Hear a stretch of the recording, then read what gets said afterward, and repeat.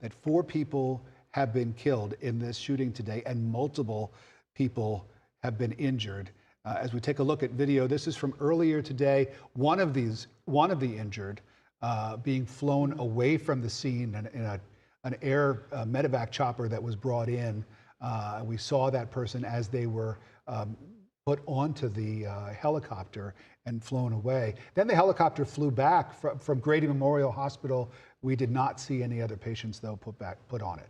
All right, right now we want to head out to that area right now near Apalachee High School, where our Chelsea Beimfor is not far from that area. And Chelsea, have you been able to see parents reunite with their students? Yeah, this is where we've been most of the day. It's Tom Miller Road here, about a mile from the high school, where students and, parents have been having to park up a hill back this way and then walk to get their students. So you can see some of them now coming this way up the hill back to their cars. The traffic is very congested down there with all of the law enforcement and the hundreds of parents that are picking up their children at this hour. So again, you can see several of them making their way this way down the street. We did just speak to a mother and daughter, a sophomore named Melanie.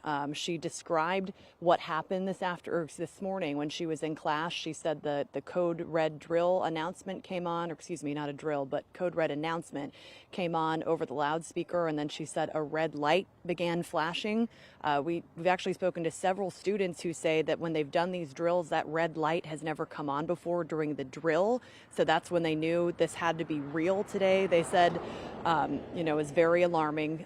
Melanie described for us, she said, our teacher got us into the corner. We crouched down, we turned the lights off, and she said, I had cell phone service and not many of my other classmates did. So she said, I was passing my phone around, having my classmates text their parents and let them know that they were okay.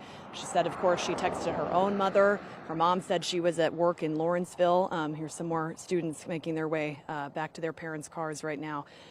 Melanie was telling us that when she texted her mother responded right away and said, I'm coming to get you.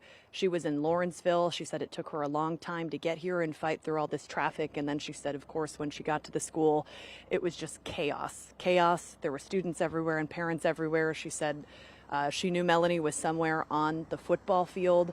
And when she got there, she said there was a giant line of parents waiting to be reunited. She knew her daughter was okay, but she said, as soon as I heard her voice and got to give her a hug, she said, I'm just so thankful that I get to do that tonight. It's likely that other parents will not be able to say the same thing. So it's been a very emotional day out here as we continue to speak to some of these parents and students that have been reunited and are finally getting to make their way home. Yeah, your heart just drops when you hear stories like that. And Chelsea, I know that's impacting you, certainly talking to those parents there and being so close to this situation right now. We do want to recap for you and give you the very latest information. This is according to our partners at CNN. They have given us this information: 4 dead, multiple people hurt, 1 person in custody. We did confirm that with the Barrow County Sheriff's Office earlier this afternoon.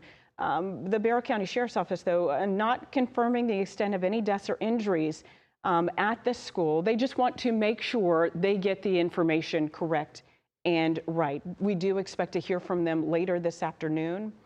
And this is garnering national attention. Of course, we are waiting to hear from President Biden from the White House about this school shooting and possibly some other presidential candidates as well. And Attorney General Merrick Garland actually already addressed the school shooting at Apalachee High School just moments ago during a news conference. He says the Justice Department stands ready to provide any resources in the Winder community following this deadly shooting, and that he is devastated for the families who've been impacted by this terrible tragedy.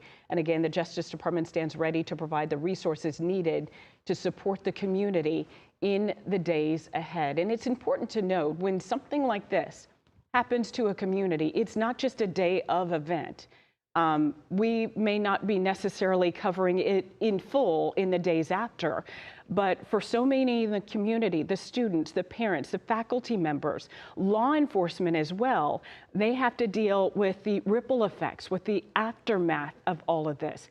these students who possibly lost a classmate or possibly lost someone else there at school, they have to deal with that. And once they are able to go back to school, possibly seeing that person not there anymore. Yeah.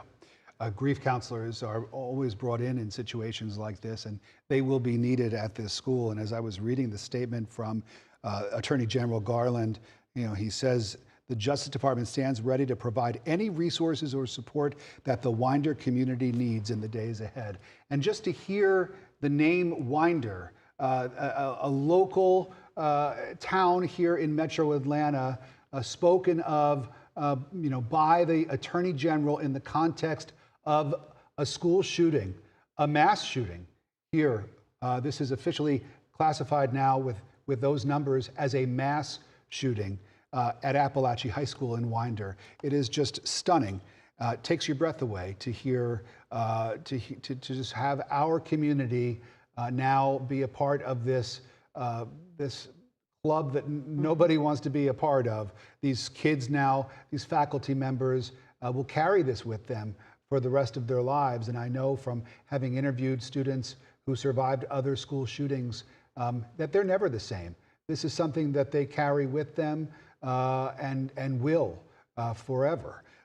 We heard from Sheriff Judd Smith a little while ago, and I think it just bears repeating, because we've talked about the fact that we don't have a lot of information.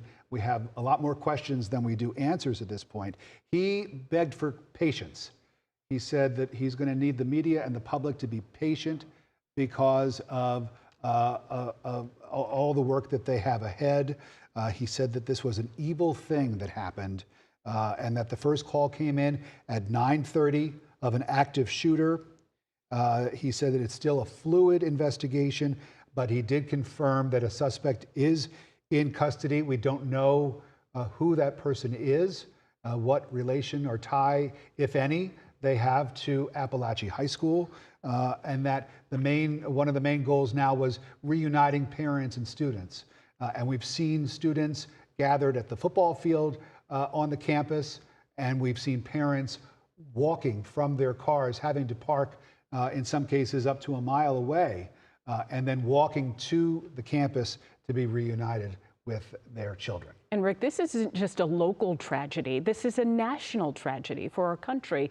Again, when we talk about school shootings, and we mentioned Attorney General Merrick Garland addressing the nation earlier, let's listen to what he said. We are still gathering information, but the FBI and ATF are on the scene, working with state, local, and federal partners.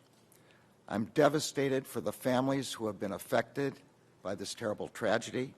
The Justice Department stands ready to provide any resources or support that the Winder community needs in the days ahead.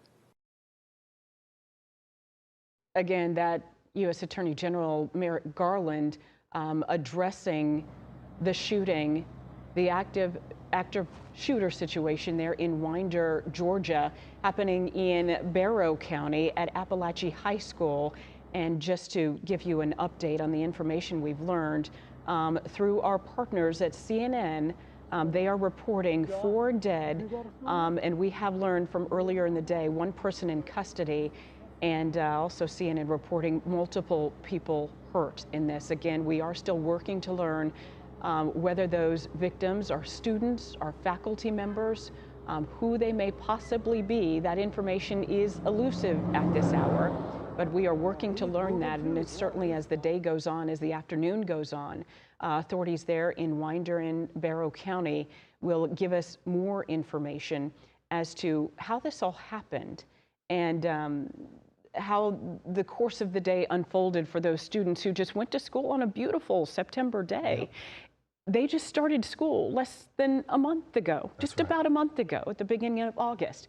And to have this taint your school year so early in life for all of them, is just a tragedy. As we're taking a look right now from a video from our First Alert chopper, you can see those large vehicles. Authorities use them for command centers when they have a large event like this with multiple agencies, so they can gather that information in one place. And there are multiple agencies there. Governor Brian Kemp earlier today said he's directing all available resources to respond to this incident. So we have sheriff's deputies, certainly local police as well, the GBI, the FBI, they are ATF as well. So anyone of authority who can help in this situation, they have been called upon to help.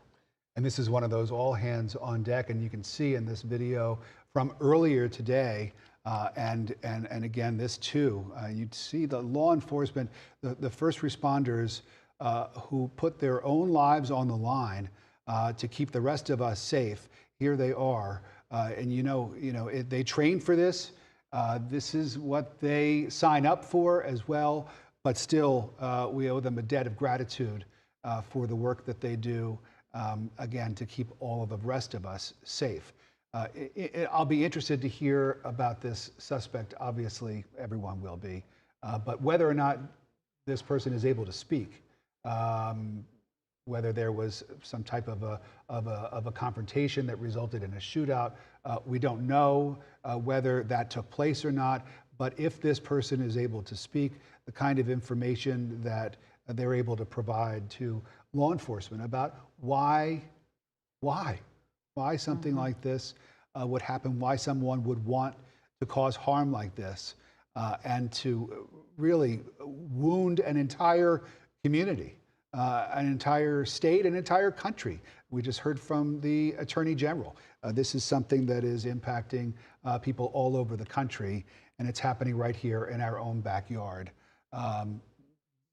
That was video that we saw earlier with someone draped in a white sheet. We did not want to speculate, but I think that it was pretty obvious to anybody who was watching that video that that sheet was covering the body of one of the victims. And now that we know that there are 4 people dead, that does seem likely that that was one of the victims of today's horrible tragedy. But again, you see some of the first responders and the law enforcement there on the scene doing the work. And now there's a whole nother layer of work that begins, the investigation.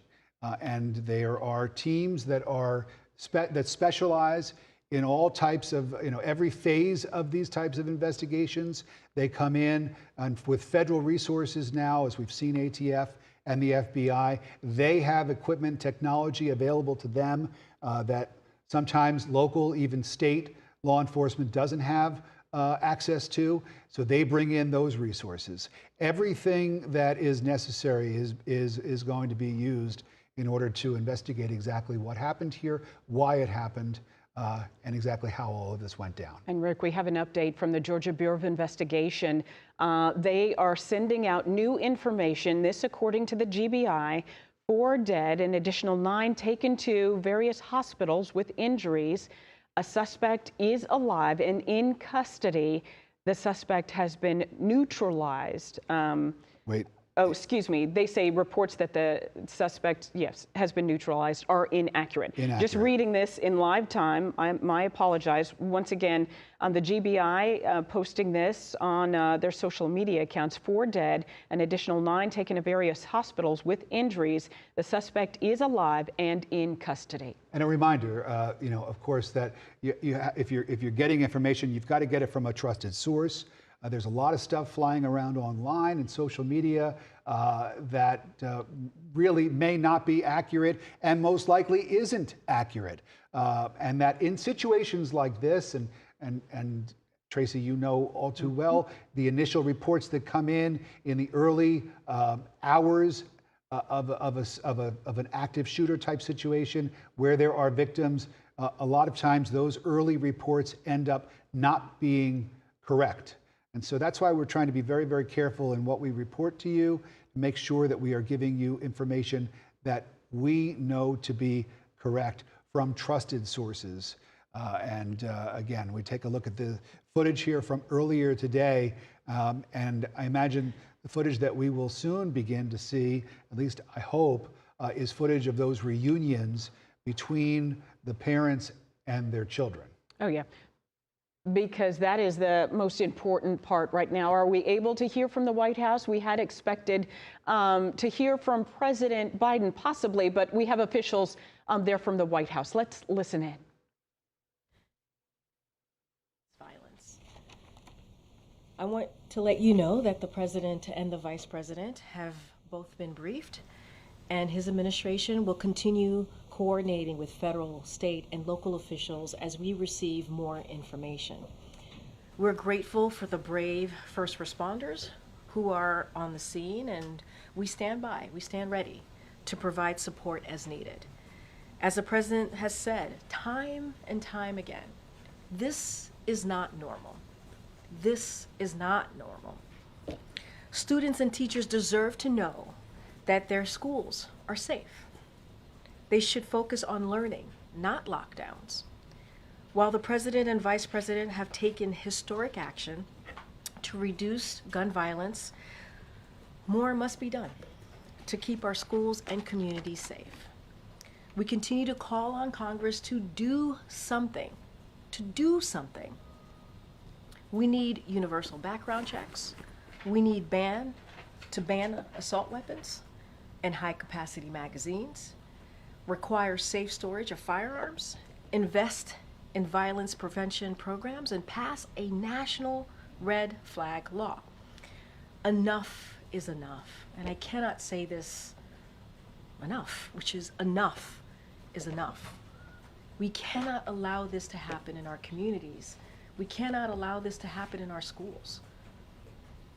So we have to do everything that we can to keep our children safe, to keep the people who are supposed to protect our children, who are they supposed to learn from, safe. And enough is enough. Congress needs to act.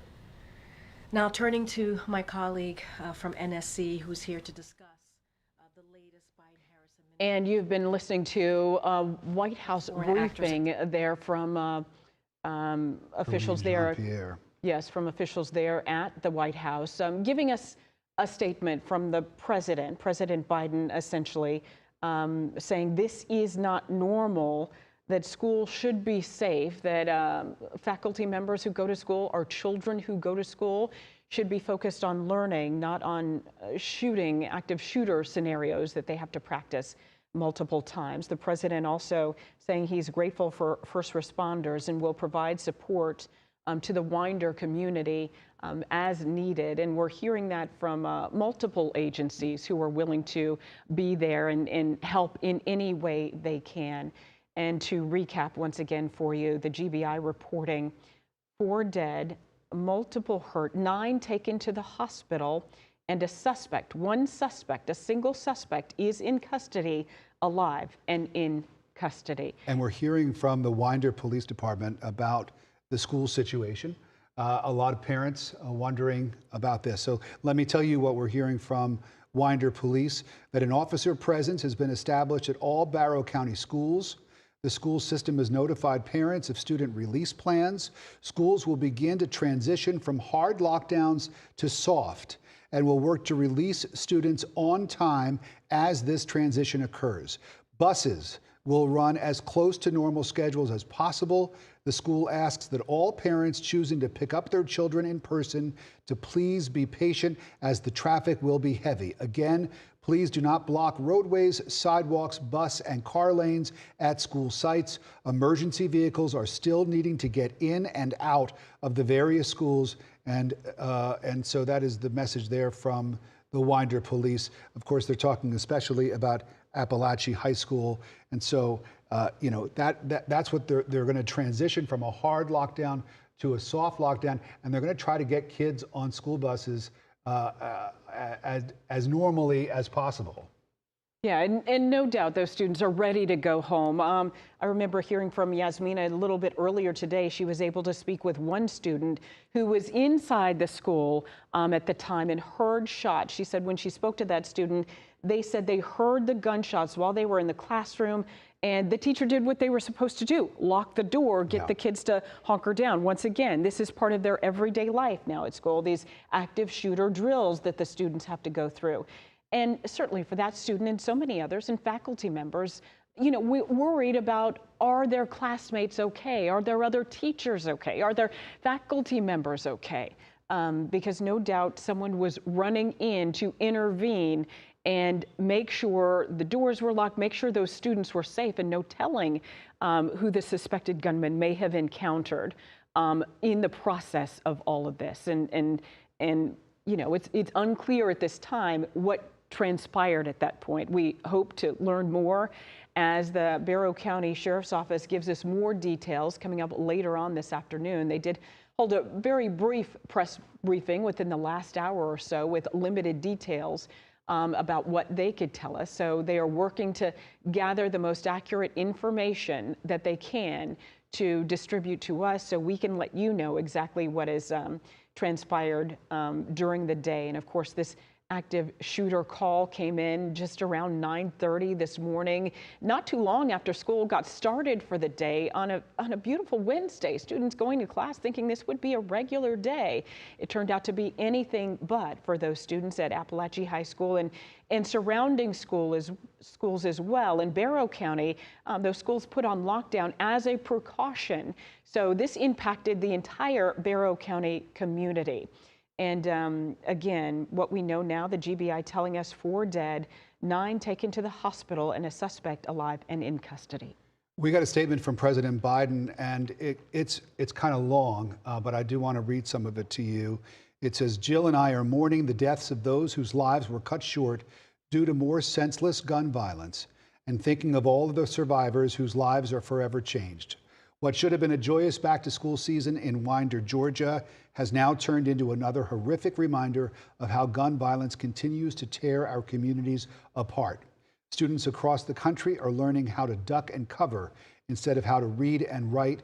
We cannot continue to accept this as normal. The statement goes on to talk about the Bipartisan Safer Communities Act that was signed into law, really one of the only pieces of gun control legislation passed in decades. The statement from President Biden concludes, after decades of inaction, Republicans in Congress must finally say enough is enough and work with Democrats to pass common sense gun safety legislation. We must ban assault weapons and high-capacity magazines once again, require safe storage of firearms, enact universal background checks, and end immunity for gun manufacturers.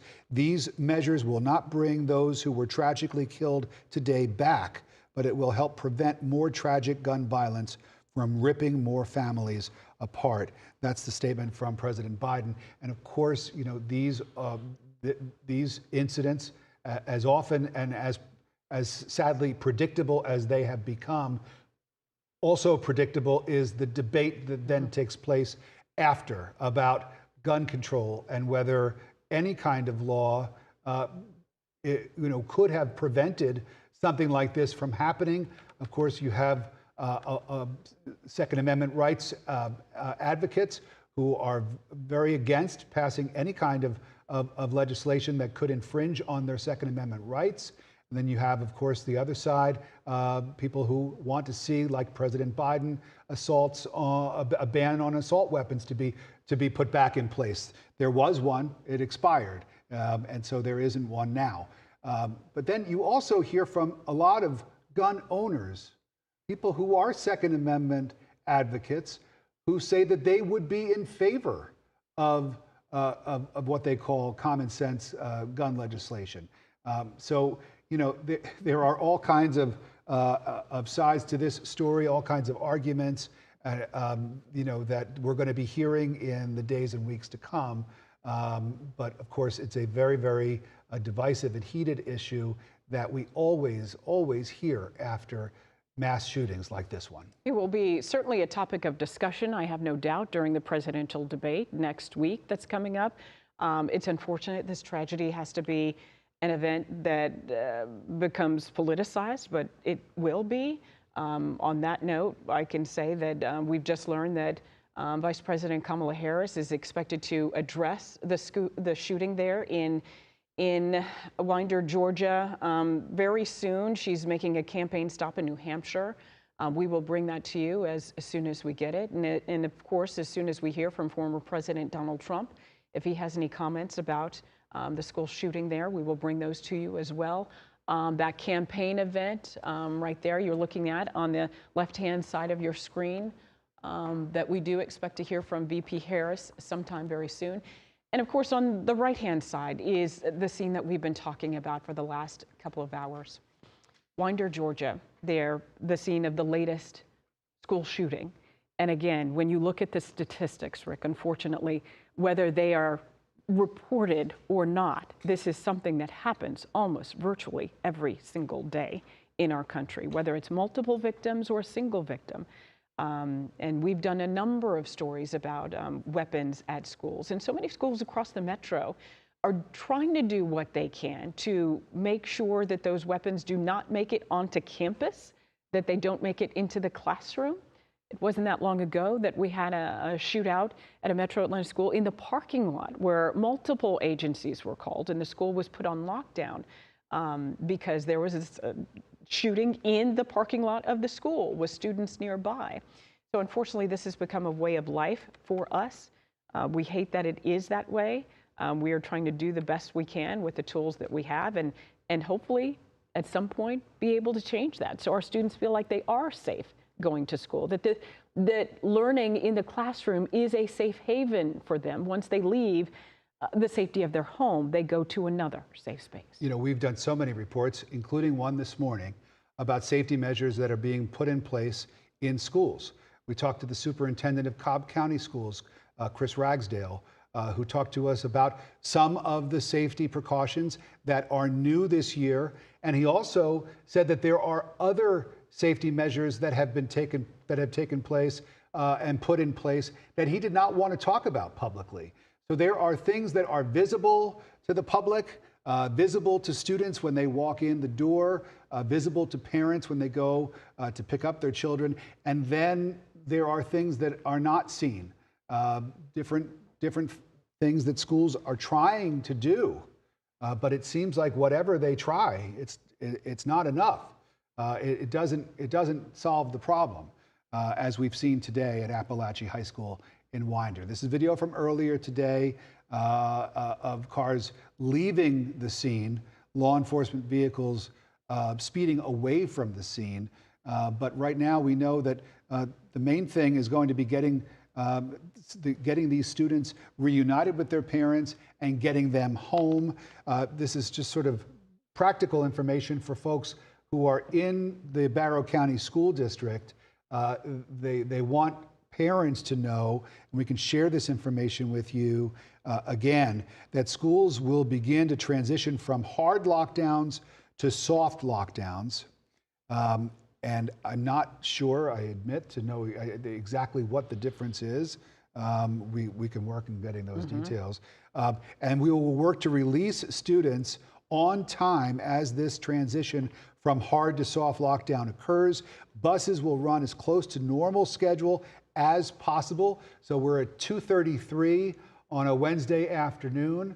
And if you are in Barrow County and your child takes the school bus, this statement says that you should expect your child's school bus to arrive back home as close to its normal arrival time as possible. That's the goal. That's what they're trying to do. And the statement from the police says that if you are a parent who want to go and pick your children up in person, to be patient. The traffic will be heavy. And most importantly, do not block roadways, sidewalks, bus and car lanes at school sites, because emergency vehicles are still needing to get in and out at various schools, especially at Apalachee High School. So that's the information for parents of students in Barrow County schools. And Rick, we're getting some new information from a local lawmaker, Representative Mike Collins.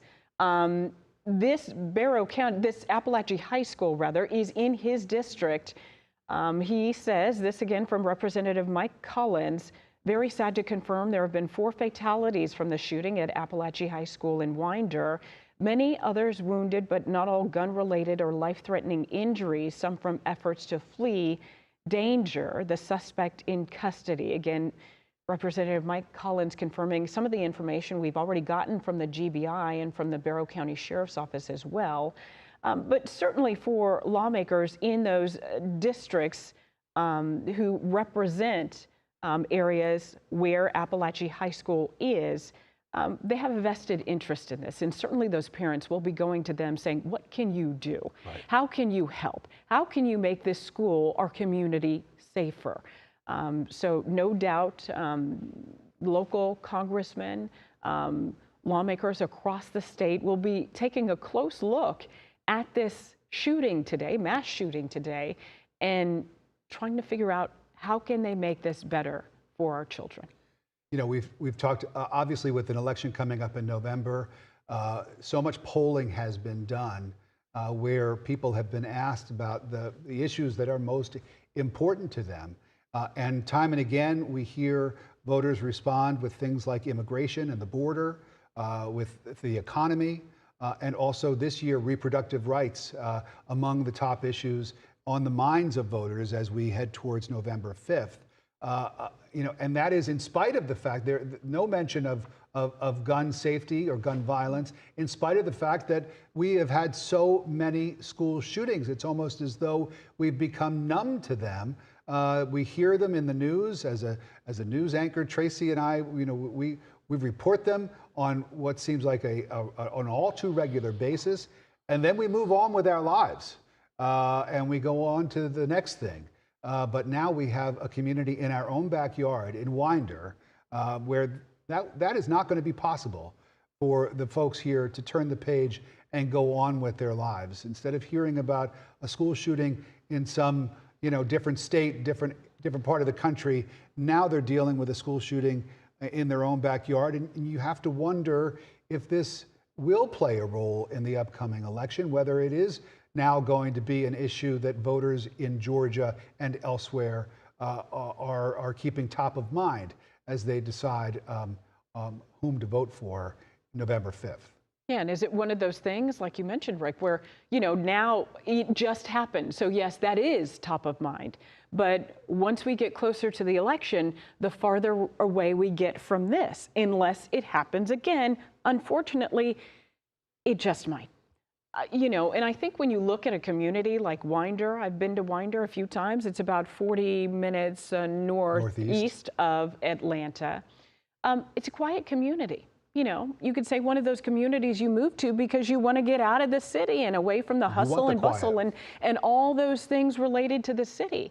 But when you have a school shooting in a community like Winder, where the elementary school is nearby, which happens in a lot of those rural communities, you know, the bus makes it a lot easier for everyone, right? Going to school or for parents to pick up and the buses to manage their way around. But when you have a school shooting in a community that is as tight-knit and as small and as rural as Winder, it can happen anywhere. And we've seen that time and time again, where there is no corner of the country safe.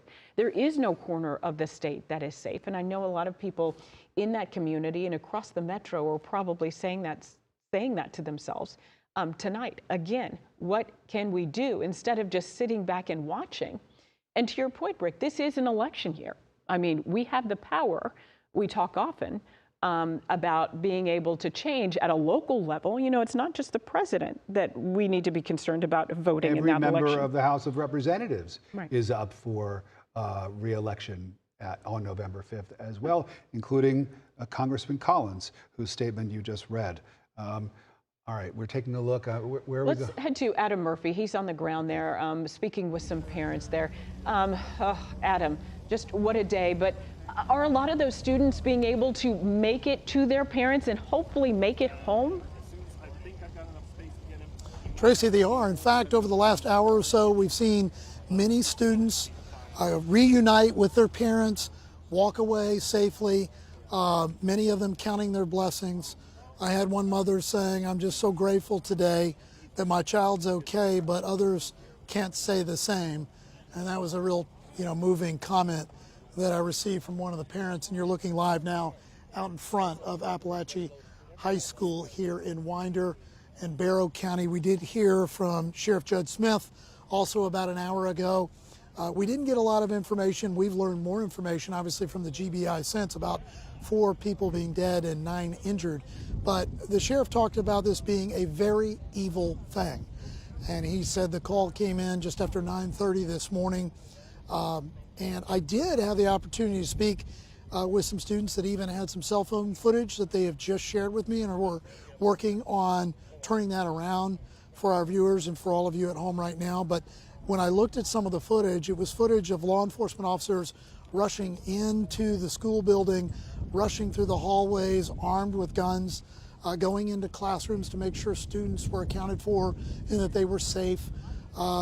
There was also one clip that I saw in a hallway where there was what appeared to be a rifle that looked like evidence of some sort that was lying in the hallway. We don't know, of course, whether that was the murder weapon that could have been used by the shooter. We don't know. But what I will say is we have seen some of the footage from inside when there were very terrifying moments going on with the students, faculty, and staff. Very emotional day for everybody out here, including myself. I mean, I'm a parent. If you're a parent, you have children, you have grandchildren. I mean, you know how traumatic something like this is. I mean, you see it and you hear about it, and then you always hear people say, well, I didn't ever expect this to happen in my community. And like you talked about, Winder is a very quaint community not far from Athens, Georgia, in Barrow County, and very calm and peaceful place. A lot of people that live in these areas think that they feel like they're away from all the crime, but you know, anything can happen anywhere, and it's just been a very emotional day for a lot of people. And so we're trying to come to terms with exactly what happened, how this happened. I think I may have mentioned earlier, and I'll say it again, I've had some students relay information to me telling me there are no metal detectors here at this school, or perhaps at any of the schools in Barrow County. So one would wonder if that might change. So that is kind of what we know at this point in time. Sheriff Smith did say that he is hoping to gather more details, work through this. It's a very fluid situation, and as soon as they can get more information and confirm exactly what happened, they will provide at least some new details to us come 4 o'clock this afternoon, 4 p.m. Eastern Standard Time. So we are going to stay out here and continue to monitor the situation. A lot of kids going home safe tonight with their parents, thankfully, but not everyone. And many are receiving medical attention at this hour. So I know there are a lot of thoughts and prayers that have been put out by many parents, those leaving with their children, praying for the others. So we will continue to stay on top of developments and bring you the very latest as we gather new information from right outside Apalachee High School in Winder. Guys. Thanks very much, Adam. You know, I mean, just from, again, a logistical question here has to do with school at Apalachee High School. The rest of the week, it seems fairly obvious that the rest of the week will be disrupted in some way. You know, I know from having covered, and you do too, that these schools that are crime scenes are basically sealed off, sometimes for weeks and weeks, as forensics teams move in and investigate and try to account for every single bullet that was shot, anything that that might help them in their investigation. And that is meticulous work that they take their time, obviously, so that they do it correctly. And so it very well may be that Apalachee High School is not open and available to kids, or at least a portion of it, for some time to come. Again, we don't know that. Just thinking about this as we talk about kids getting home from school today, a lot of parents might be thinking about kids going to school tomorrow. Mm-hmm. We just got a new update from Winder Police. The city of Winder will open Jug Tavern Park to the community tonight at 7 p.m. so that people can come together and grieve for the horrific events that unfolded today in Barrow County. So again, an event already planned for tonight at 7 p.m. at Jug Tavern Park. So if you live in the Winder community in Barrow County and you'd like to show your support, that is happening tonight at 7 p.m. No doubt a candlelight vigil will be held, an opportunity again to comfort those people who've been through this traumatic loss, who've been through this traumatic day there at the school. And, you know, Rick, as you mentioned, it's hard to tell. We will bring that information to you when we have it, but how soon students would be able to go back to that school. It's going to be traumatic for them. Yeah. And certainly there are a lot of resources that are available to them and their parents to be able to handle this, cope with this as best they can, talk this through. There's a lot of things that honestly in life we were not prepared to cope with. No. And this would be one of them, that you go to school one day expecting to learn something, and this is how it ends up. We've talked about how this is becoming all too frequent occurrence in our country, school shootings. We wanted to put that in perspective for you, give you some of the facts and details on this. Our colleague Andy Parati's been looking into that. Andy, what have you learned? Hey, Rick, Tracy, as you, probably many of you, as you're watching the images unfold, you're wondering, man, this seems like it's happening a lot more than it usually has over the past couple of decades. Well, here's the actual numbers that we've been able to identify nationwide and specifically here in Georgia. According to the Gun Violence Archive website, which mostly reports and collects data from media reports, so far in 2024 alone, 575 gun incidents so far this year nationally. Broken down, here are the numbers actually in Georgia, 34 incidents, 97 incidents, 5 fatalities, 17 injuries, 72 arrests. These again are numbers from the Gun Violence Archive, and the date ranges are from 2022 to 2024. Nationally, if we can go back to the graphic just to give you some more perspective of how often this is happening. And so far this year, nationwide, 575 gun incidents at schools nationwide, which includes a combination of shootings, arrests, injuries, deaths, the number of times suspects have been arrested, the number of times suspects have been killed during active shooter incidents at schools. Just some of the, to provide some perspective of how often we're seeing this. Another thing that sort of caught me when I was looking at all of the massive sort of response from law enforcement and the huge security perimeter. We've mentioned this multiple times, but there are so many schools located within a short distance from this high school. We're talking about a middle school, an elementary school, and a preschool, all within a very small distance from each other. So that may explain why, one of the reasons why we're seeing such a huge law enforcement presence, and often why we can't get close to the school maybe as we previously had covering these types of incidents. But another thing that we're sort of looking into and is the active shooter drills that are happening across Georgia. Last year, state lawmakers passed a law requiring schools to conduct active shootings. They have to do it at least once a year. It's got to be done by October 1st.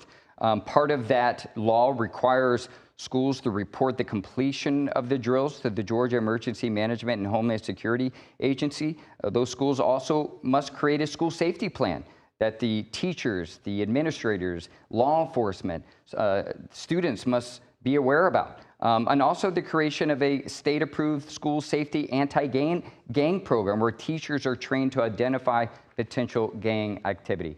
So again, as you guys were mentioning, it certainly seems like we're seeing a lot more of these. The actual numbers show that we're seeing a lot more of these. 575 gun incidents at schools nationwide. Of those 575, so far this year, 34 of those happening in Georgia, at least 2 of those involving fatalities, 8 injuries, and 28 arrests. Of course, those numbers are now going to increase with today's incident. Since 2022 to present, 97 gun-related incidents at Georgia schools, guys. Thanks very much, Andy Parati, giving us some context on this. And it is just jarring to hear those numbers as Andy was reading them to us, just to know that this is such a common occurrence now. Pervasive throughout. Yes, I used the word epidemic earlier. I think that's probably a good way to describe it. We just have an epidemic of this. And what is the answer? This is a scene right there in the lower left-hand corner of your screen. Looked like one of the victims who was of today's shooting that the camera then panned away from. But just absolutely horrific images splashed across our television sets today. We're just having to watch this on television. Imagine what it's like to be living through this, and then to be living through the days and weeks to come. Because of course we do know of the trauma that people suffer from as a result of having been a part of these kinds of situations. And it's not trauma, as you said, Tracy, that we're equipped to deal with. It's not trauma that goes away overnight. This is something that the community of Winder and of course Apalachee High School specifically, the folks there are going to be dealing with for a long time to come as they try to come to grips with the tragedy that has unfolded on their campus today. And we've just learned from one of our reporters there near the high school that the middle school nearby, those students are being released and they can now go home. The information we got from Winder Police a little bit earlier this afternoon was that the school would transition from a hard lockdown to a soft lockdown, and they'd work to release students on time. Of course, the school day ending close to about now. We're almost at 3 o'clock. Some of those students already been released. And we do want to head out to our Yasmina Alston, who's there by Apalachee High School right now. Yasmina, what more have you learned? I know you just told us, informed us that the middle school students, they are able to hopefully meet up with their parents and go home. Tracy, that's right. We do know the middle school is doing their release of students right now. We've watched as several parents have waited for this moment because the school was also on lockdown. But now if you look behind me, you can see that police are allowing cars to come out of the parking lot of the middle school and letting those students come home. We have just been seeing so many families, so many parents, so many students walking this way, going back to their cars after getting their students, after getting their loved ones. And we actually had the chance to do an interview with a 14-year-old student at the high school who says that he watched as someone with a gun walked into his classroom and started shooting. This 14-year-old says that he saw some of his classmates on the ground after being shot. We ran into this student with his family. He was with his parents and also two of his sisters who go to the middle school, and he wanted to share what he experienced. He was obviously very traumatized. It was a difficult interview because I don't think he even still could believe what he had witnessed. This 14-year-old says that, in those moments, the classroom filled with smoke. He says his ears are still ringing from hearing those gunshots. He watched his teacher jump into action after the gunshots were fired. He says, once the person with the gun was out of the classroom, his teacher immediately closed the door, put bookshelves and desks in front of the door to make sure that no one else could come in. This 14-year-old says that he called his dad and his mom while he was in the classroom, and his dad was there during the interview as well. And his dad says that all he could hear is commotion in the background. He had no idea what was happening, but he knew that something was going on just from what he heard in the background, and of course from the fear in his son's voice. We also, had the chance to speak with the parents who say they, of course, can't believe this happened and want to see some sort of changes now. And I do want to let you hear from the 14-year-old student that we were able to talk to as he describes those moments in his classroom. I'm just doing my work in class, and something just told me to look to my left because, I'm sitting, by the door. I'm sitting like this, and the door is like this. So something just told me to look to my left. I look to my left. I see a kid he had, a big gun. It was like an AR. He got his head sticking out the door with the gun, and then he just started. Then I got up, I started running. He started shooting like 10 times. He shot at least 10 times, And then I ran to the back of the classroom. I dived behind the desk, and my teacher had got in front of me like he was guarding me. But, like, the gunshots were so close to me, like my ears started ringing real bad. Like the whole classroom was smoking. Very, very traumatizing for that student and the others in that classroom as well. His parents, saying they cannot believe this happened. And again, they're saying they now want to see changes. They want to know, what changes are going to be made as far as security at the school. They want to see metal detectors and more security. So a really, really traumatizing event for these students and the teachers and everyone who is in the school, and of course the families and the community as well. Back to you guys. Yasmina, just listening to that young man, I'm so sorry for what he had to go through today. When he was describing the shooter, he used the word kid. I heard him say kid. Did you get any more information from him? Any more of a description of the shooter? So I asked him, if he recognized the person with a gun, and he said no, he had never seen this person, but he also said that this person had on a mask of some sort, so it wasn't possible to see this person's entire face. But, he says he didn't recognize this person from what he could see. We did make sure to ask that, but he also said that everything was so chaotic in those moments, it was really hard for him to pay attention to who this person was. He was more so just concerned about getting to safety and making sure that his classmates and teacher were okay too. Wow. All right, Yasmina, thank you very much for that. Want to check in with Chelsea Beimfohr, who's also on the scene and has been for a long time. Chelsea, I wonder what you can share with us. Well, our producer was just commenting that there's a lot of cars. This is Tom Miller Road, about half a mile from the high school. It's been mostly closed today.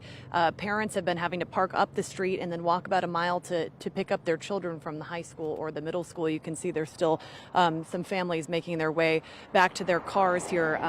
We know that they've been reunited at the football field and that the middle school students have now been let out of school as well. So that's what we're seeing on this street here. But as these families have been walking by us, we've stopped and spoken with some of them. We spoke with a freshman named Adriana and her father. Her father also went to Apalachee High School, so this has been an incredibly emotional day for them on so many levels.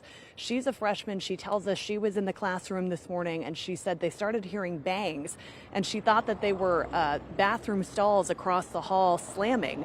But she said when they continued, they realized it was gunshots, and she said everybody dove to the ground, got in the corner.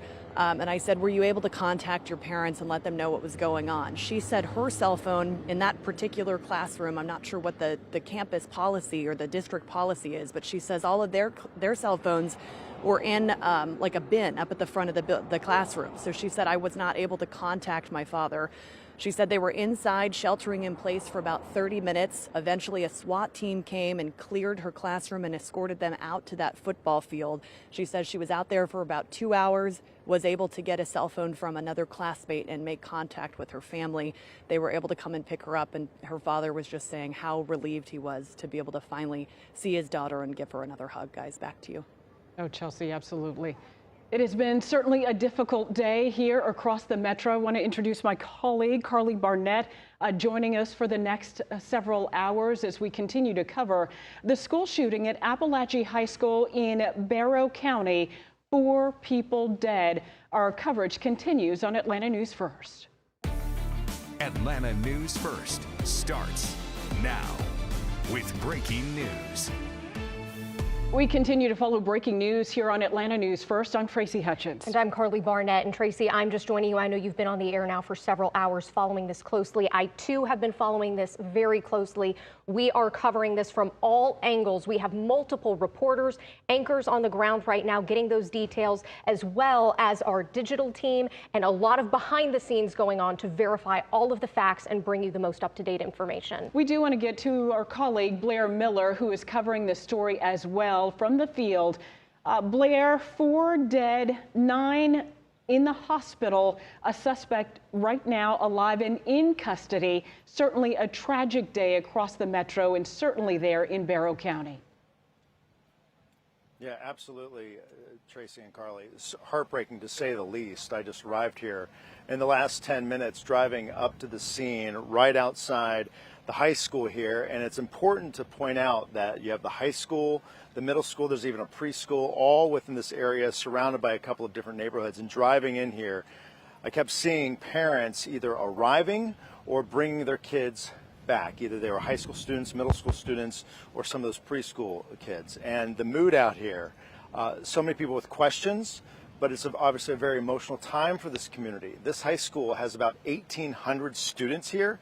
And some of those students, you know, I was just looking back behind us, the stadium's off on the other side of the school, and you can still see some students out there ready to be reunified with their parents as some of those parents start to show up here. I've been to school shootings at Virginia Tech, Uvalde, sadly, and now here, and they all have that same sense of people just in disbelief as to what has happened out there, and what has happened here has happened in our own community.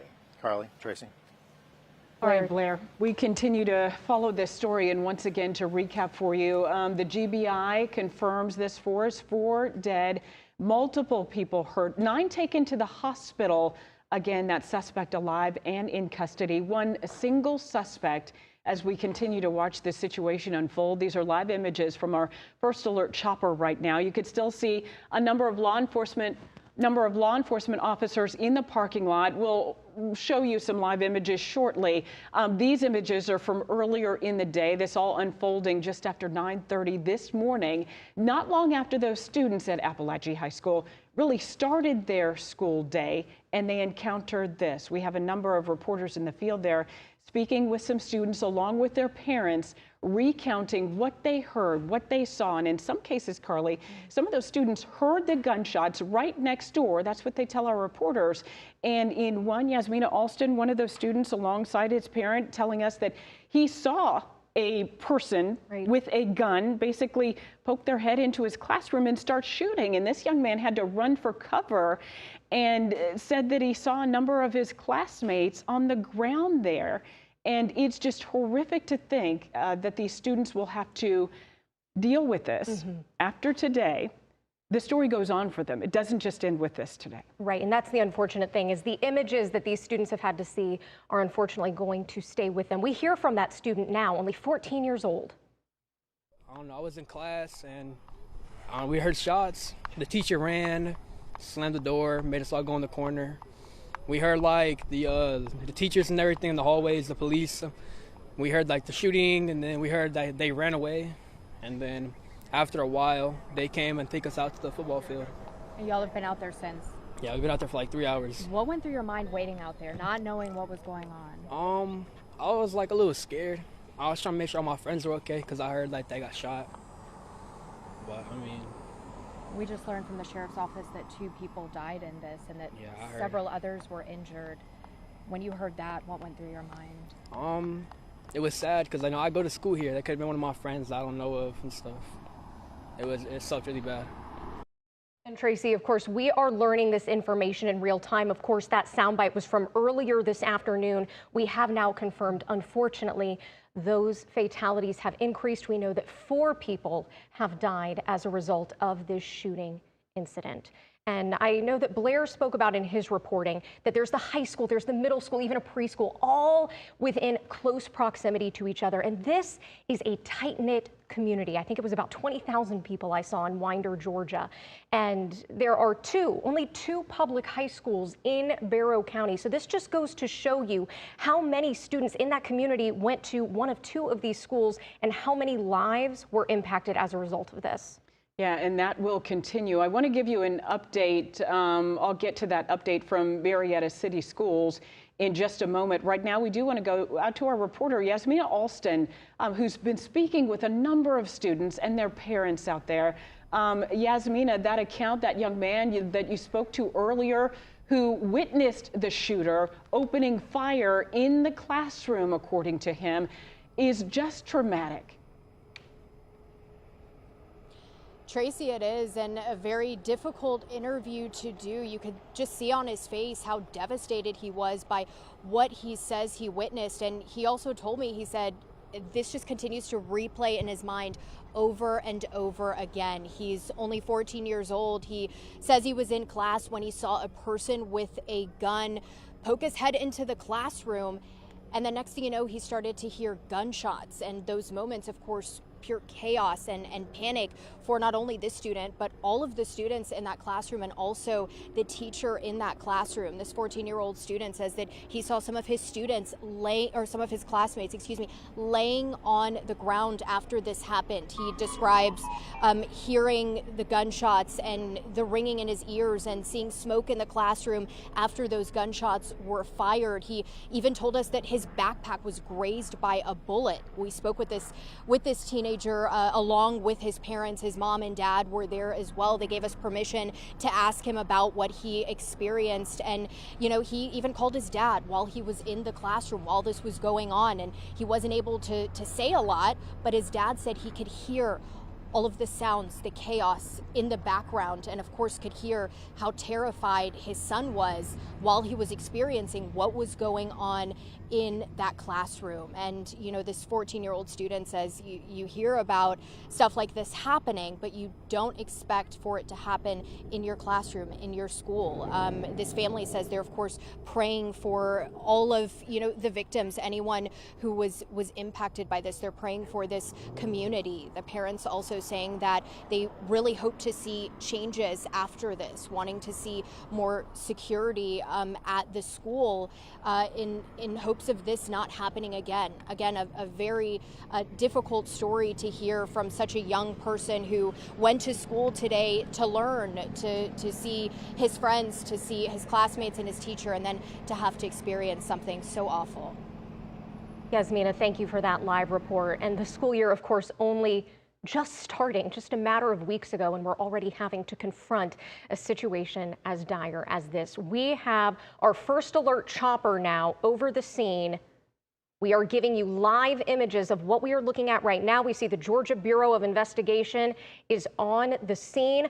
We saw in Yasmina's live report that there were some students walking out with their parents, being able to leave in some situations the premises and be able to reunite with those families. We know that there are a lot of concerned parents out there right now, a lot of concerned students, and unfortunately, far too many parents in mourning this afternoon as well.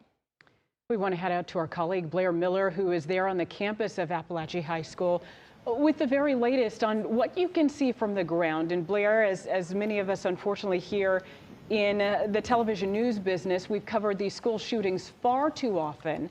And every time it feels like, in many ways, it's the same. A lot of people are outraged at first, but then we feel like nothing happens because it continues to happen. A gunman continues to be able to walk on the campus and open fire on our children. Yeah, and those emotions, Tracy, certainly will come back to life here in Barrow County, here in Winder. Those questions certainly will come here as well. I think this community, just arriving here in the last few minutes and seeing the faces of people here, looking off camera at people just standing here watching this, just watching unfold. This is a community that is in disbelief right now. It is a very painful day for this community, trying to understand how this happened, but also to the extent of this. In our reporting so far that 4 people are dead, 9 people in the hospital, but to what extent does this go right now? We'll be getting another update from law enforcement here at 4 o'clock. But, you know, you talked about First Alert Chopper being over the scene right now, seeing some of those parents being reunited with their students. I've seen some of that out here as well. And behind me, a bunch of students have been coming and going. And in fact, just saw another ambulance pull up here in the last few minutes as well.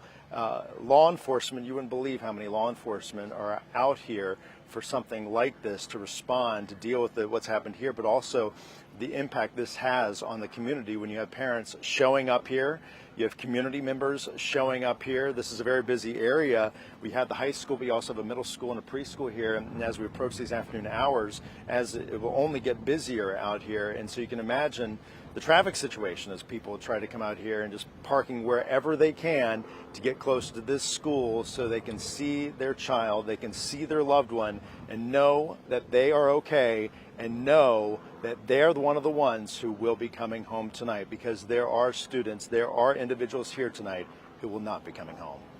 Tracy, Carl. Blair, for sure, as we would say in our family, I need to lay eyes on you. I need to put my hands on you to make sure you are safe and sound. And for so many parents, that is what they want to do tonight. All right, so this all happening in Winder, about 40 miles northeast of Metro Atlanta and where we are, about 62 miles away to the west in Marietta. That school district right now responding. Marietta Schools releasing this statement right now saying the Winder community is heavy on our hearts and minds today. I know you join me in sending strength and support to the children, families, and staff of Apalachee High School. This from the superintendent, Grant Rivera. He goes on to say, while many continue to process the emotions that stem from today's tragedy, I'm also mindful that our families may have questions about school safety in our Marietta schools and how we as families talk through these events with our children. As the father of two, I'm sensitive to parents' desire to know how we intend to proactively and reactively address school safety. Equally as important, I'm aware that our children may ask questions that are difficult for us as adults to answer. So basically, I'll get to the end of this. Tomorrow night in Marietta, they plan on hosting a virtual community town hall to address what has actually happened in Winder, some 62 miles away. So they hope to talk about school safety and also talking to parents, as another parent, the superintendent plans to, and to have an opportunity to hear from students as well. Again, that virtual town hall taking place from 8:30 to 9 p.m. Again, these are things we will post on our website at atlantanewsfirst.com for you. If you happen to have a child in Marietta City Schools, that's what they are doing there. Certainly in Winder, in Barrow County, the entire community reacting. If we can put that graphic up, because they do plan on having a community event tonight at 7 p.m.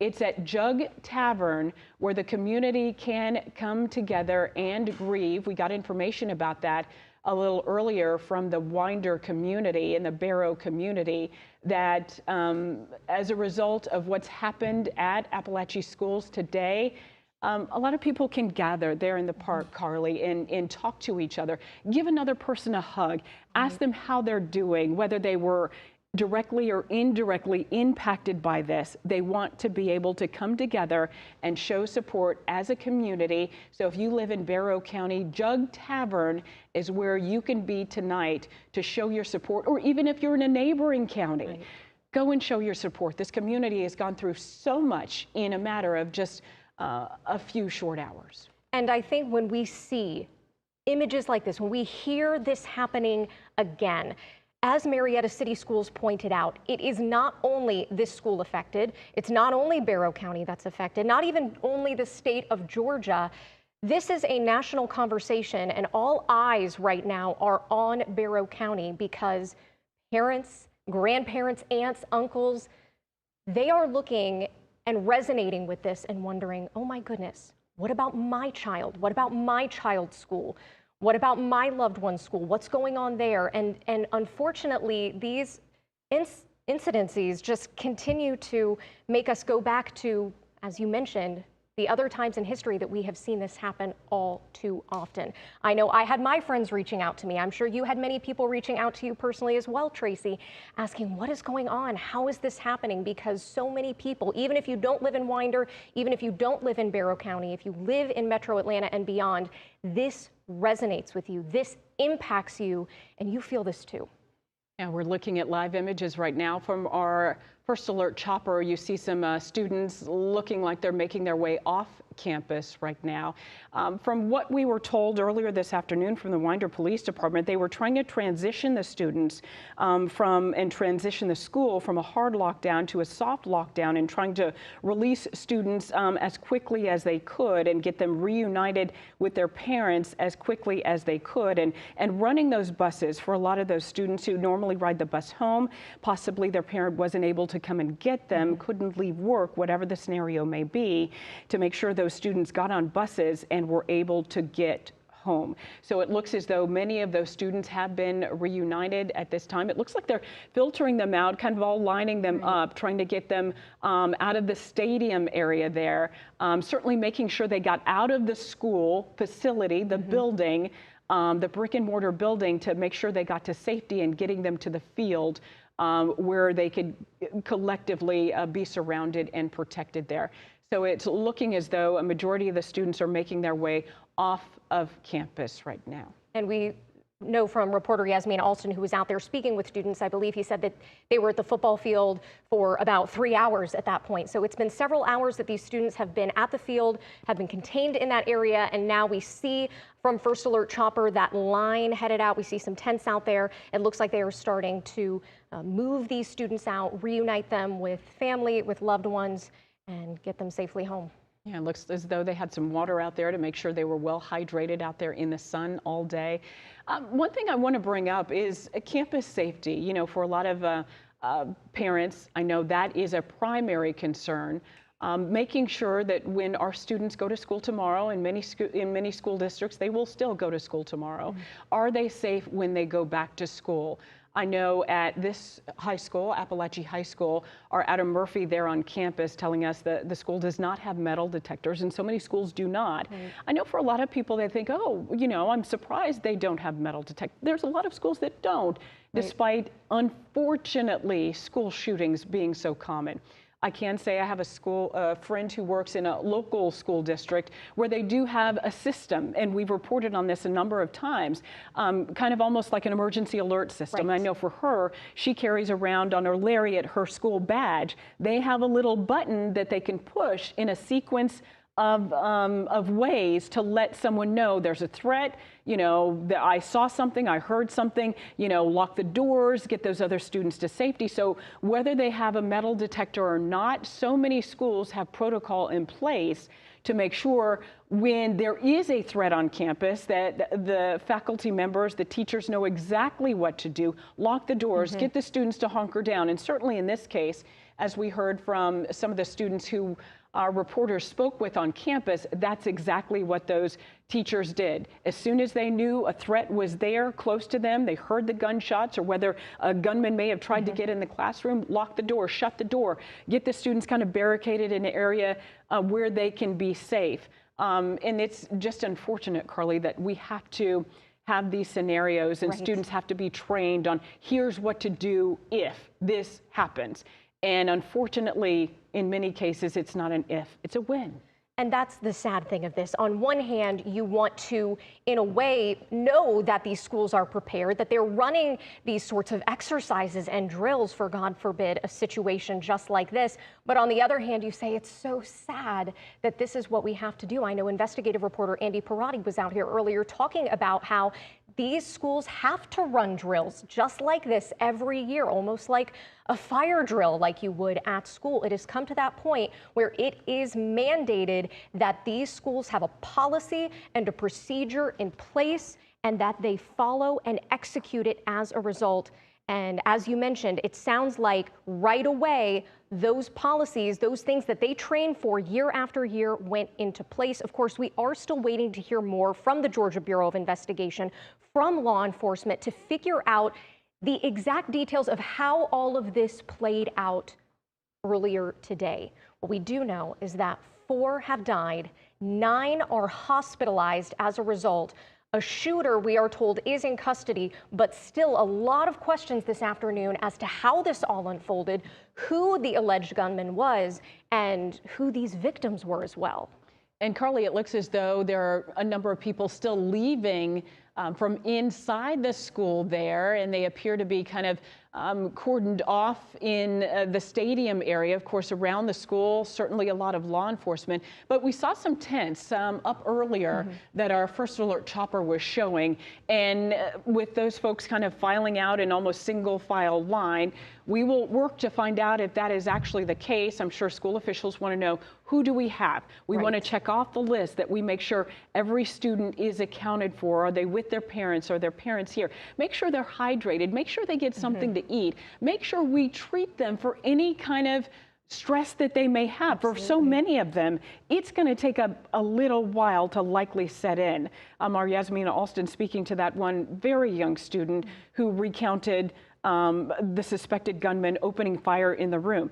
Didn't seem like that kind of set in exactly what happened. Speaking about that very matter-of-factly, like, you know, I was on the playground and, you know, here's what happened. It's going to settle in at some point. So I'm sure, and we will work to find out, there are a number of school counselors there at the school to just kind of check on the students, make sure they're okay. You feel okay to go home right now. What do you need? What can we get for you to make sure they have the support they need? And earlier today, Governor Brian Kemp letting everyone know that all the resources that can be sent by way of Barrow County will be sent there to make sure they have everything they need. So it's not just law enforcement making sure the campus is secure. We have to be concerned about our students, our faculty members, our first responders as well, to make sure they get the emotional care and support that they need after a traumatic day like this. And a traumatic day like this, as we talked about, is not only a local conversation, it is a national conversation that we will continue to stay on top of. We are looking live. This is First Alert Chopper right now. What you are seeing, we see along the sidewalk what appear to be students, possibly parents, walking along. As we saw, they have then exited the stadium and are reuniting these families. This has been, we know, weighing heavily on the hearts of these parents, of these grandparents, of these loved ones. Anyone who knows a child here at this school is probably breathing an extra sigh of relief when they finally see their child walk out of that gate or walk off of the school bus and finally get back home. Now, we have talked about how this conversation is ongoing. We have boots on the ground right now. We have our anchors, Sean Gables and Blair Miller, out there. They are with, who are you with right now, Sean and Blair? We're with Jimena. Yeah, and she's a 10th grader here at Apalachee High School. And thank you so much for talking with us. Some of these students have been just coming back and meeting with their parents, and you're here because your mom let us talk with you, and we really appreciate it. And we're so sorry everything you've had to go through today. First and foremost, how are you doing? I'm doing good. It's just like, I don't know, it just happens so random. Like, everything happens so fast. So take us back to when you first heard that there was a lot of commotion. What did it sound like? What did you hear? And at what point did you realize this is getting scary? Well, we were just talking. My teacher was telling us to go, telling us to go back to our seat because we were just reviewing and stuff.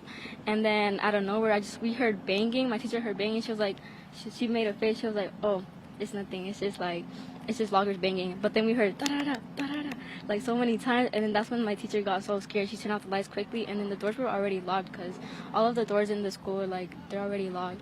They have a security measure to protect students. So when you heard that rapid banging, was that gunfire or was that students rushing and just dodging under chairs? It was gunfires. How many gunshots did you think that you heard? They were just rapidly. They were like da da da da da da da. So probably I don't know, 6 or so, maybe. And this was in the classroom right next to where you were, right? Yeah. So what happened then? I mean, did you take cover or what happened at that point? Our teacher told us to immediately go on the corner of the room, and then we were just hiding there in a corner. She was trying to protect us. It seems like the teacher really went into action really fast. Do you see her acts as being heroic and making sure that the students that were in your classroom were kept safe? Yeah. I know this is all unfolding in a way that is really hard to try to understand. I know it's hard for all of us to understand right now. As you walked out of that classroom, what went through your mind?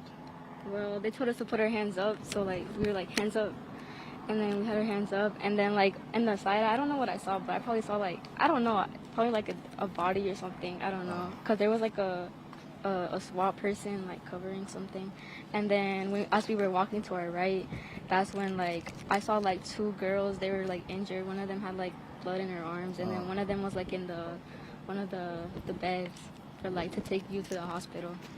What was going through your mind when you saw your classmates, the students you go to school with every day? This isn't a video game. This isn't a TV show. This is real. I don't know. I was just shocked. I just it's just crazy how you have a regular day and then all this happens so fast, and it's just shocking. You know, I'm watching your eyes. I see your mom. She's over there watching us while we're doing this interview. When you saw your mom, what was the first thing that you did? I started crying, and then I just gave her a big hug. You're glad you're alive? Yes, I'm glad. We're glad you're here. We're glad you're here too. So Jimena, thank you, and we're sorry for what you've gone through. You've shown incredible bravery to just speak to us. So Carly and Tracy, we're just starting to get a sense, Blair, of just a lot of the students that we have seen. It has been crowded. I mean, just trying for us to get here on location, there are hundreds and hundreds of cars parked, very hard to get through traffic. A lot of them are concerned parents here to grab their children. Yeah, and even school buses showing up here as we look off in the distance. We're going to send it back to you now, Tracy and Carly, and we'll keep an eye on the situation out here, talking with families and more of the students out here, those truly impacted firsthand. All right, we'll see you in just a bit. As we continue to take a live look from our first alert chopper, we do want to talk about Homeland Security protocols. Unfortunately, Carly, we talked about this happens so much. There are protocols in place for that. We want to head over to our investigative reporter, Andy Parati. Andy, so what happens? Homeland Security has a series of recommendations, right? Yeah, that's right. You know, while we don't know exactly what happened, and we're going to get more details as law enforcement provides them, the federal government, in particular the U.S. Department of Homeland Security, has recommendations on how the public should react during an active shooter situation. And they split it up into 3 tiers at first. 1, evacuate. 2nd, hide out. 3rd, take action against the shooter. If you can't evacuate or hide out, that means fighting back. That means yelling. That means if you have something that you can throw at the shooter, throw it at the shooter. Then there's some 2nd-tier recommendations that happen when law enforcement arrives. And you heard the young student just talking about some of these. When law enforcement arrives, they recommend staying calm, following the officer's instructions. You saw all of them being taken to the football field in our video from the helicopter earlier. The second one, take down any items in your hands, bags, jackets, small items, anything that may look like a weapon. And finally, immediately raise your hand and spread your fingers, just like that young woman, the student, described what she did when she was leaving the classroom. These are just a few of the dozens of recommendations the U.S. Homeland Security recommends during active shooter situations. And as you just saw, nearly 2,000, that's about how many students go to this high school, by the way. 1,900, nearly 2,000 students at this high school, all taken to that hospital, many of them taken to the football field during the evacuation. And it could give us, these recommendations that we just outlined, could give us some details of exactly what was happening during the active shooter situation at the school earlier this morning. Ladies. Andy, thank you. What we heard from students that our reporters have been speaking with, they talked about putting their hands up, making sure their hands were shown. They talked about following that. They talked about throwing things in front of the door, barricading the door, trying to secure the classroom as best as possible. And it is exactly those things that these schools have to make an effort to prepare for. And I remember as a reporter covering drills just like this and speaking to the investigators that lead these sorts of drills, that do this kind of training. And it's exactly what Andy said, that you either have to, if you're in a situation where you have to hide, but if you're in a situation where you can fight back, do. Yeah, this situation certainly unfolding as the day goes on. Earlier this afternoon, we heard from the Barrow County Sheriff's Office, Sheriff Judd Smith, confirming really what we all knew was the case here, that an evil thing had happened at the school. Right now, that investigation, he says, is fluid. They gave an update a little earlier this afternoon. We do expect to hear from them within the next half an hour or so as they have gathered more details. Again, a number of law enforcement officials are there, GBI, FBI, ATF as well, I believe, and also Sheriff's Office deputies from across the metro area, as well as local police officials too. And certainly our thoughts, our prayers are with the families there at Apalachee High School. And if you would like to come out and help support that community, there will be an opportunity to do so at Jug Tavern tonight at 7 p.m., where the community can gather together, join together, and grieve the loss of 4 lives today. We are still working to learn more information. Atlanta News First starts now.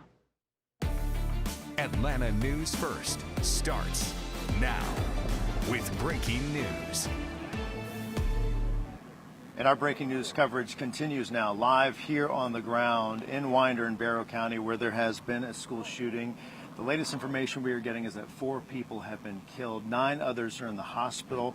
We do know, Sean, that suspect is in custody, but the impact this is having on this community is far and deep, and it is hitting so very hard right now. You know, we, on our way here, we're just getting a sense of just the scope of a very small community about 60 miles northeast of Atlanta, and there are cars just lined up by the hundreds, blocking roads, very difficult to get through, parents just doing whatever they can to come and make sure that their child is okay and come and get them. We just spoke to eyewitnesses, a sophomore. Her name was Zamina at Apalachee High School, and her mother, she allowed us to speak to her. Her mother, too nervous to speak on TV, but said that this is the worst day of her life, that she worked a couple of blocks away from Apalachee High School.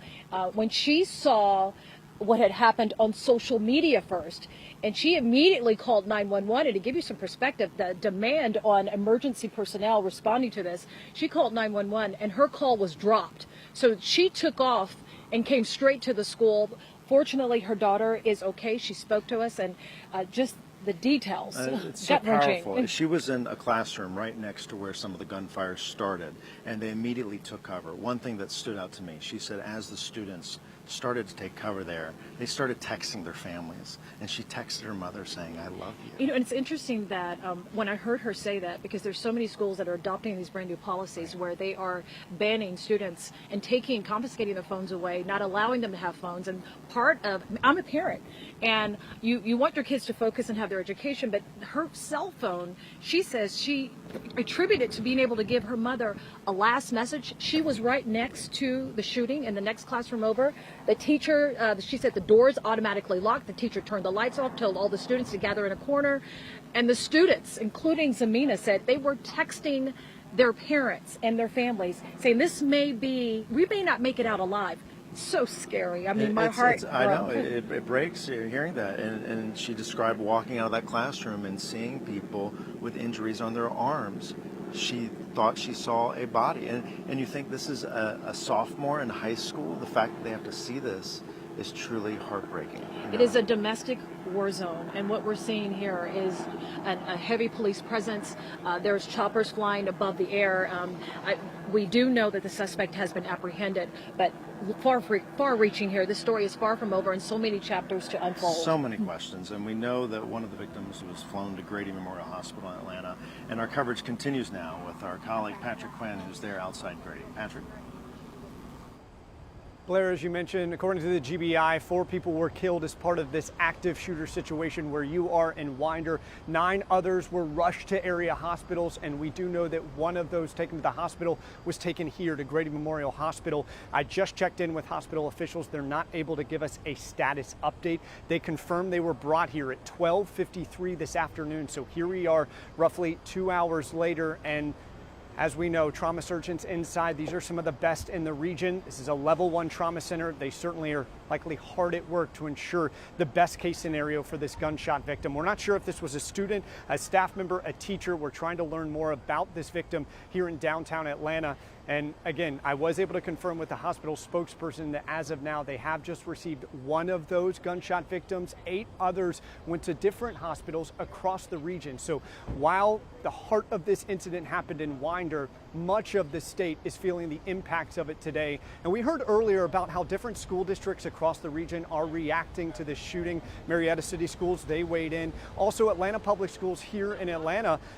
Atlanta Mayor Andre Dickens said he's been in touch with Atlanta Police Chief Darren Shearbaum to ensure that extra patrols are going to area schools here in Atlanta just as a point of precaution, just to ensure that any student who is back at school today, they just see maybe an officer and just can feel maybe a sense of safety, as the rest of the state is certainly reckoning with the tragedy that's happening in Barrow County right now. I do just want to highlight once more again here at Grady, 1 gunshot victim taken here. We are not sure of their status at this point. A lot of us are waiting right outside the entrance here at Grady for any update from a hospital official. As soon as we get it, we will pass that information on to you. Blair, Sean? Patrick, thank you so much. And we've been seeing parents be reunited with their children who are students here at Apalachee High School, and some of the students have been released from the school. But Sean, as you know, when there's a situation like this, information can run quickly and be inaccurate here on these campuses when there's something like this. It's a very fluid situation. We are hearing unconfirmed reports of a lot of different things that we're not going to share until we are able to vet and verify. We know that the school district is going, along with law enforcement, is going to hold a press conference in about 30 minutes. That's where we have Adam Murphy. Adam, you are there right now awaiting this press conference. What is the latest that you're hearing so far? Well, good afternoon, Sean and Blair. Yes, we're here in the media staging area, which is on school grounds, and we anticipate in about 25 minutes that Barrow County Sheriff Judd Smith will give us an update. We had a news conference earlier this afternoon with very limited information. The sheriff said that this was an ever-changing incident and investigation, and therefore they wanted to make sure they had all their ducks in a row and had gathered all the necessary information before providing an update to the media. And there is a swarm of news media, local, national, and regional, that are all here waiting on new information to come out at about 4 o'clock Eastern Standard Time here at Apalachee High School in Barrow County in the Winder community. Now, what I'm basically hearing at this point in time is that we should learn more about the suspect that has been taken into custody. There are a lot of rumors and different pieces of information floating around about the age and whether this person was a student. We're going to hopefully learn more about that. We also hope to learn more about the victims. And we know that 4 died in this shooting, and there are multiple injuries. So there's a lot of information to come and to eventually be released. So we hope to learn that. Another thing we're hoping to find out too, as I mentioned earlier, I was informed by some of the students that attend the school that there are no metal detectors here, and maybe not at any of the schools in Barrow County. That may be something that is looked at a little bit closer as a result of what has happened out here today. And also we want to know, this school is assigned 2 school resource officers, and one of our questions is whether they were here and on duty at the time that this occurred. And we know that the shots started, the shots were fired, as I understand, or at least the word came into police shortly after 9:30 this morning. So it's unclear whether school resource officers were able to intervene immediately or not. So we're going to hopefully learn more about that as well. But again, it's just been sad story after sad story from parent and student reuniting. I mean, they're glad that they certainly are okay, those parents that are able to reunite with their children that made it out with any harm.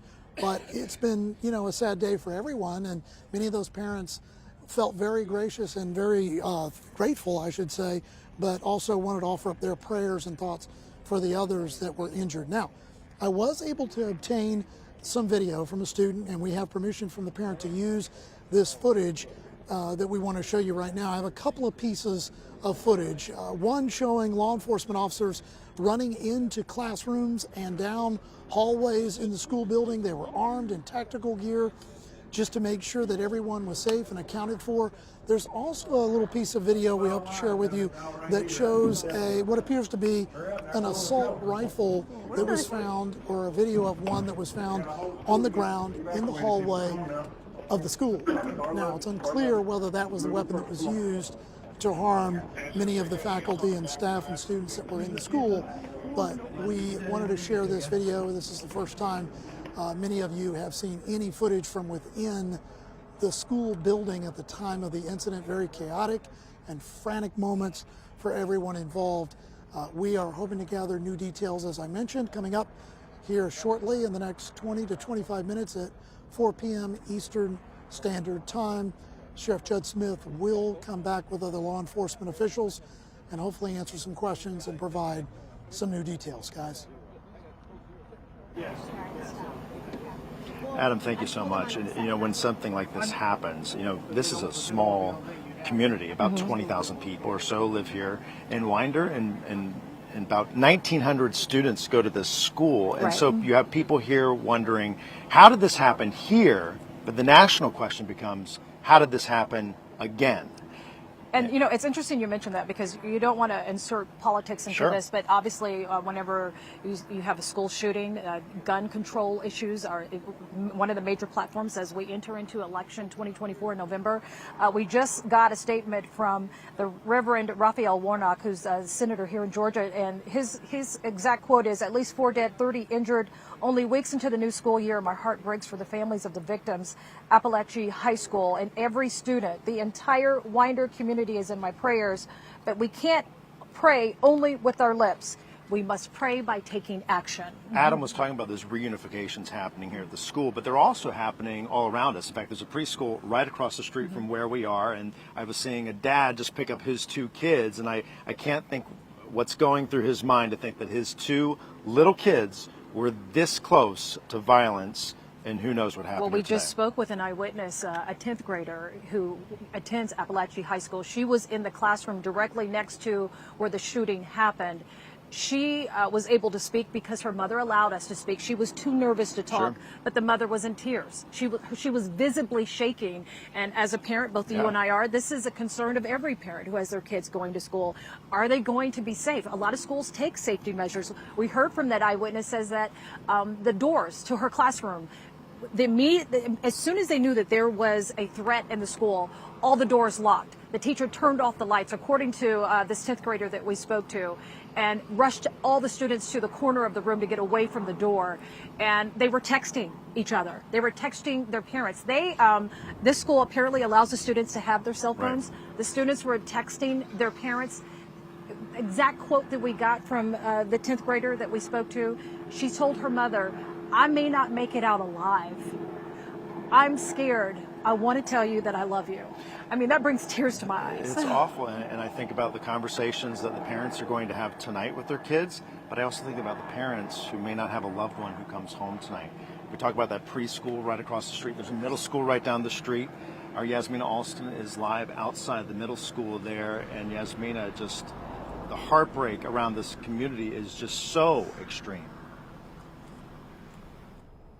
Yeah, there is just so much heartbreak, and you can feel that still from the families that are walking to their cars coming from the football stadium, or even coming from the high school, the middle school, which is right next to the high school. So many parents who are relieved that they were able to get their students. Behind me, you can see that there is still a police presence here as they work to dismiss all of the middle school students. They were on lockdown too, not far from the high school. We spoke with parents who stood outside of the school waiting until they could get their children because they didn't know if anything was happening at this school, which it was not, but it was still a great concern for them. And you all mentioned speaking with one of the students who was in the high school at the time of the shooting, and we also spoke with a 14-year-old student along with his parents. They gave us permission to ask him about what he experienced, and he says he was in one of the classrooms when someone with a gun came into the classroom and started shooting. He described seeing some of his classmates laying on the floor injured, and that of course is incredibly traumatizing for someone to see. He talked about how his teacher jumped into action after that person with a gun left the classroom, closing the door, locking it, putting bookshelves in front of the door, making sure that everyone stayed calm in the classroom. And Sean, you mentioned the student that you talked to, that she, called or texted with her mom while the shooting was happening. And the student we spoke with did the same thing. He called his dad, and his dad told us that all he heard in the background was loud noises and chaos, and he could hear the fear in his son's voice as he tried to describe what was going on. And I do want to let you hear a little bit from that 14-year-old student who shared what he experienced in those terrifying moments. I'm just doing my work in class, and something just told me to look to my left, because I'm sitting by the door, I'm sitting like this and the door is like this. So something just told me to look to my left. I look to my left, I see a kid he had a big gun, it was like an AR with he got his head sticking out the door with the gun. And then then I got up, I started running, he started shooting like 10 times. He shot at least 10 times. And then I ran to the back of the classroom. I dived behind the desk, and my teacher had got in front of me, he was guarding But like the gunshots were so close to me, like my ears started ringing real bad. Like the whole classroom was smoking. And that student says that he just continues to replay this over and over in his mind. He can't get those images out of his mind. He was so relieved when he saw his parents and, was able to hug them, and they were, able to just hold each other in those moments when they were reunited. His grandmother was here as well. His sisters, they go to the middle school, so he was very happy that they were okay as well. Just a lot of emotion out here, a lot of heartbreak. Of course, very, very devastating for those who experience this. And Yasmina, thank you for that report. We have a special guest with us. This is Isabella. She is a 7th grader at the middle school that there was a complete lockdown once the shooting happened. And Isabella, you've been in your first period classroom from this morning until now? Yeah. And what were you guys doing in the classroom? Well, when the lockdown started, we just had to sit in the corner for like a really long time. And we had to wait till officers came to escort us to the bathroom when we had to go.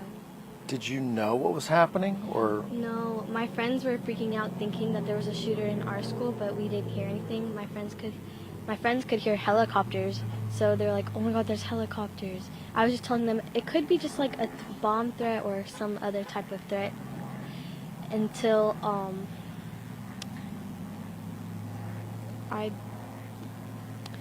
like our teacher said that she didn't know what was going on, and they were like, oh my god. Everyone was scared, but I was trying to calm everyone down. So when you say everyone was scared, what were they doing? So at first they were just like, thinking it was fake, and then they were just, after everyone knew that it wasn't fake, they were just like, some people were like breathing heavily, and then a bunch of people were like panicking and saying, be quiet, because a bunch of people were talking and laughing. How scared was everyone? I mean, I have a middle schooler at home, and I'm thinking, I don't know how he'd be able to handle something like that, but how scared was everyone? They weren't that scared. They were just like, because we did a bunch of practices last year where, they wouldn't tell us it was a drill, so we had a bunch of practices last year about it. So they weren't that scared. They just knew what to do after they figured out. But they were still a little scared and panicked. So Isabella, when you saw your dad and you were reunited, what was the first thing you told him? What was that in his hands? Because he had like wires in his hands. But were you glad to see him and know you're okay? Yeah. My mom, my sisters, and one of my friends that didn't go to school today, when I looked at my phone to check what time it was before he came and picked me up from school, my mom was like, are you I hope you're okay. I love you. And my 2 older sisters said, are you okay? And then my friend said, OMG, are you okay? Are you guys okay? So, yeah. Well, Isabella, we're glad you're okay. Thank you so much. And I think that's one of the hardest parts as we talk to students like Isabel and others out there is that, this is the 4th week of school, and these students should be celebrating the start of a new beginning, a new chapter in their lives, and today all of that is being shattered by the actions of what's happened here this afternoon. Well, we have so much more that we are speaking to eyewitnesses out here. Isabella, thank you so much. You can go back with your father. And Dad, thank you. Dad did not want to go on camera. He too was a little shaken by all this and scared, but very happy that his child is alive. Unfortunately, there are 4 who are not going back home to their families. And we are awaiting a press conference that should be happening shortly with law enforcement. Our Adam Murphy is there awaiting that press conference to get more details about who the injured are, who may have passed away. We do have to wait until next of kin is notified, but a tragic day here in Winder, and there's no words to say how sorry we are for those who are going through it. And this community of people just showing up, just heartbroken, and just simply wanting answers and really wanting to know that their children are safe. So that news conference is set to begin here around 4 o'clock. In the meantime, we're going to send it back to the studio with Tracy and Carly. Blair, Sean, thank you so much for your live report out there. Our live team coverage continuing now on Atlanta News First. And Tracy, just hearing from those students and seeing the video that Adam Murphy showed of what appeared to be an eyewitness there in the classroom, it just really makes you exhale and go, wow. These students having to distinguish between what was reality and what wasn't reality in real time, and just the gravity of what happened. Yeah, and for so many of them, you know, there are calls that come into schools quite often that are not true. So a lot of them trying to figure out, okay, is this really happening, or is it a fake, or is it real? And when reality sets in and it's real, man, that's something you do not want your child to have to go through at all. All right, we've heard from a number of local leaders and politicians, from the governor, mayor from Atlanta, and from the president and vice president as well. We want to head over to our Doug Reardon, who's at the Georgia State Capitol right now. And Doug, we've heard from the governor and local officials, and we've talked about this before. Unfortunately, every time one of these school shootings happens, and it happens often, it becomes a political event that everyone rallies around, and then it seems like weeks go by and it's forgotten. Right, and a lot of lawmakers are trying to make that not the case, because say what you will about any school shooting, and we have so many of them every year in the country, but it is always different when it happens in your own backyard, and that is what Georgia lawmakers are telling us. A lot of people that we talked to didn't want to rush into talking about policy just yet. They wanted to wait and see how things played out, and of course, make sure that these victims and these families have what they need to get through this very difficult time. That is the focus as of right now, whether we talk to Democrats, Republicans, local or state, or even federal lawmakers. They are just now thinking of the people who are all caught up in this today over in Winder. And so you mentioned the governor. He tweeted that his thoughts and prayers are with those individuals. He said he was making resources available. And when we asked for specifics, he said GEMA, Department of Public Safety, Georgia Bureau of Investigations, Georgia State Police, they are all on scene there assisting with this. They have all the resources that they need from the state to continue with the investigation and with helping these victims, as well as the FBI and Department of Homeland Security also on the ground there assisting, as they do with any large mass casualty event such as this one. And we also got a chance to talk to state and federal lawmakers here from Georgia. Representative Mike Collins, who was actually traveling as part of a Georgia delegation up to Michigan for a campaign event, got a chance to speak to him on the phone just a couple of minutes ago, right before we joined you here on air. He said it was a tough day, a sad day. He said this was heartbreaking for him as the representative from that district over in Barrow County. And so he is actually going to be driving back from Michigan tonight to be in district, to be speaking to some of those families, as well as he mentioned the staff and law enforcement who were there helping these kids get to safety. We also had a couple of words from President Joe Biden, who is being briefed, or was briefed on this situation. He called this horrific and senseless. We know that Attorney General Merrick Garland also brought it up during a press conference that was supposed to be about Russian interference in the 2024 election. He paused and took a minute to note the sadness that he had over this shooting in Georgia. And, you know, as far as what is being done or what has been done in past legislative sessions, when it comes to gun safety, really not much. There were two things on the table this year: a red flag law. Of course, we know those red flag laws give judges or family members or law enforcement the ability to take firearms away from people if they are exhibiting signs that could lead to danger. That was left on the table without passage this past session. Also, a safe storage law that would require, by law, safe storage of firearms was also left on the table. It failed to pass. And of course, Georgia has a biennial legislative session, so things are good for 2 years, but that ended after last session did. And so these will have to be completely reintroduced again starting next session when it begins this winter. And so it's really, again, too early for a lot of lawmakers to comment at all on this, nonetheless talk about legislation. We also know that Governor Kemp this past year had allocated $45,000 per state school to make exactly this: safety and infrastructure improvements to keep students and staff safe from exactly the type of thing that happened today. We talked to Representative Collins. I mentioned before he was not aware of any recent updates as far as safety goes that had taken place at Apalachee since that announcement of the allocated funds came out. And so we're just going to continue getting more information and maybe some more ideas from lawmakers on how to prevent this happening from happening here in Georgia, as we see it happen so often around the country. We're going to hear from more lawmakers coming up in subsequent hours of our coverage. But for now, we're going to send it back to you guys in the studio. All right, Doug, thank you. Stand by, and of course, we'll come back to you in just a bit. And this is not just an issue for the Barrow County community there at Apalachee High School. This is a community, this is an issue for communities all across Georgia. Not that long ago, our investigative reporter, Andy Perotti, gave us some information, some details. Between 2022 and 2024, here in Georgia alone, 97 incidents of gun-related violence happening at schools. 97 gun-related incidents, and that's just in our state alone. 97, guess what? Today, that's now 98.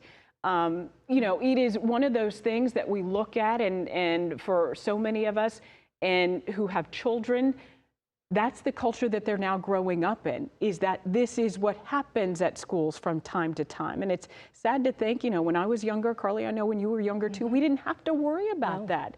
And now children are worried about hunkering down in their classrooms and making sure the door is locked if there is something like popping that they may hear in the hallways.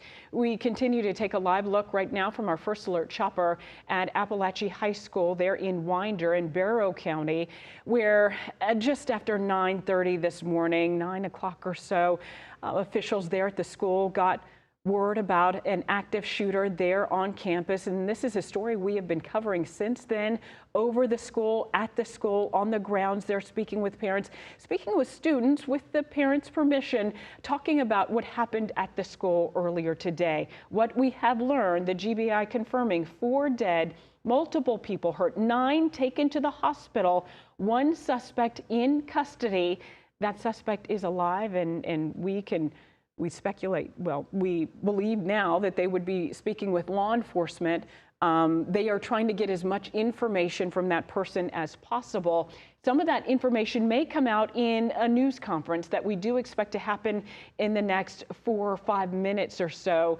The Barrow County Sheriff's Office says they plan to give us more information. Barrow County Sheriff Judd Smith did give us some information earlier this afternoon. Not much. They were just trying to gather those details and make sure they had the most accurate information. We do expect to hear more from them coming up at 4 o'clock. And of course, we will bring that to you live. And what we want our viewers to know, Tracy, right? What we want you at home to know is, as we have talked about, this is a team effort here. We have the Georgia Bureau of Investigation out there. We have local law enforcement out there. There are a number of different investigators that have all teamed up for this. So what they are doing is they are coordinating their efforts right now. They have emergency response. It's a multifaceted approach.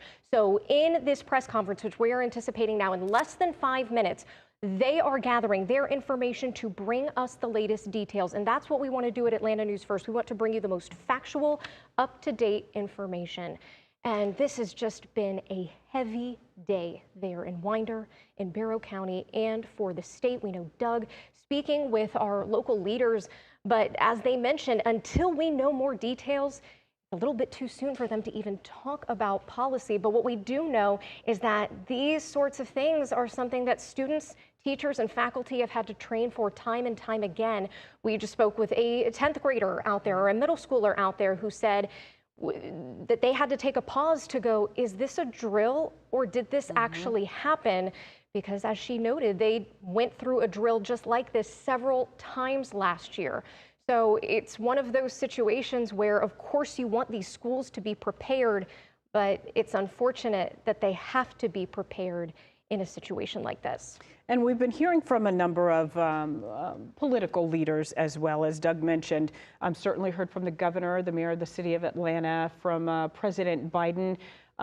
Through the White House, basically said he's grateful for the first responders and that the White House will provide support as is needed there in the Barrow County community. And the president saying, quote, "This is not normal. School should be safe." And just moments ago, hearing from the chair of the Democratic Party of Georgia, Congresswoman Nikema Williams, saying our children should not have to fear for their lives when they walk into their classroom. We mourn the lives of those who have been cut short. Our heartbreak is not enough, though. Georgians need immediate, urgent action to improve gun safety because we all need to live in communities free from gun violence, end quote, from the chair of the Democratic Party of Georgia, Congresswoman Nikema Williams. And again, this is a story we continue to cover. A live look right now from our First Alert chopper over the field there at Apalachee High School. From this distance, you can see how large that campus is. More than, I think it's 1,900 students who go to school there. This all focusing there on the campus of the high school, but the middle school that was nearby, other schools nearby were locked down as well in Barrow County. Again, to recap for you, 4 dead, multiple hurt. This, according to the GBI, 9 taken to area hospitals, 1 suspect in custody. And again, as you look live, it looks as though officers and parents and many others just trying to make sure they are coordinating everyone to make sure all those students are accounted for. And we do expect to hear from law enforcement there in Barrow County very, very soon. But as we come up on the top of the hour, we do want to remind you, we've got you covered right here on Atlanta News First. Atlanta News First starts now. Atlanta News First starts now with breaking news. Our breaking news continues here at 4. I'm Sean Gables along with Blair Miller. We are in Winder, right outside of Apalachee High School, where 4 students have been killed in a school shooting. There is a lot of traffic here, heavy police presence, and parents rushing, park their cars, some of them in the middle of the streets, just to be reunited with their children. And as we see school buses show up here off in the distance, there are many questions as to what happened in this small, knit, close community here today where this shooting has taken place. We're waiting for a news conference to begin here outside the school here. It's scheduled for 4 o'clock. They ran an update a little earlier, a couple of hours ago, and said they would be giving us an update with more answers to what. There are so many questions in this community about what happened here today. And there has been such a huge community outpouring that is happening at this hour. We've just learned within the last 15 minutes that there is a huge prayer vigil that has been set here in Winder. This will be taking place at the Winder United Methodist Church. They've opened up their house of worship for today and into the evening so people in this community have a place to go. There are about 1,900 students who go to school here, and you can imagine this community is only about 20,000, and so when something like this happens, it certainly has quite an impact on not just the school, but the neighborhoods around it and our entire country. And there are a lot of rumors and a lot of communication that is being spread on social media. A lot of it is not vetted, unconfirmed. We are awaiting that press conference to happen within this hour from law enforcement and also from the school district regarding who the 4 fatalities are. Who are the 9 students that have been injured? We also hope to get more information on the suspect, who we understand is in custody and is alive. That information coming to us from the Georgia Bureau of Investigation today. But who is that shooter is the question many people have. Is it a student at this school? And what happened in the moments leading up to this to get us to where we are right now? And the other questions is just the security of the school. We have spoken to many of the eyewitnesses here. We had heard from a 10th grader who told us that the minute the shooting happened inside Apalachee High School, that the doors to her classroom, she was next to where the shooting was happened, immediately locked on their own. The teacher turned off the lights. The students were rushed into the corner of the room and to shield together to avoid any gunfire from hitting them. No one hit them inside that classroom, but she said that when they walked out, when everything was settled, the dust had settled and they were allowed to leave the room, she saw many injuries, a lot of bloodshed on the floor, students with visible injuries, a lot of blood. And seeing the faces of these 9th, 10th, 11th and 12th graders is just so heartbreaking to see, what they're going through. This is the 4th week of school. This should be a celebration for this community, for these students who are starting the year, but now this year is marked by what has happened here today. So many questions about what happened. I know you've been in these situations before. I was in Uvalde, I've been at Virginia Tech, and the amount of grief that hangs over these communities, it's so hard to get it across to people at home who may be watching this, because we all hurt when we see these kinds of things happen and when we talk to people about how they've been impacted, especially the students impacted here today. And we have seen this, as you mentioned, Blair, time and time again. And the question, many parents have sent emails to our station. when is this going to end? This is a political conversation that's leading into the November election. A lot of local legislators have already given comments, including Senator Raphael Warnock. And so we will make sure those are posted on our website at atlantanewsfirst.com. But our Chelsea Bindfor, she is out on location. And Chelsea, you've been asking questions about the injuries, about the students. What have you learned so far?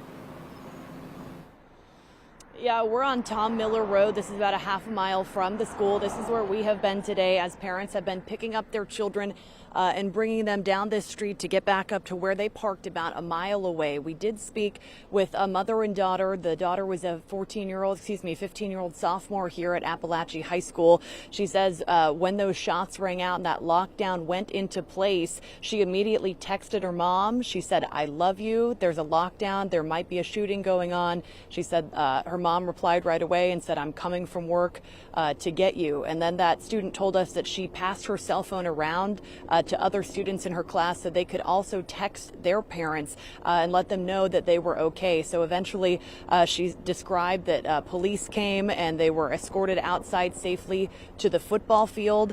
We know then her mom got to be reunited with her about 2 hours later.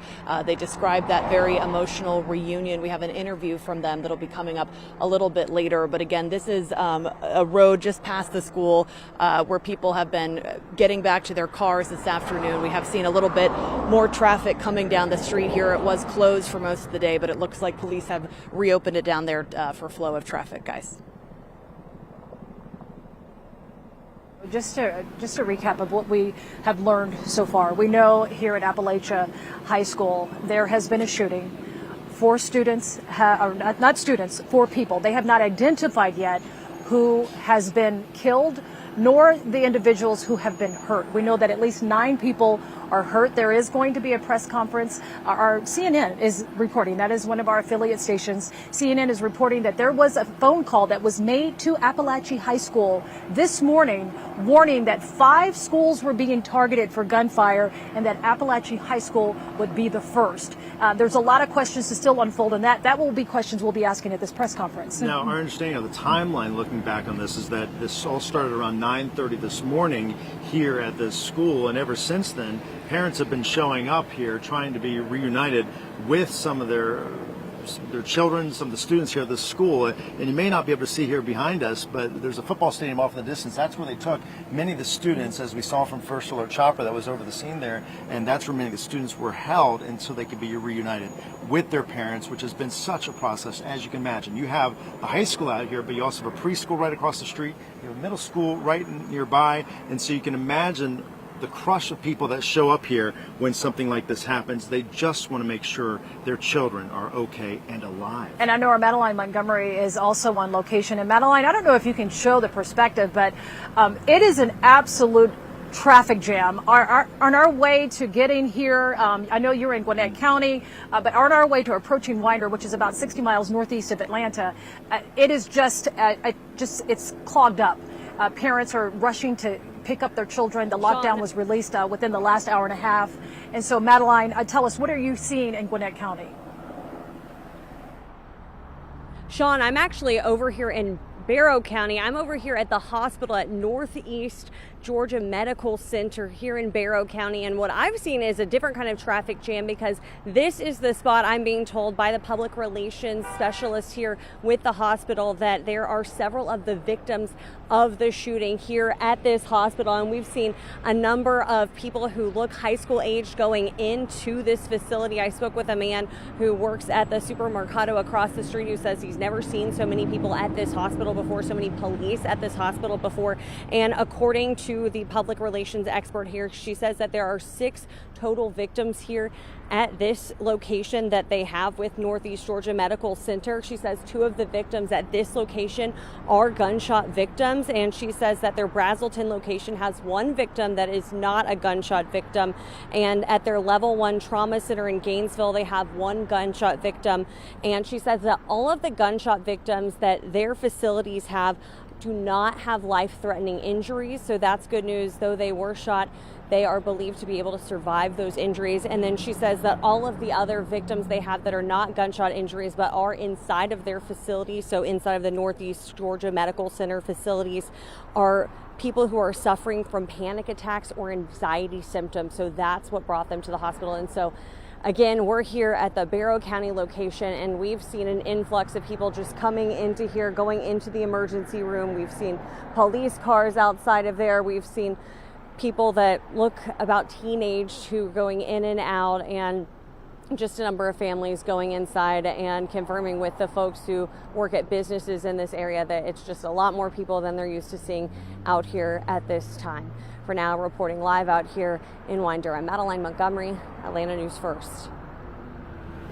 Madeline, thank you for the update there. And it brings up a good point, because we talk about the injuries from this shooting that took place here today, but as some have been pointing out, their injuries may not be from the shooting. You don't know what was happening in some of these classrooms or in the hallways as students were rushing to get out. You know, some students said they were running and they saw the students running, and so it'll be interesting to see, you know, what was happening and all the chaos that was happening inside the school at the time of all this. Well, again, Georgia is now thrust back into the national spotlight, not for a reason that we're proud of. This school shooting is capturing the attention of many political candidates. I know Doug Reardon is outside of the state's capital, and Doug, you've been talking to local leaders.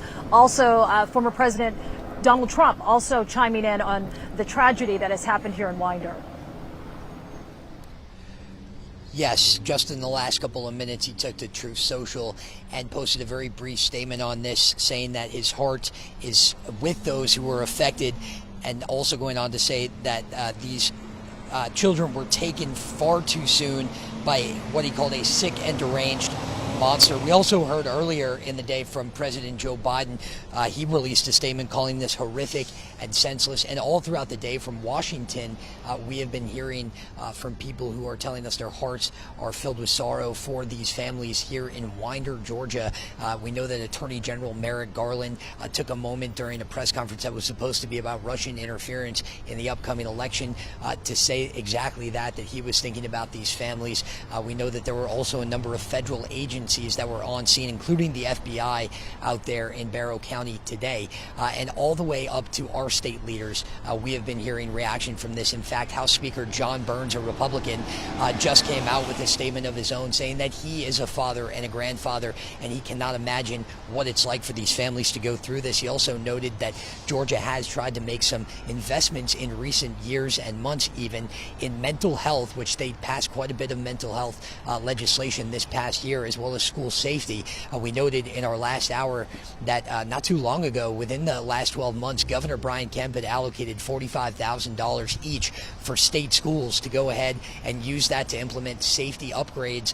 We don't know, even after talking to U.S. Representative Mike Collins, who represents the district that Apalachee is in, if the high school had used any of that money since those allocations were made to make any safety upgrades. I think it's just a little too soon for a lot of people to start even talking about some of the policy around this and how it could become an issue in the November election, which we are now just about 62 days away from.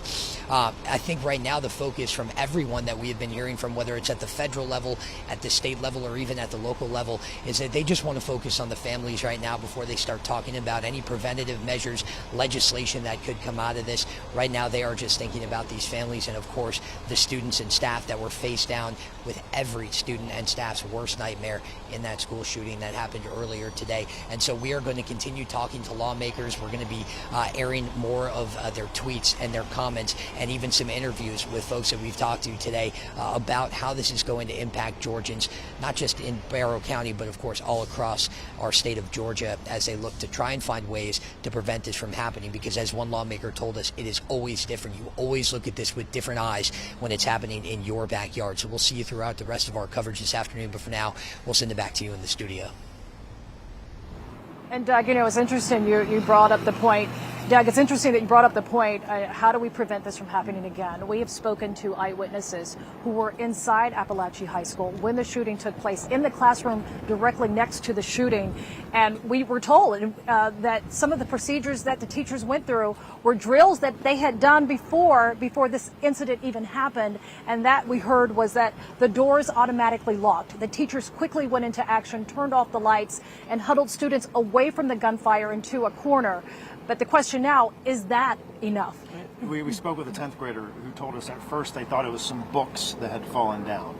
And she said as it went on, they realized it was gunfire. They all huddled in the classroom. People started pulling out their phones. So she texted her mother saying, I text her saying, I don't know if I'm going to see you again, but that I love you. And when you hear students describe has been their reality today, it's truly so imaginable what they've been through and what this community is now going through. We were talking about the news conference that was set to begin at 4 o'clock to get an update from law enforcement. That has now been pushed back to 4:30. Let's go to Adam Murphy. Adam, you're outside of that press conference and waiting for it to start. And there's a lot of unanswered questions, primarily who were the 4 victims that lost their lives today and the injured. More details about them. There's so much to learn. So much to learn. We hope to gather a little bit of new information for you in the next 15 minutes. The GBI pushing out an alert telling us that news briefing has now been scheduled for 4:30 p.m. Eastern Standard Time. We are ready for that. We hope to learn new information, as you mentioned, about those who lost their lives, those that were injured, and also the shooter. Now, at this point in time, I can tell you, I spoke with many students and their parents. They talked about the terrifying moments in the classroom while they were in school and they heard gunfire in the hallways. Many of the students were immediately rushed or evacuated out of the building back to the stadium, and they said that they were told to get out so quickly that a lot of them left their phones behind and had no way to communicate with their parents to let them know that they were okay. But I do want to share one piece of video with you. After speaking with a student that heard the gunfire, we have permission from her mother to show this video. She got out her cell phone and shot some footage as law enforcement officers rushed into the classroom. They were wearing tactical gear. They were armed. They came in to make sure that all the students were accounted for. Also, you will probably see with this footage, they go out into the hallway as they're escorting some of these students out and trying to evacuate them out of the building. There were several law enforcement officers armed in the hallway as well. It was very chaotic and very terrifying. One can only imagine, what this might do to a child to witness and experience something so traumatic. But we hope to gain some new information about what led to all of this. I've reported now several times, based on some students' testimony to me, is that there were no metal detectors. So that's something I'm sure that might come up. We also want to know about the school resource officers. Were they on duty? Were they here at the school at the time of this? What was their response? Did they see this happening? So a lot of questions still remain, but a very difficult day for so many in this community, and any parent for that matter, that has to hear about something like this happen, especially when it happens in their school to their child. We will have new information for you hopefully here within the next 15 to 20 minutes, guys. And Adam, before we let you go, I just want to ask you this question. CNN is reporting this now, and it is drawing a lot of ire from parents in this community. And according to law enforcement, there was a phone call that was made to Apalachee High School early this morning, alerting the school staff that there would be 5 school shootings and Apalachee High School would be one of the first.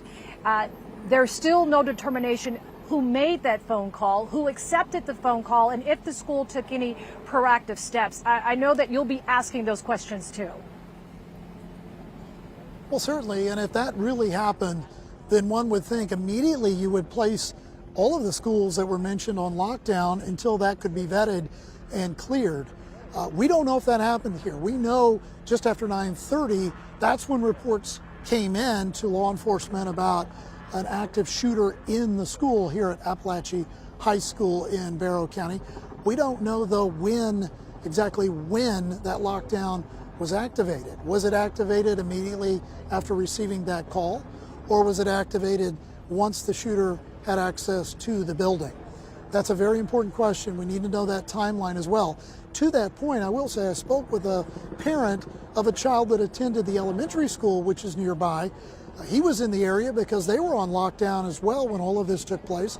And he was waiting to reunite with his child, and he mentioned the same thing. He mentioned that he had heard reports that there might be shootings involving multiple schools in the area.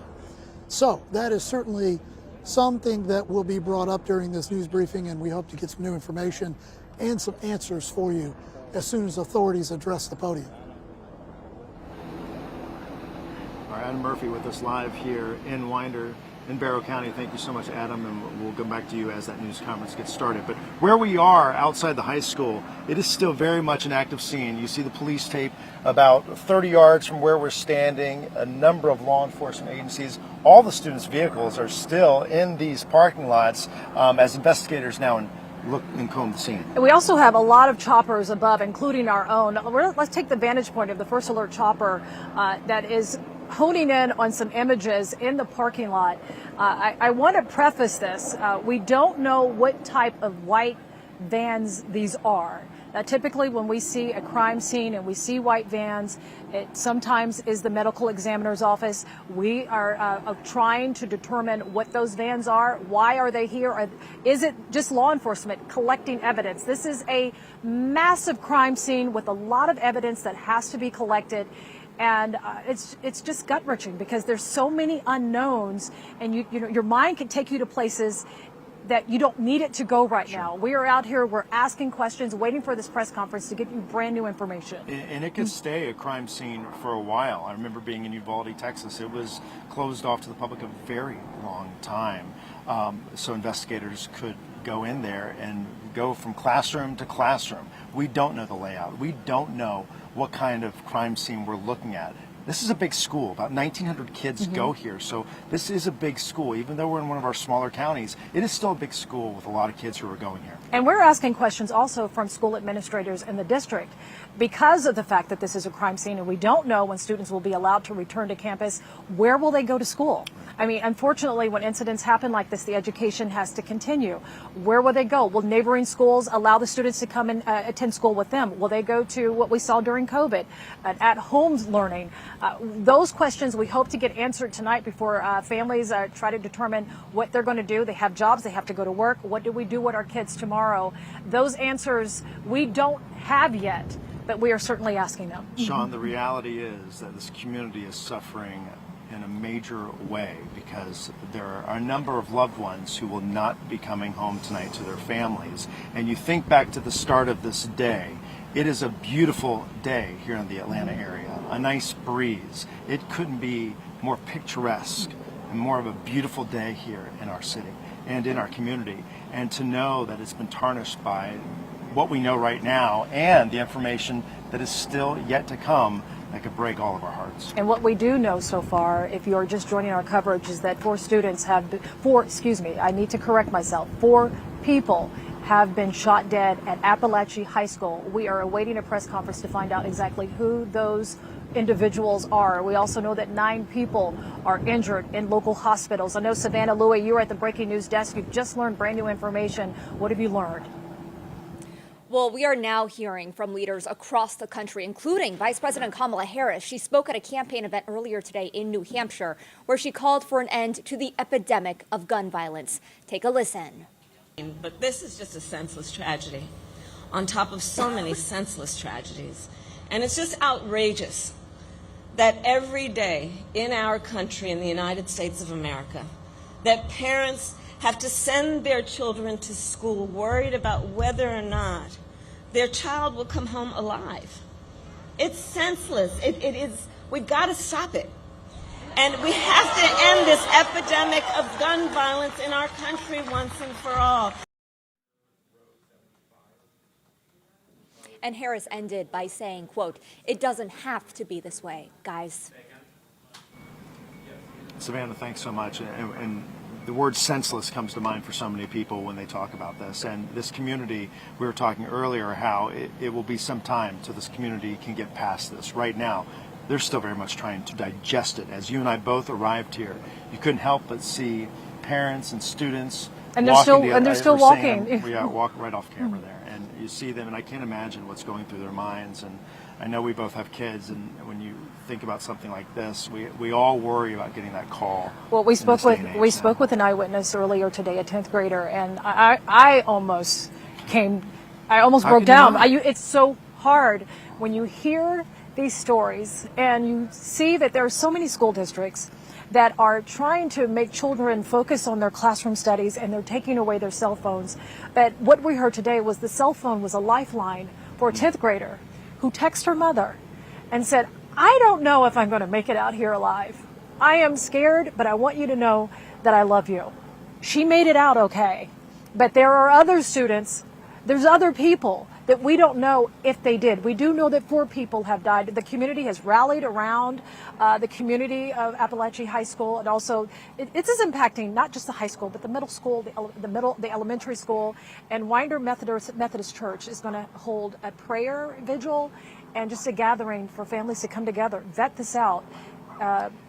Express your emotions, because this is a senseless tragedy. Sure, and you have to think, how do parents here in this community talk with their kids about what's happened here at the neighboring middle school, even the preschool across the street? But how do parents talk to their kids across this country about what has happened, and then send, so many schools just getting started here in Atlanta. We've been in school for about 3 or 4 weeks now, but how do you have that conversation with their kids and send them off to school tomorrow and say, have a great day, we know you're going to be okay? The first thing I did when I even heard that this had happened, I texted my husband, because we can't text our daughter because she's at a school that doesn't allow them to have cell phones. But immediately I said, somehow, some way, check, make sure everything is okay. And our school wasn't even impacted by this. But this has a trickle-down effect, because the question that every parent is going to be asking tonight is my child safe in school? Sure. I didn't even know. Walking out the door, my 3 boys were there, and they said, why are you leaving work early today? I said, there's been an incident at the school. And how do you explain that to young kids who will pick up this information? They will hear about it from their friends, and how do you have that conversation? It is a national conversation. The conversation today here, unfortunately, in Barrow County, as a wait for answers. We're expecting law enforcement to come to the microphones here. Maybe in 5 minutes, the update we were getting is at 4:30, but the latest information we are getting is that, and this was as of a couple hours ago, 4 people killed, 9 others ending up in the hospital. The suspect is in custody. The suspect is alive. There were some inaccurate reports earlier. The suspect may not have been alive, but the latest information we are getting is that the suspect is in custody. As to who that is, we hope to get that here in this 4:30 news conference. And hopefully we can take the vantage point from the first alert chopper above the scene here at Apalachee High School. There are multiple big, huge white vans that are in the parking lot of Apalachee High School. We have not been able to determine what those vans are doing, but we are making the assumption that they are collecting evidence. There are long lines still. This is now 4:26 in the afternoon. School had been let out almost an hour ago. The lockdown was lifted, and there are still mounds and mounds of cars lined up. There are still parents that are pulling up to the elementary school, the middle school, the high school to reunite with their student. And parents were having a tough time getting this close. The closer you got to the school, as you can imagine, the roads were closed off. Law enforcement were closing off those roads. And so what you had is parents, community members, parking on the sides of roads, making the roads so tight and narrow to get through because they were ditching their cars and getting out, coming to the school, walking in, no matter how long it took. They just wanted to make sure the kids were okay and that they're safe. And again, I just want to reiterate that if you are in Barrow County, if you are in the Winder community, Winder Methodist Church is holding a prayer vigil. Yeah, they've opened up their church all day long and into the evening, knowing this community is hurting. And the Winder United Methodist Church will be there for people who want to come there and pray tonight and just be together. We are awaiting a press conference that is scheduled to start in less than 3 minutes. Our Adam Murphy is in the position where the press conference will be held by law enforcement. We are expecting to hear details about the 4 victims who lost their lives today. we're also expecting to hear about the 9 who are injured. If you saw the news conference earlier around 2 or 2:30, they were giving basic information. I think at that point they were still trying to gather the information and also trying to notify families of those who may have lost ones. They want the families to hear it first rather than explaining to the media. Well, let's go. We have a reporter on location. I believe that this is Chelsea Beinfor. Chelsea, tell us where you are and what have you learned so far? Well, we're still on Tom Miller Road. This is about a mile from the school. This is where we've been positioned today. And this is where a lot of parents were being asked to park their cars and then walk about a mile to the high school back here behind us. So traffic is moving freely on this road once again. So it has been reopened up to cars. But I want to take you to some video of those parents that we talked to as they were literally running, walking as fast as they could this mile to the high school. We spoke with parents and grandparents. Some knew that their children were okay. They had been texting with them. They were saying, we're out on the football field, please come pick us up. But we also spoke to parents who had not been able to get in touch with their son or their daughter. A high school student, Melanie Alvarez, says she texted her mom as soon as the lockdown started and said, I love you. I hope I see you again. Her mom tells us that she raced to the school and was eventually reunited with Melanie out on the football field. We spoke with both of them as they were leaving the high school today. I was scared. I was like, oh my God, like, are we seriously going through a lockdown? I started crying. I was like, I just want to get out of here. I just want to see my parents. Like, I don't want to be here no more. I just broke down crying completely. And all of a sudden I hear her voice up from the bleachers and I just started crying and, thanking God in my head. Thank you, God, for allowing me to see my daughter again. A lot of parents thankful to be reunited with their children. We know, unfortunately, that will not be the case for some families of those victims, but also those survivors. They witnessed horrible trauma today. So now families, they're talking about, how this is going to impact their children for the rest of their lives. Guys, back to you. Chelsea, thank you. You're mentioning that you spoke to Eyewitness. We spoke to some here as well. A 10th grader who was in the classroom directly where the shooting happened. She reported hearing, she said, a series of gunshots. It was not just one or two. Yeah, that's how she described it. It was multiple gunshots and several successions of rounds of fire. When she came out of the classroom, when everything had settled, she said that she saw a lot of injuries. We know that the press conference, Blair, it is about to start here shortly. Law enforcement is now starting to approach the podium. There are going to be a lot of questions, particularly the one of a lot of concern for us in our newsroom is, was there a phone call made to Apalachee High School before school started, warning district administrators and the school personnel that there would be a school shooting at 5 different schools and that Apalachee would be the first? Law enforcement gave an update a little earlier. We're expecting a lot more details on what they know, the latest information, but what we were hearing is that 4 people shot and killed here at Apalachee High School. And we look over our shoulder, you can see this large law enforcement presence that is on its way. It is a slow walk, a very deliberate walk from Apalachee High School, where there has been this tragedy, to these cameras, where they will be offering some new insight into what they've learned here. And you can only imagine what's the tales from inside that store. I am just watching the body language, Blair. Just the body language alone is giving me a sense that the tone is going to, number one, be somber. We do know that there were 4 people killed. The question is, will they have the next of kin been notified, and will they share that information? But it's a very deliberate walk. The faces are somber. They're actually looking down at the ground while they're walking. I anticipate that this press conference, it may be gut-wrenching. Law enforcement, they've seen what they've seen inside of the school. Exactly. We don't know what type of weapon was used, at what point, how close was the student when they shot the victims? Was it at point range? This crime scene is massive, and what they have seen is probably unthinkable. But as they approach the podium, we're preparing to hear their statement. We know local law enforcement is here. We know the FBI is here. GBI is here as this news conference is about to get underway. And as they start to take the podium and give us an update, let's go ahead and take it live now as this is about to begin. The director of the Georgia Bureau of Investigation, and we wanted to come back this afternoon and present you with a little more of a timeline of the events that have taken place here today and what we know up to this point with the investigation. At approximately 10:20 a.m. this morning, the Barrow County Sheriff's Office received alerts about reports of an active shooter and radio traffic from school resource officers concerning the same concern, or having the same concern. Within minutes, law enforcement was on scene, as well as 2 school resource officers assigned here to the school who immediately encountered the subject within just minutes of this report going out. Once they encountered the subject immediately surrendered to these officers and he was taken into custody. Additionally, what I want you to know as of now, there are 4 individuals who are deceased from this incident, 9 that have been taken to local hospitals with various injuries. Of those that are deceased, 2 were students and 2 were teachers here at the school. The priority right now for us within this investigation is to gather all the facts, to make sure that we're accurate with it, because this is a murder investigation. As the sheriff mentioned earlier this morning, the shooter is in custody. His name is Colt, that's C-O-L-T, Gray.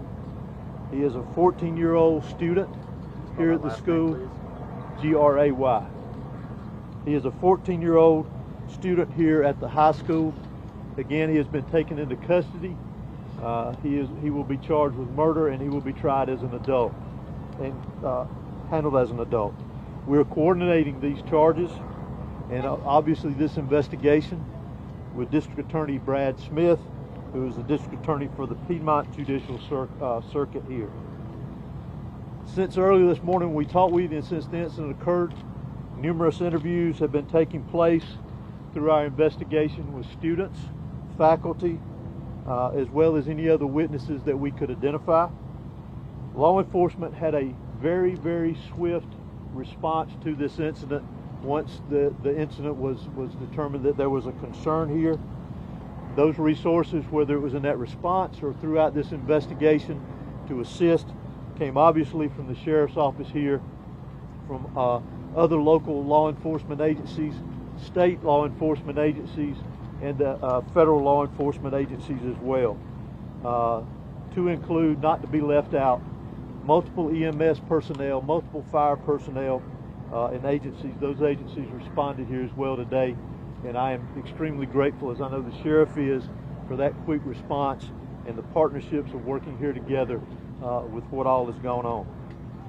Currently, from the investigative perspective, we have crime scene agents and other special agents from the GBI, from close to a dozen of our different work units from across the state that have responded here today to work on this investigation, again, collecting evidence, conducting interviews, and so forth.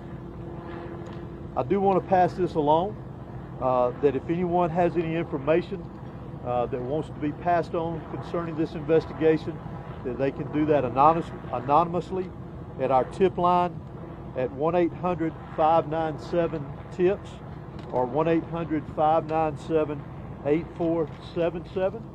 They can also report this on by downloading the See Something, Send Something app. They can be done by Android or Apple phones, either one.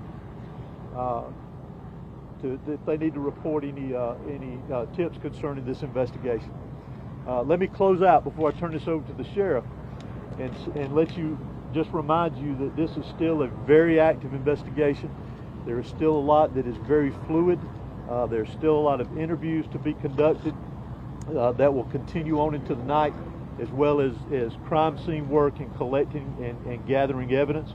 But what is more important for me to mention here to you is my heartfelt sympathy to the parents, the students that were here today. Regardless of where they were in the school, this has got a great impact on them as well as on this community. My thoughts and prayers, along with everybody standing behind me and every law enforcement agency in this state, and many I will tell you around this country, they are in our thoughts and prayers, and we will continue with that. We ask for your patience as we continue through this, and we'll continue to try to give you as many updates with information as we can to keep you informed. But thank you for being here. I'm now going to turn it over to Bexar County Sheriff Judge Smith. Thank you. Director, would you spell your name, please? H-O-S-E-Y. Thank you. Good afternoon. I'm Sheriff Judge Smith of the Bexar County Sheriff's Office. I never imagined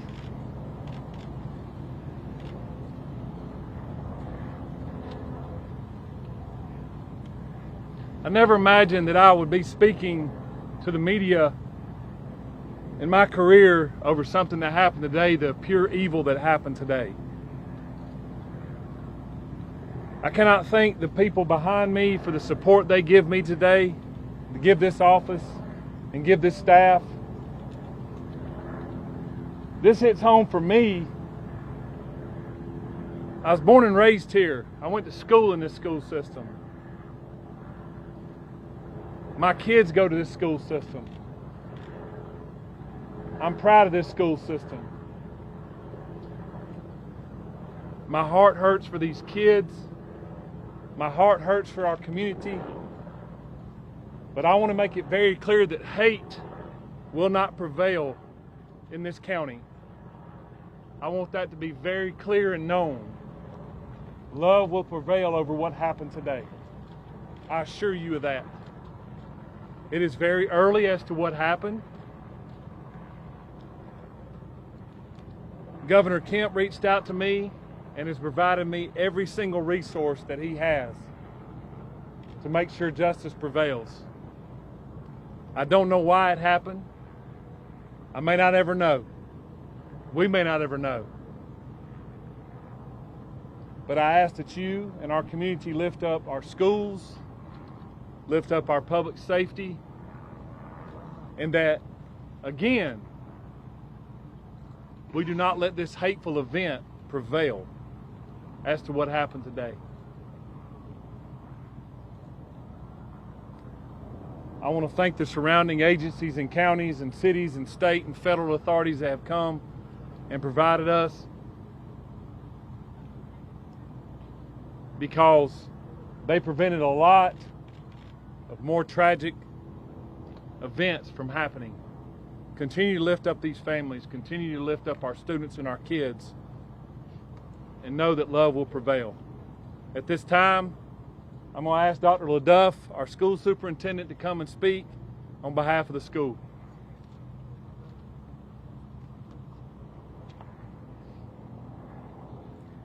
Good afternoon, I'm Dallas LaDuff. I'm the superintendent of Bexar County School System.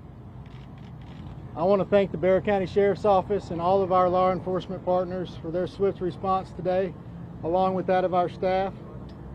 I'd also like to thank our community for their response and patience as we work to reunify the students with their families here today and secure the rest of our school campuses. Our schools will be closed for the remainder of this week as we cooperate fully with law enforcement to get answers to the many questions that we all have about this incident here today.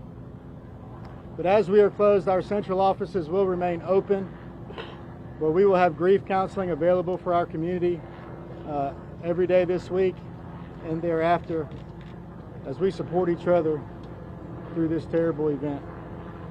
In closing, I just want to say to our community, as a school system, we are here for you, we support you, and we are ready to get you any support that you may need as we grieve through this together. Thank you. Sheriff, if you're saying hate will not prevail in this community, are you investigating this as some sort of hate crime? Well, shortly, if someone decides to take a firearm into a school where kids are given an education or entitled to an education and want to harm others, to me it's hateful. Sheriff, can you talk about the initial interaction between whoever was able to stop the shooter? Can you describe that to us? How did it go down? What exactly happened for us? Obviously the shooter was armed and our school resource officer engaged him, and the shooter quickly realized that if he did not give up, that it would end with an OIS, or an officer-involved shooting. He gave up, got on the ground, and the deputy took him into custody. Sheriff, any idea how the weapon got inside the school, and was there any warning that this was going to happen? Not that I'm aware of. Again, very early, and we're still looking into that, whether or not, or how he obtained it and how he got it into school. Have you been in touch at all with his parents or his family to learn more about what led up to these moments? We have. Any information you can share? No. What kind of weapon was It seems like you have a large Hispanic population. Have you been able to communicate with the people in their language to make sure that everybody knows what's happening? Yes, sir, I have. The school and our office has people that speak in Spanish, and they have spoke to those folks as well. Yes. Sheriff, is the shooter speaking with law enforcement now? Sorry. Is the shooter talking, and is he saying why? The shooter was interviewed, and he was speaking with our investigators earlier, along with the GBI. How is video surveillance? How is that helping the sheriff? It is helping our investigation. Sheriff, is this reports of threatening calls perhaps made to the school prior to the shooting? Is that accurate? None that I'm aware of. Were all 9 injured victims shot? In some capacity, yes. Sheriff, can you tell us about the 2 individuals deceased and was one targeted? We don't know of any targets at this point. Sheriff, what kind of weapon was used? Have you identified the weapon? We have not identified that at this point. No. Sheriff, is there a connection? This is the last question I'm going to take. Sheriff, is there a connection between the shooter and the victims? None that I'm aware of. Was the shooter a student here at the school? I know that you have a lot of questions about the student and that we mentioned that we identified earlier. Keep in mind that's part of our investigation, that we're looking into every aspect of that individual, his connection here at the school. Obviously, as I mentioned earlier, he was a student here. So as part of our investigation, we're looking into all aspects, current and prior, involving that individual. Can you tell us how many rounds were fired? He is a student. Can you tell us how many rounds were fired? Do what? The shooter is a student, yes. When can we expect the We do not know how many rounds. Director, has that shooter had any past history with law enforcement? For now, this is the information that we have. It is an active investigation. I assure you we do plan to come back out here in a couple of hours. Please make sure you're following the GBIX page. That's where we're going to be putting the updates. If there's anything that's new, we'll make sure that we share that information. It's still very early. Investigators have a lot of work to do. We appreciate your patience. Do expect another in-person news conference out here in the next few hours. Monitor the X page, and we will be sure to update you accordingly. Thank you. And that's the x.com? Thank you. Yes. Thank you. Okay, thank you.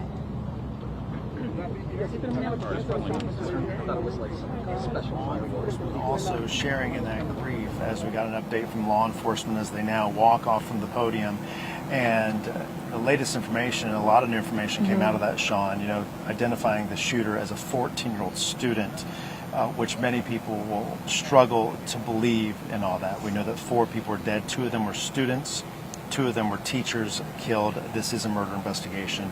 We know that suspect will be tried as an adult.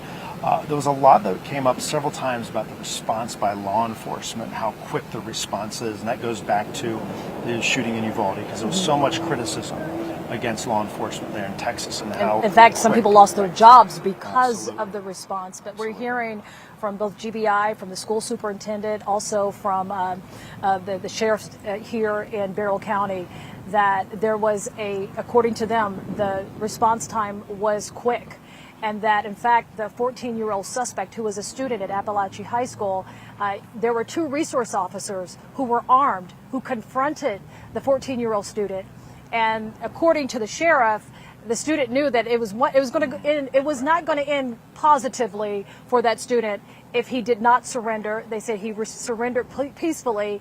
He was then confiscated and then taken into police custody. We've learned that that student is 14-year-old Colt Gray. He was a student here at Apalachee High School.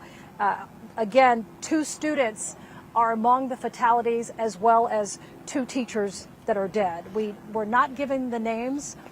They also said that the injuries to those 9 individuals who were hurt in this incident suffered some type of gunshot wound.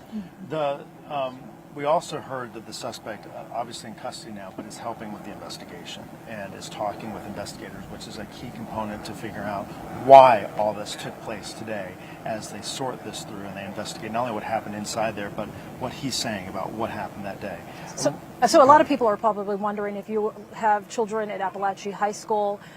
We have learned from the school superintendent that classes will be dismissed all this week. There will be no school whatsoever, but they are going to have their resource office open where they will have grief counselors on staff for anyone, whether you're a student in the school district or you live in the community or you're in the surrounding community and you need someone to talk to help you process the grief, to discuss how you can help talk to your children about it will be safe to go back to school again.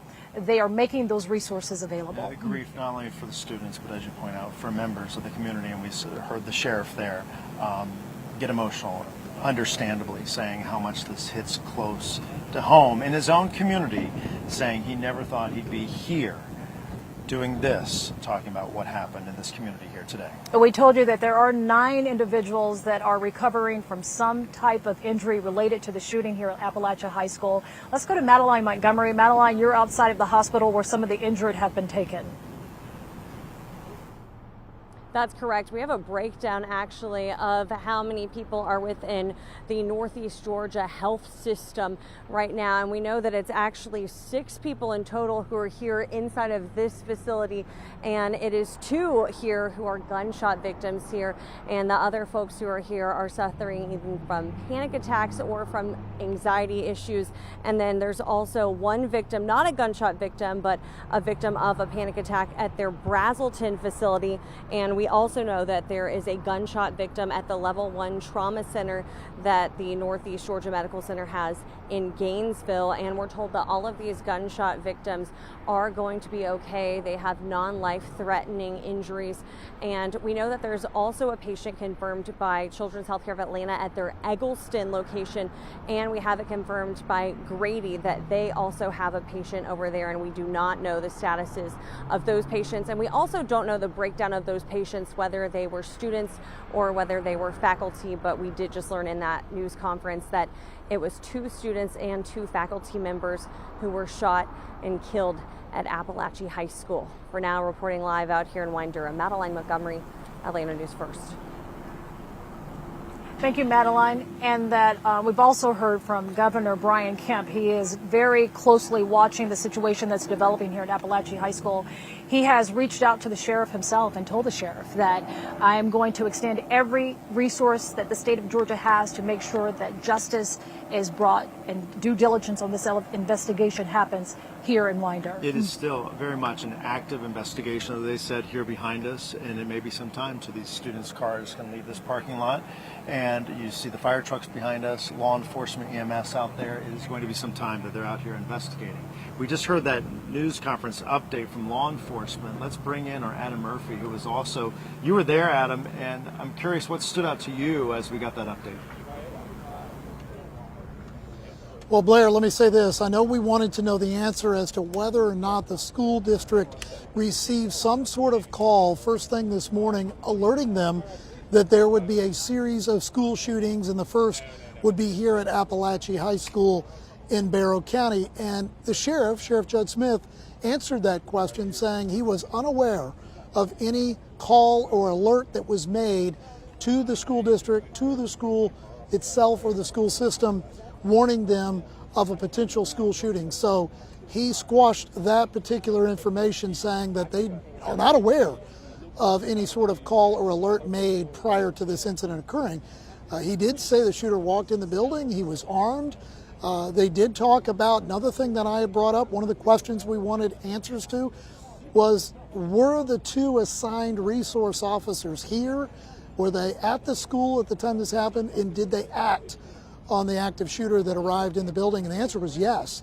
You heard the sheriff talk about the fact that one of those school resource officers encountered the shooter almost immediately upon coming into the school and was able to stop the shooter from firing off more shots, basically saying it's not going to end well for him if he continued. He negotiated with this gunman and then took him into custody, and that clearly must have saved many more lives based on what was going on in such a short period of time.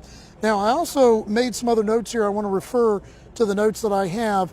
The sheriff talked about hate. He said hate will not be tolerated in Barrow County or in any of the schools or school system itself in this county, and love and justice will prevail. He said this is personal to him because he went through this school system. He has children in the school system as well, and his heart hurts for the students and the community. Now he says, Sheriff Judge Smith went on to say he doesn't know why it happened, and we may never know why it happened. We hope their investigation will lead to some answers, and knowing that the gunman is in custody and alive, we may get eventually, not right away, but we may get some detailed information as to a motive and what led to all of this. Now, the sheriff said there was no indication that the gunman was targeting anybody in particular. And we do know 2 staff members and 2 students died after the gunman opened fire. School being closed for the rest of the week. Grief counselors are being offered up at the district offices as well. And you know, one of the quotes I have here from Sheriff Smith, he says, I never imagined that I would be speaking about pure evil. He talked about, you know, this is where he grew up and this is his hometown, and he never imagined that he'd walk before a set of dozens of news cameras and speak to the public, speak to the media and everyone else about pure evil. So a very tragic day for many people in this community. We hope to continue to get new information because we are being told by the GBI that they will provide another update within a couple of hours, guys. Thank you so much. And Adam, we've also learned that school, as you mentioned, will be closed for the rest and the remainder of the week because this is now an active murder scene, according to the sheriff of Barrow County. And we've learned just the community winder how it is coming together to help those who are trying to just process this unmeasurable loss that they are having right now. The United Methodist Church here in Winder is going to hold a prayer vigil and also opening up the church doors for those to come in and just to help process their grief. Yeah, the school also offering the grief counselors for those who need it throughout this week. And keep in mind, school just started here 3 to 4 weeks ago. And, you know, tonight as people start to digest this across the country, but you have to think about the families here in Barrow County that are trying to understand this, knowing that 2 students and 2 teachers will not be coming home to their loved ones tonight because of the tragedy here today. And it was an act that was, according to the sheriff and GBI, saying that the shooter was a 14-year-old student here at Apalachee High School. So this is someone that many of these students and the faculty knew, and that is even harder to process. No stranger here. We're going to go back to you, Tracy and Carly, inside the studio. We're going to continue. There's still a lot of parents out here. There's still tons of cars trying to be reunited with their families. So it's like a traffic jam out here, for a lack of better words. This is a very active scene for both law enforcement and for families trying to reunify with their loved ones. And Sean and Blair, certainly a lot of those families and you at home trying to garner more information. We did get some from that press conference, mainly about the suspect. A lot of people wanted to know that.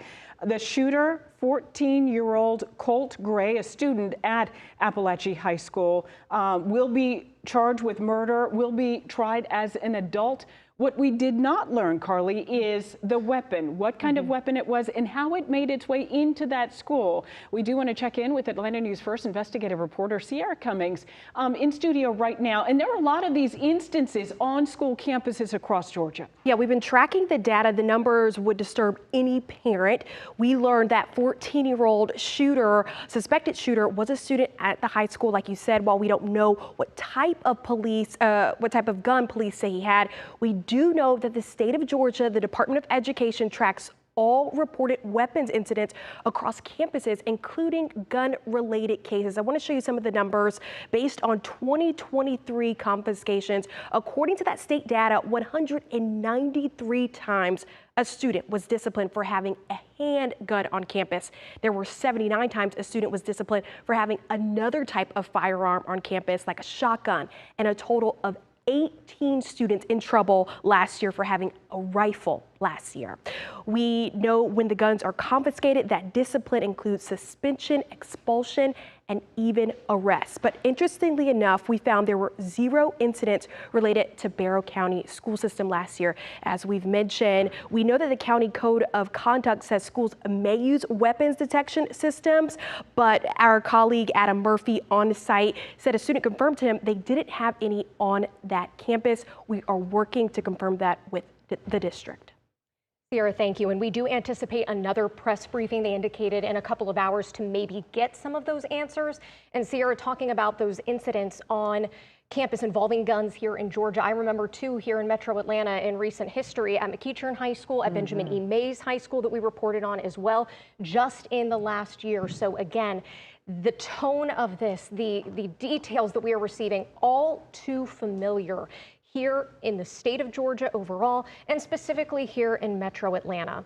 Now, we do want to give a quick recap of what we have learned, because we learned a lot of information in this latest press briefing. We're taking a live look right now. You can see there are still several cars there on campus, but several more. We saw the football stadium. Several students had already filed out and left to be either getting on the bus or reunited with their parents. All of this unfolding, the GBI says, just before 10:30 this morning. It was 2 school resource officers that ultimately confronted the 14-year-old suspect, who has been identified as Colt Gray. We are told he will be charged with murder. He will be charged as an adult. And right now, the GBI tells us they are still at that school collecting evidence, because, Tracy, this is now a crime scene, and we know they're going to be closed for the rest of the week. No indication beyond that yet. And it just really stuck with me, the Barrow County Sheriff saying, I never imagined, I wrote that down right here, I never imagined he went to the school system himself, his children going to this school system. And I know that hits home for a lot of people in that community, but also beyond. Anyone who is a parent, anyone who has a loved one, a child in school, knows that this is never the type of thing they want to hear. And this is never the type of thing that we want to report on. And it just hits home for so many people, because it's now happening in their backyard. And there in Barrow County, again, as Carly, you mentioned, schools will be closed for the rest of the week. The offices will be open, so they will be open for grief counseling for anyone there in the Barrow community. If you are part of that community or in the outlying community and you need help trying to cope with this, there will be grief counselors on hand to help you do that. And certainly there across that school district, across the county, so many are coming together and really trying to be part of that community and wrap their arms around them. There will be a community event coming up tonight at 7 o'clock at a Jug Tavern, so the entire community can come together. Well, right now, Atlanta News First continues. You're watching Atlanta's only locally owned station. Live at 5 starts now on Atlanta News First with breaking news. Our breaking news continues this afternoon. A terrible day in Barrow County where 2 students, 2 teachers have lost their lives due to a school shooting. Good afternoon, everyone, and we come to you live from the campus of Apalachee High School. This tragedy has unfolded, and still so many questions about how this happened and how did it happen here today. Law enforcement gave an update just in the last 15 minutes where we learned new information about those victims you were talking about, Sean, but we also learned the suspect is now in custody. This is a 14-year-old who was a student at this school. These students were shot by their classmates. 9 people were injured. We have continuing coverage, and we have a massive amount of our crews on the ground covering absolutely every angle of this story. We have Blair Devine, Adam Murphy, and Madeline Montgomery outside of the hospitals, also speaking with law enforcement, and also to parents and eyewitnesses who have shared horrific tragedy of what happened inside those classrooms today. Let's start with Madeline Montgomery. Madeline, you are outside one of the hospitals where some of the victims have been taken. That's correct. We know that at least 2 of the gunshot victims are inside of this hospital right now, and that's according to the public relations person with Northeast Georgia Health Systems. And they say that there are actually 6 victims in total here at this hospital. The 2 gunshot victims are expected to be okay, and the other victims that are here suffered from panic attacks. And we're told that they also have another gunshot victim at their Gainesville location That person is also expected to be okay. And we're told that they also have another victim at their Brazelton location. That person is suffering from some kind of panic attack or anxiety incident. And we were not told the exact breakdown on whether or not these folks are students or staff from Apalachee High School, but we do know that they are being treated by this healthcare system. We do know that over at Children's Healthcare of Atlanta, at their Eggleston office, they have someone over there that they are treating from this incident. And also at Grady, they have someone that they have been treating from this incident. Their staff confirmed with us. So a number of people that are being treated at this time. And of course, during that news conference that we just heard from the sheriff over here, we learned that it was 2 students and 2 staff that were killed during this incident. Just tragic, and we're going to keep checking in with the hospital staff to learn more about the conditions of these folks who were brought in. But again, all of the shooting victims that they have here within this health system, they believe are going to be okay in the end after their treatments. For now, reporting live in Winder, I'm Madeline Montgomery, Atlanta News First.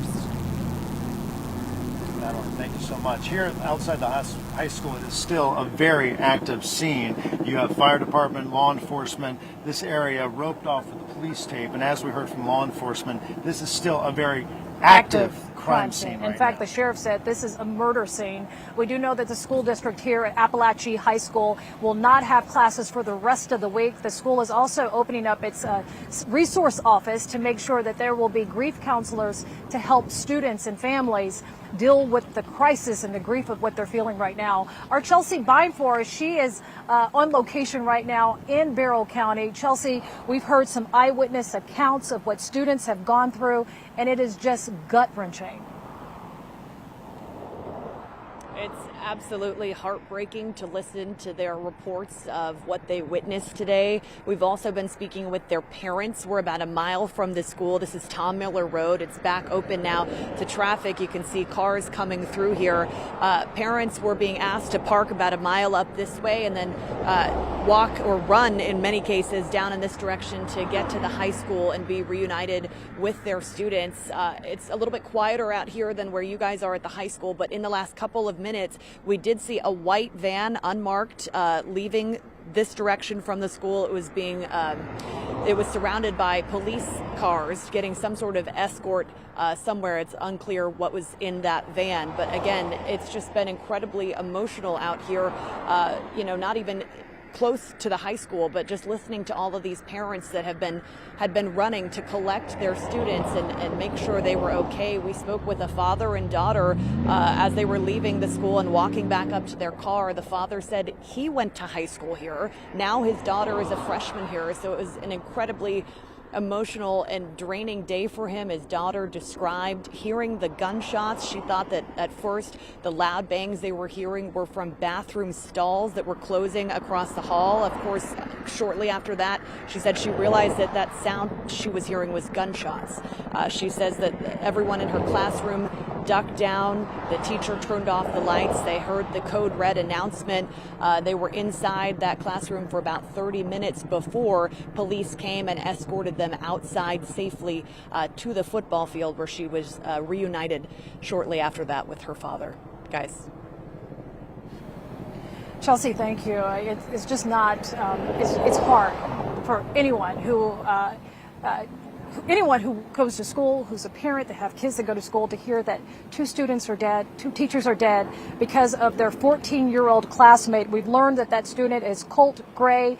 He has been taken into custody. He is alive. He will be tried as an adult, according to the sheriff. I know that when you and I arrived here around 2:30, 3 o'clock this afternoon, all we could see were parents frantically trying to park on the side of the road, in the middle of the road, just so they could get here to lay eyes on their child, to know they were okay. Right, or not okay. And the sense from those parents, there's a middle school around here, there's a preschool right across the street, just so much anxiety out here. And this community is going to be hurting for a long time. We know tonight there will be a vigil for this community as they begin to heal, whatever that may look like. Let's bring in our Blake Devine, who continues our team coverage now with more on that vigil this evening. Blake? Blair and Shauna, very sad and somber day here in Winder. We're here in Jug Park over here. This is where they're going to have a vigil a little later tonight around 7 p.m. Local leaders say they'll grieve and gather after today's tragedy. We now know that at least 4 people have died, including 2 students and 2 teachers. 9 others were shot and taken to local hospitals all across the metro. The shooter, a 14-year-old student, Colt Gray, who is alive and currently in custody. Keeping context, Apalachee High School is only about 8 miles away from where we are now. We first found out about tonight's vigil through the Winder Police Department, who has been out and about in full force today. Obviously, there's expected to be a large attendance here on site in this park tonight at 7 p.m. We've also been told about the grief counseling. That'll be available all week long through the school system. Reporting live in Winder, Blake Devine, Atlanta News First. Blake, thank you. And what we've heard from law enforcement, the sheriff of Barrow County, he's grieving too. He was very emotional and very transparent during his press conference, where he shared that he went to school here. His children goes to school here. He says that he is hurt, but he says hate will not prevail. Love will. This community in Winder, which is about 60 miles northeast of Atlanta, very committed to healing, coming together, and trying to process the best ways that they can. That a 14-year-old student who they went to school with is now responsible for the deaths of 2 students and 2 teachers. And the weight of what has happened here today is just not lost. I know we've spoke with a number of students here today, and we spoke with one student who's a 10th grader, a sophomore. She was in the classroom right next to where the gunfire was happening, and she talked about hearing that gunfire, and she talked about how at first they were in disbelief, and then the students huddled together, and she texted her mother trying to say goodbye, say I love you.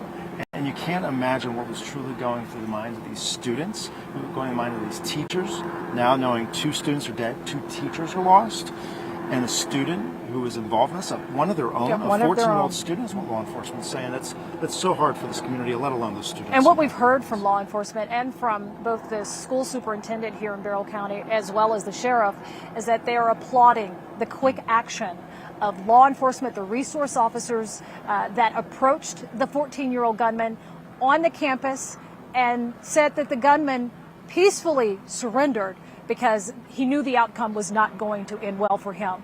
This is a story that has many chapters. We still have tons of questions, including the names of who the victims are and those 9 who are now recovering in the hospital. Now let's send it back to our studios in Midtown with Tracy and Carly with the latest there.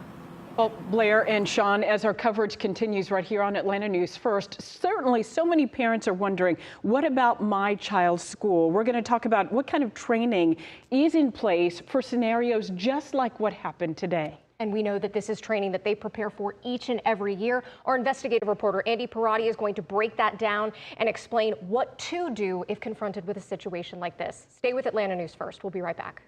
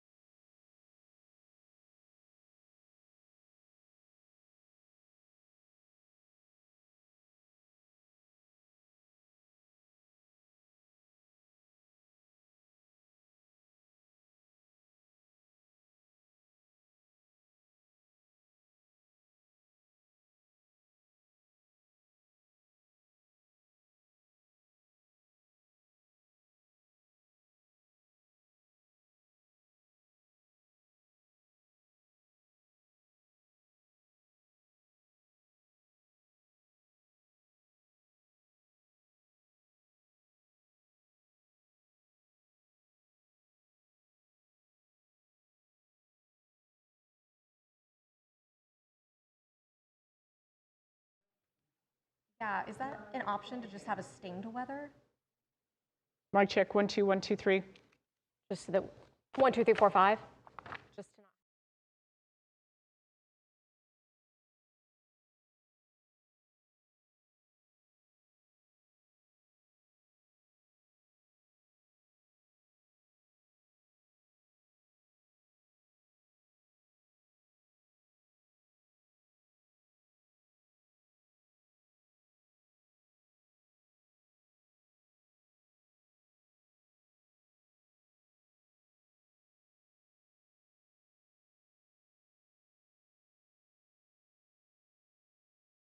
Will you just give me a heads up when I'm okay?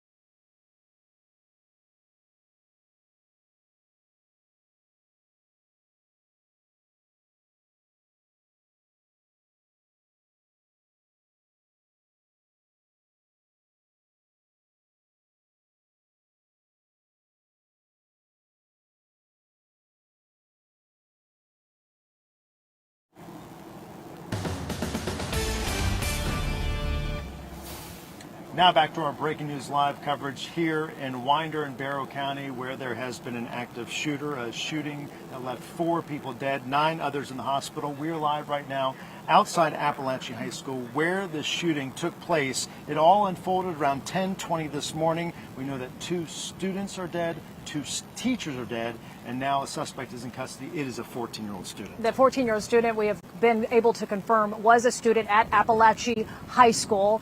We do know that he was peacefully surrendered.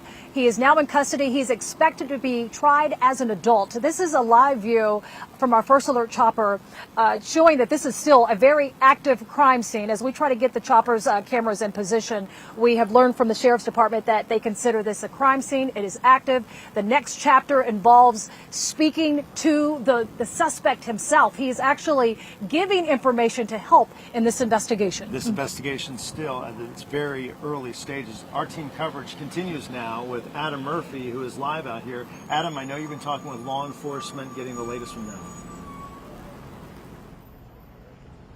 Yeah, Blair, I can tell you this much. The sheriff, Judd Smith, talked about the fact that they are in the early stages of this investigation and that it will go into the evening hours tonight. He said they have many more interviews to do with witnesses, be it staff members, faculty, students. They're interviewing people at this hour.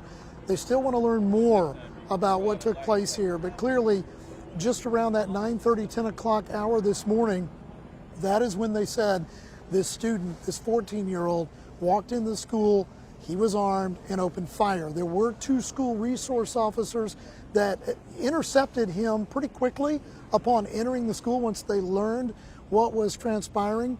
One of those school resource officers quickly was able to negotiate with this 14-year-old and encouraged him to stop what he was doing, basically saying it would not end well if he continued, and then was able to take him into custody.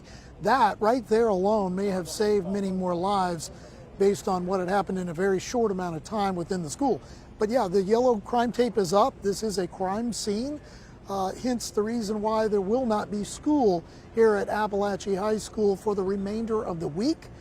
They have to go through everything. I mean, the interviews, they have to investigate the evidence, try to determine a motive here. At this point in time, the sheriff was unclear as to why this happened.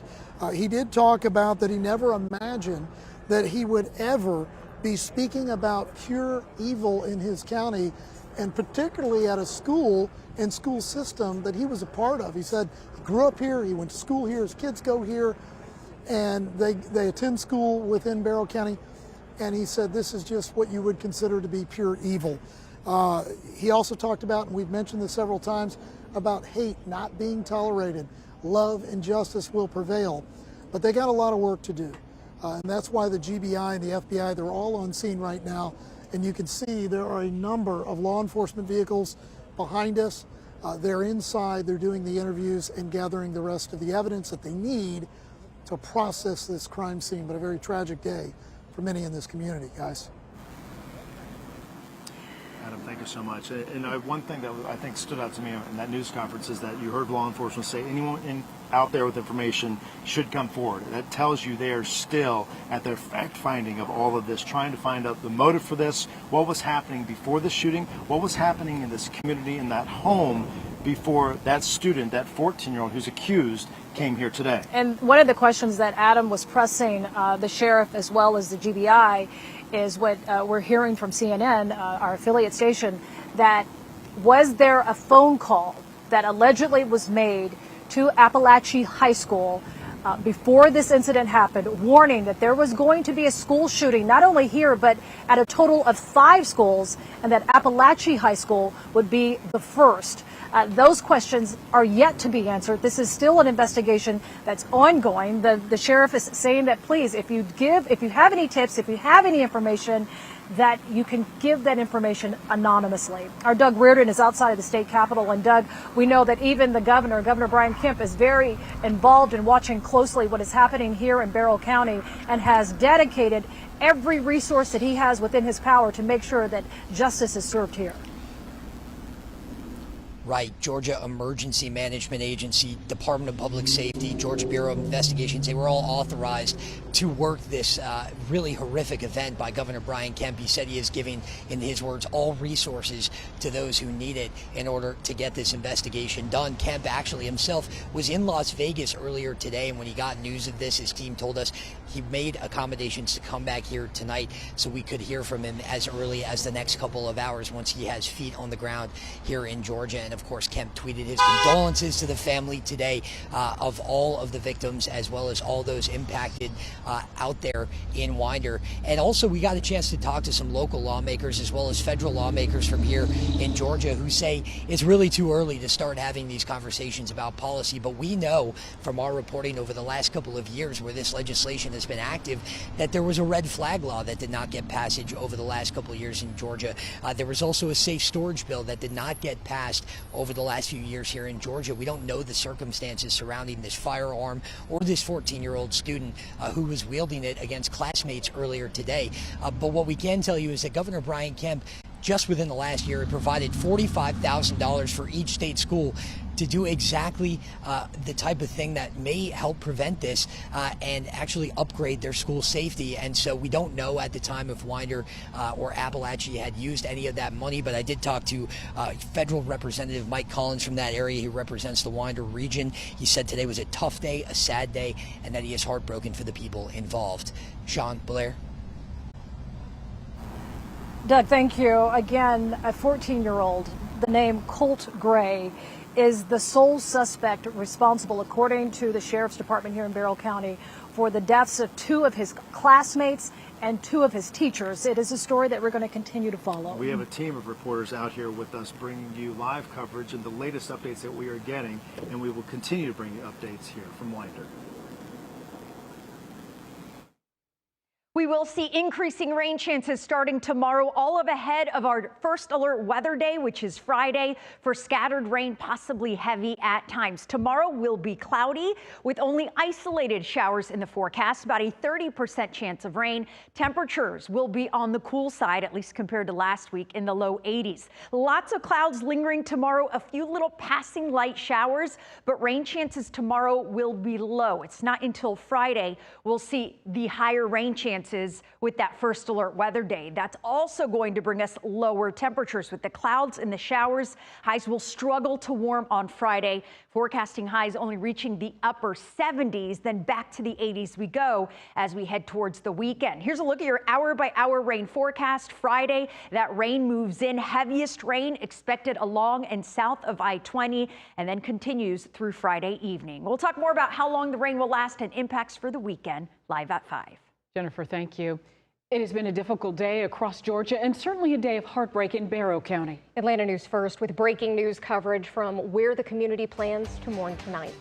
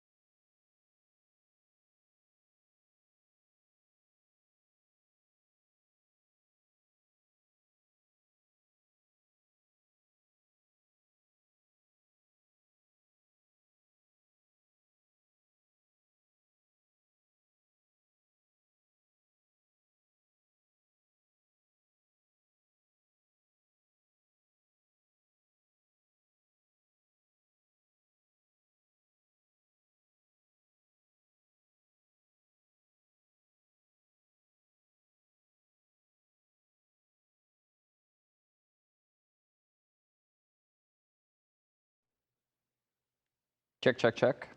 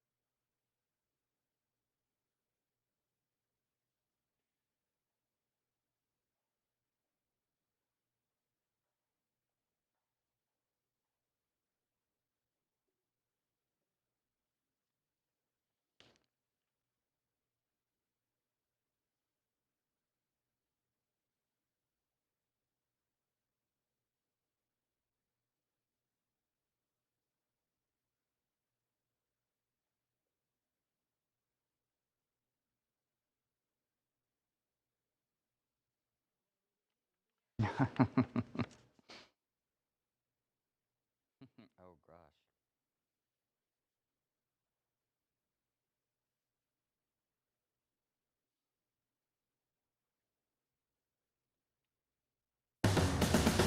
Well, we continue to follow breaking news. We are grieving with the families of the victims who died in that school shooting today in Barrow County at Apalachee High School. To recap for you, and we do have crews right now in Barrow County at the school. This is a live look from the ground there. Still a lot of police units on the scene there and a number of first responders as well. Here's what we know. 4 people dead, 2 of them students, 2 of them teachers, 9 people hospitalized with gunshot wounds in some form or another. The shooter apprehended. The shooter is alive. The GBI tells us that shooter is a 14-year-old student there at Apalachee High School. His name is Colt Gray. They do expect he will be charged with murder and tried as an adult. And this is something that continues there on the campus. They continue to conduct a number of interviews. That investigation still not over. And we know that this story has happened one too many times here, Tracy. And while the details of what exactly happened inside of the school during the shooting still remain unclear, we do know that Georgia schools have to perform active shooter training drills at least once a year. And that's why we have Atlanta News First investigative reporter Andy Parati joining us now to break down how the federal government recommends that public schools respond to active shooter situations like this. Yeah, ladies, we're talking about recommendations released by the U.S. Department of Homeland Security, recommendations on how the public and law enforcement should respond when shootings like this happen. And the recommendations could give us a peek on how students and staff may have responded today. Among the dozens of recommendations, the agency response has a 3-tier response. First, evacuate. Run as fast as you can. Second, hide out. Find a place to hide. If you can't do any of those things, take action. If you can't do anything else, including fighting back, yelling, throwing things at the shooter. When law enforcement does arrive, Homeland Security recommends the public take these important steps, including remaining calm, following officers' instructions, putting down any items you may have in your hand, and immediately raising your hands and spreading out your fingers to make sure that letting officers know that you don't have anything, any potential weapon or anything that looks like a weapon. Atlanta News First was one of the first to show you images of the nearly 2,000 students evacuating and being placed near the football field. And again, these recommendations from the Homeland Security, just a few of the recommendations that could be providing us a peek into how students and staff may have responded to today's shooting. Ladies. Yeah, Andy, thank you. It's unfortunate that we have to teach our students that, but we are in that day and age right now. Atlanta News First is staying on top of breaking news out of Barrow County. New video showing the chaos from inside Apalachee High School.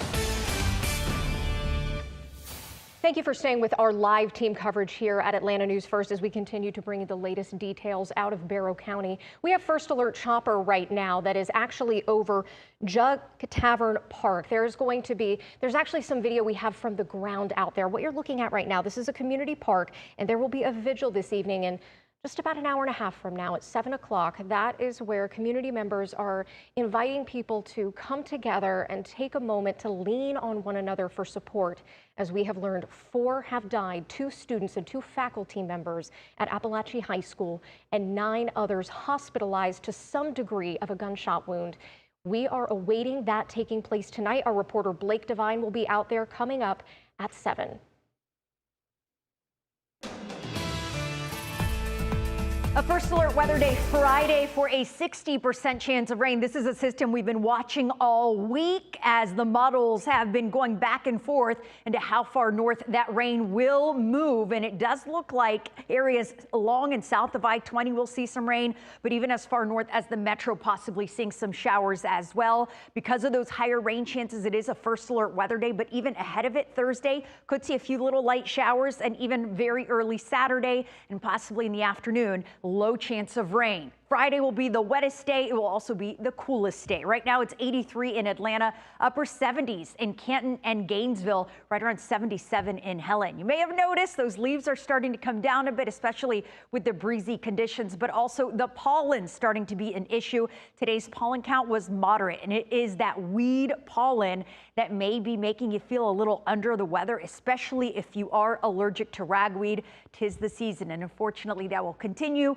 Thankfully, at least that Friday rain will help wash away some of that pollen. For tonight, mostly cloudy. It will be a nice night. No rain this evening as we drop to the upper 60s. Then tomorrow we will see a low chance of rain, although cloudy. Temperatures staying below average in the low 80s. It is Friday with that First Alert Weather Day for the higher chance of rain. Meteorologist Fred Campagna is going to have more on how much we're expecting live at 5. And our breaking news coverage continues right now in Bartow County, where we are actually, or Bartow County, where we are actually going out to Sean Gables and Blair to talk to a student there at Apalachee High School. And Sean, the student, this has been a very, very difficult day for her. Please give her our best, and we hope she and her family are doing well. We spoke with her mother. She does not want to come on camera, but she wanted to express that she's just glad that her daughter is alive. This is Lila, who is an 11th grader at Apalachee High School. We hear a lot about the suspect. His name, Colt Gray, 14-year-old, was a classmate of yours. You knew him. Yeah. I sat next to him. Like, he sat directly next to me, like on the desk next to me. Did you see him today? Yes. I saw him when I first got into class that morning. So you saw him in first period, and then second period. Second period. And so what did you see, and then how was that as far as the timeline of the shooting? All I saw was him in class, and then sometime he had left. And he usually skips class, so he's not usually there anyways. Had there been problems with this 14-year-old student with the school that maybe to your knowledge? No, not to my knowledge, no. One thing you said to us before we came on camera here is that you said school was looking for him before the shooting actually started. What happened? The administrator came into our class and asked for him if he was there. They had mistaken him for my friend who had just went to use the bathroom. They asked if he was there. He was in the bathroom, so they asked if his bag was there. They took his bag. A little bit later, my friend came back in, and he had his bag with him, and so we asked, like, what happened, and he said he didn't know, and that they were asking about a different kid and not him. You also mentioned that he had left class during second period, but then came back, and then what happened when he had tried to come back into the classroom? A student went to let him in, but I think she saw that what he had was a gun. I'm guessing he had a gun, and she backed away from the door. And never opened the door. What did the teacher do at that point? The teacher had seen him. When the teacher saw him, I think she was like, oh, there he is. They're looking for him. She was talking to somebody on the intercom about it, and she just said, there he is. Do you know if the shooting had taken place? It was right there. It started like right after that. Yeah. So what did you hear? What did you see? I saw him at the door and through the little window, and I think as soon as he realized he wasn't going to be able to come in, he kind of turns to what would have been my right, to the classroom to my right, and then you just kind of hear gunshots. So it was he, this is something that we've heard, you witnessed this. Is it true that he was going from classroom to classroom just randomly shooting people? I'm not sure. All I know is I think it's the first gunshots that we heard started after he tried to come into our classroom. And after that, I think they kind of trailed to the right and then down the hallways. Did he ever shoot in your classroom? No. I think when he realized he couldn't get in, he just moved to the classroom next door. Most importantly, how are you doing tonight? I'm okay right now. Like, I don't think it's really hit me yet. And, like, I think it's like the adrenaline's still there from it. But I've been pretty calm the whole time. We're so sorry this has happened. Thank you so much. This is Lila. She is an 11th grader at Apalachee High School. She was there. She knew the 14-year-old alleged suspect, who is Colt Gray, a 14-year-old student who was a student here. He will be charged as an adult. This story is still unfolding. The Sheriff's Department says this is still a very active investigation. And where we are outside the high school, and you know this, Lila, but we have a preschool right across the street, a middle school down the street, and that's where our team coverage continues now with Yasmina Alston, who's outside that middle school. And I know a number of parents have been showing up there all day long, Yasmina. That's right, but I can tell you it's a much different scene here now than it was an hour ago. It's a lot more quiet, and the streets and the sidewalks behind me are now empty. You can remember earlier that the sidewalks and even the street were filled with parents, with families looking for their students, trying to get answers, not just at the high school, but also here at the middle school, because they were on lockdown as well. And so officials did come here maybe an hour and a half ago to dismiss those students and to help parents find their way around to get their students out safely. Of course, there was a lot of chaos in this area, with a lot of families having to walk at least a mile to get to either the middle school or the high school to get their loved ones. Back to you guys. Yasmina, thank you so much. And certainly this is a fluid situation as all of this unfolding, with an active investigation taking place here behind us. We know that school here will be suspended for the rest of the week. They will have grief counselors on hand. There's also a vigil tonight for this community still, and is going to be struggling for a very long time. Adam, we also spoke with an eyewitness who was in the class with Colt Gray. She said that she saw him in the second period. He tried to get into the classroom, was not allowed to come back in. And one thing that I found really interesting, Adam, is that she said that the school and the district was looking for this student before this even happened.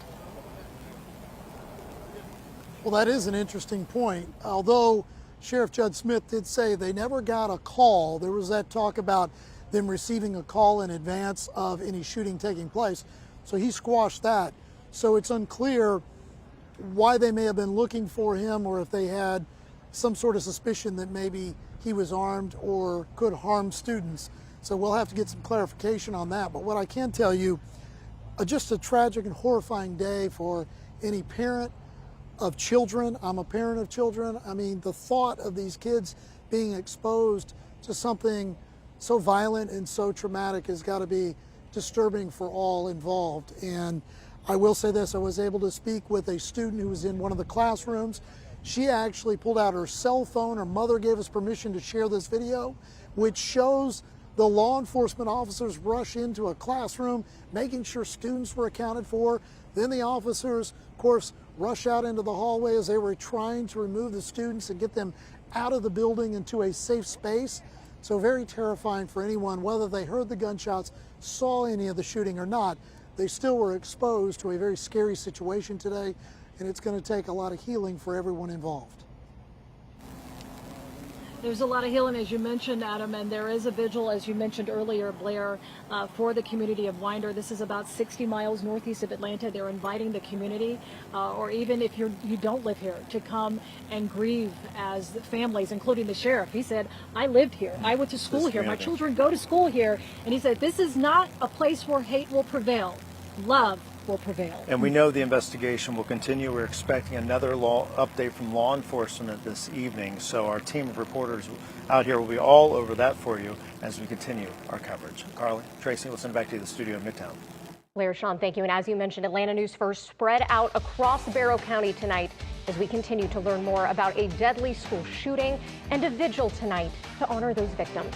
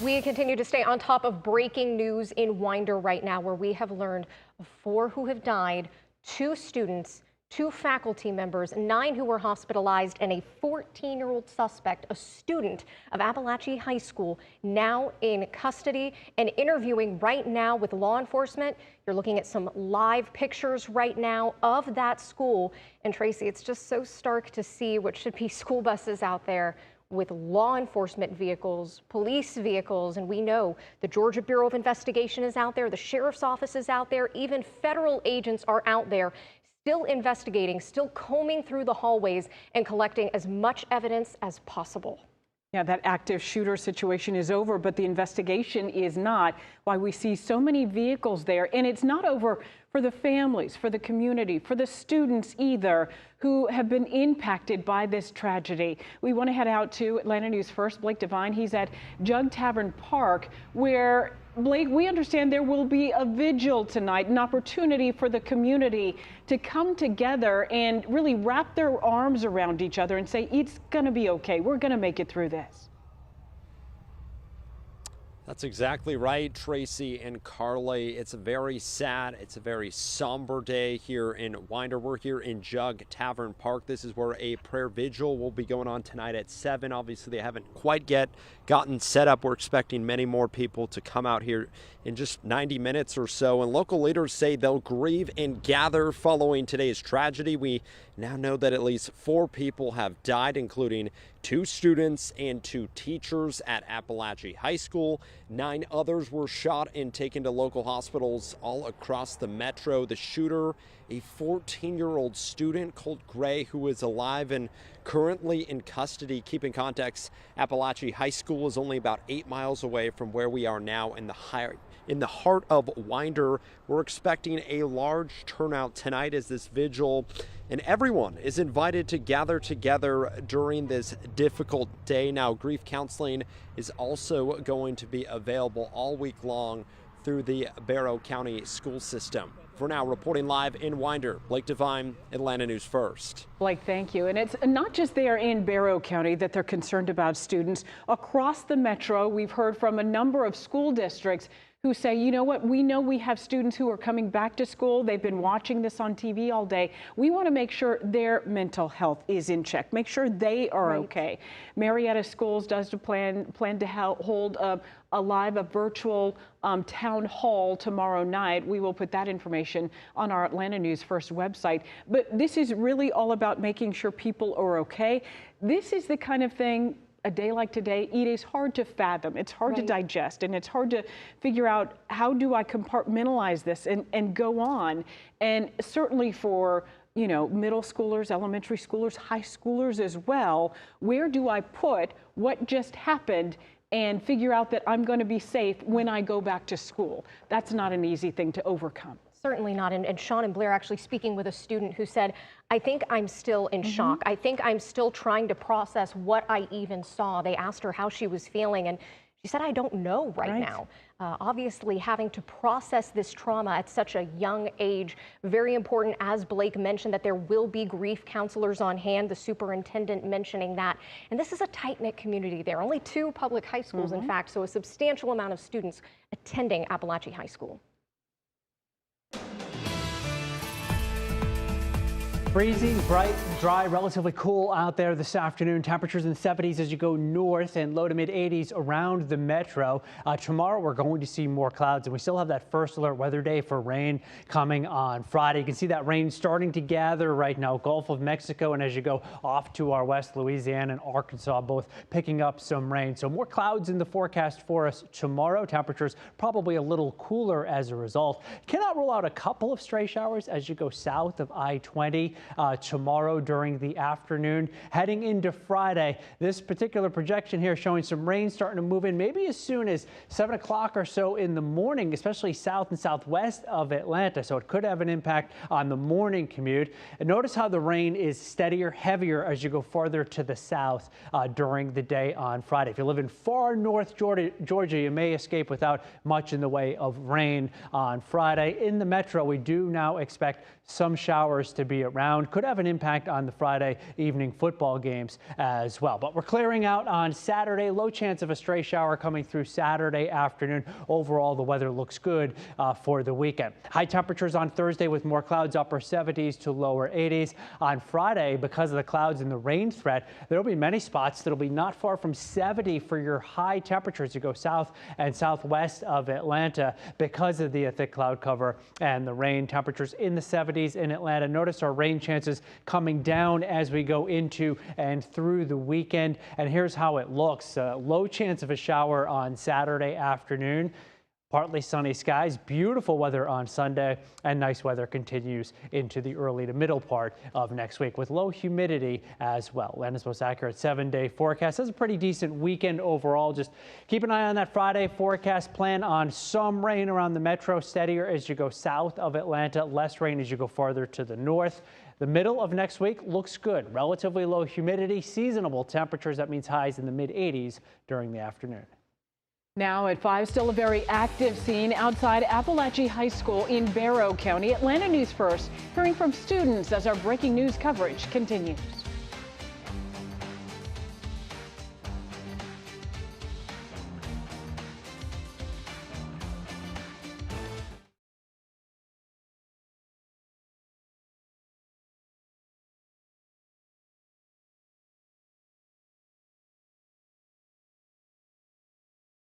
putting in the 7.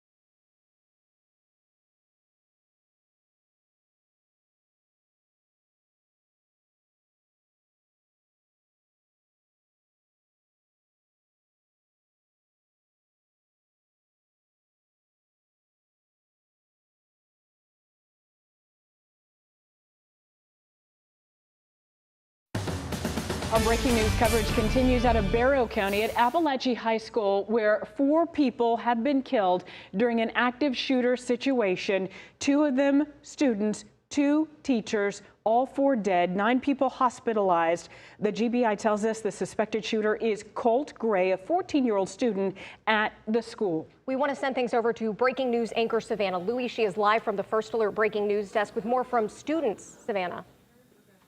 Yeah, we just got new information, a new interview from one of those students who went to that school. We're going to go ahead and listen in.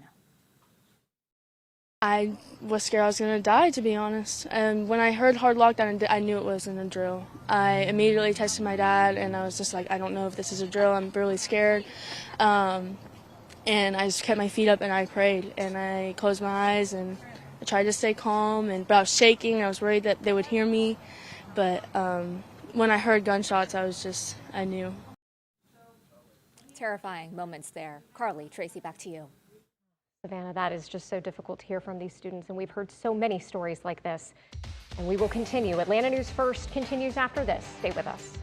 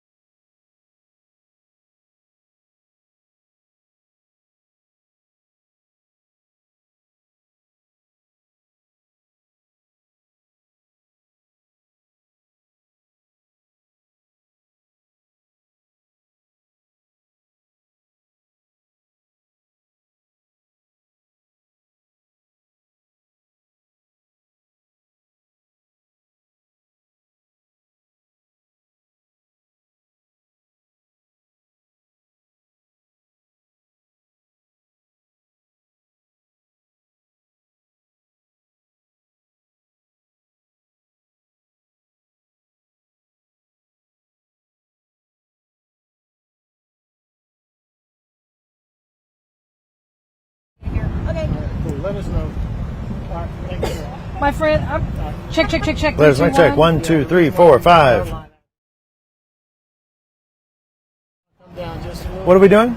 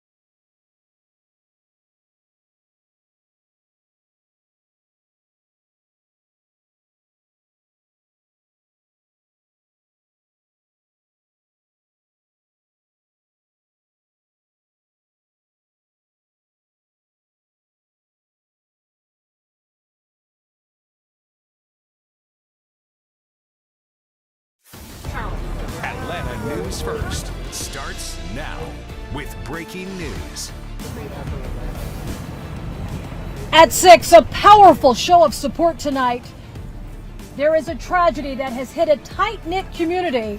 This community feeling the effects of what has been another active shooting, this one taking place in Barrow County in Winder. We are live outside Apalachee High School, where we now know 4 people were shot and killed, 2 of them students, 2 of them teachers. And we also know that there is frustration coming from parents that we are speaking to live out here in Winder, about 60 miles northeast of Atlanta. They are challenging the narrative of law enforcement in the school district, saying that they believe that the district knew that the shooter, the 14-year-old shooter, he was being looked for before the shooting even happened. We have been talking with students and parents out here. One of those parents recounting that she had been notified by her child that there was a shooting at this school. She raced up here, only a few law enforcement officers up here, and she said there was another parent trying to get into the school, but that law enforcement tackled that parent. And so that kind of paints a picture of what may have been happening outside the school as this was all unfolding here today. Again, 2 students are dead, 2 teachers are dead, and 9 other people at Apalachee High School are now injured. Let's go to Patrick Quinn right now. Thank you. He's live on location. And Patrick, you've been speaking to law enforcement. What have you been able to learn?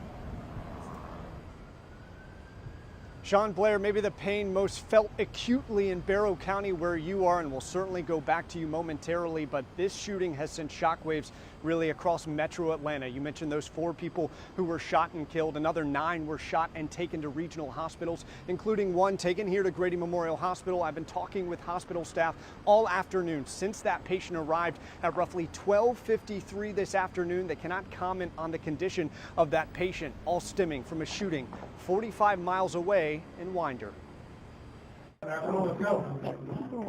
Panic inside a Georgia classroom. We got a whole school to get evacuated, people. Come on now. Hundreds of students rushed to safety after an active shooter, a 14-year-old student identified as Colt Gray, opened fire inside Apalachee High School in Barrow County. I look to my left, I see a kid he had like a big gun, it was like an AR. With he got his head sticking out the door with the gun. With parents' permission, this student detailed the initial intensity. And then he just started. Then I got up. I started running. He started shooting like 10 times. Officials say 2 students and 2 teachers were shot and killed. As law enforcement encircled the school, students huddled together on the football field, and parents rushed, even on foot, to the school to check on their children. My heart started beating. I was actually on my way to go to work, and then I just dropped everything. Officials say the 14-year-old shooter will be charged as an adult for murder. A new school year, but the trauma from school shootings has been persistent across the country. Keep your head up. Keep your head up. Barrow County, just the latest to be plagued with pain. My heart hurts for these kids. My heart hurts for our community. But I want to make it very clear that hate will not prevail in this county. Back here live from Grady Memorial Hospital, maybe this stat does not surprise you. From 2020 to 2023 here in Georgia, hospital injuries tied to firearms increased 15%. Again, the patient inside suffering from a gunshot wound. We're not sure his or her condition at this hour. Hospital officials say they're waiting on the GBI, Georgia Bureau of Investigation, who is leading this probe. We're live tonight from Grady in downtown Atlanta. Patrick Quinn, Atlanta News First. Patrick, thank you. Here in Barrow County, we have a team of reporters covering the latest on the investigation and talking with the victims, those impacted directly. Yeah, the suspected shooter is a 14-year-old student at Apalachee High School. He surrendered peacefully. He's alive. He's expected to be tried as an adult. Our Adam Murphy just listened to a press conference held by law enforcement. Adam, the sheriff of Barrow County, he says that he is from here. He went to high school at Apalachee High School. His children go to school here. He says hate will not prevail. Well, this was clearly personal for the sheriff, and now he said there are crime scene investigators that are here. They will continue their investigation. They still have many more interviews to conduct, so this will be an active crime scene throughout the evening hours tonight, and we hope within the next couple of hours we might get new information. But earlier, let me show you some footage that we were able to obtain from one of the students that was in a classroom. Her mother gave us permission to show this. This is video of some of the law enforcement officers early this morning around 10 o'clock rushing into a classroom to make sure students were accounted for. They were also trying to get the students out of the classroom and out of the school to a safe space back by the football stadium. And you'll see some of the law enforcement officers in tactical gear in the school. They were armed. They were trying to make sure that the students remained safe and got them out of the classroom and out of the building for that matter. But as you might imagine, a very emotional and terrifying experience for dozens upon dozens of students, whether they heard the gunfire or not. They were exposed to a very serious situation, obviously with a lot of panic involved, and this is going to take some time now for many of those involved here and the parents and others in the community to heal from this situation. I'm told that there will be no more classes for the remainder of the week here at this school, as obviously this is still being processed as a crime scene. But a tragic day for many involved, and we're going to continue to monitor any new information that we obtain. We're trying to gather more details on the victims. As we've reported, there were 2 students and there were 2 teachers that lost their lives and many others that were injured. We hope to gain some new information on them in the coming hours this evening. And we are live right here, guys, outside Apalachee High School in Barrow County. We will give you an update as soon as we have new information. All right, thank you, Adam. Atlanta News First Chelsea Beinfors, she's also following another angle of the story where parents and eyewitnesses are actually challenging the narrative of the police department. We saw many of those parents showing up here as we got here to the scene. They were frantically trying to find their loved ones. Let's bring in Chelsea now with more. Chelsea? Yeah, guys, we're about a mile from the school on Tom Miller Road. You can see it's open to traffic at this hour, but it was one of the side roads around the school that was closed for hours. Parents were having to ditch their cars at the top of the street and then walk towards the high school to be reunited with their children. In many cases, though, they were running to try and get their kids safely from that football field next to the high school. We spoke with several of those parents. They said they had gotten in touch with their kids and they knew they were okay, but a lot of other parents had not, and they were very emotional, asking us if we knew the names of any of the students involved. As the hours passed, we saw some of those parents walking back to their cars with their kids, including Matthew Carter and his daughter Ariana. They both stopped to speak with us. She's a freshman at the high school and described hearing the gunshots. We run to the corner of the classroom, more gunshots are heard, we duck, and then we're just sitting there. We sit there for about 30 minutes. I tried to get here as soon as possible.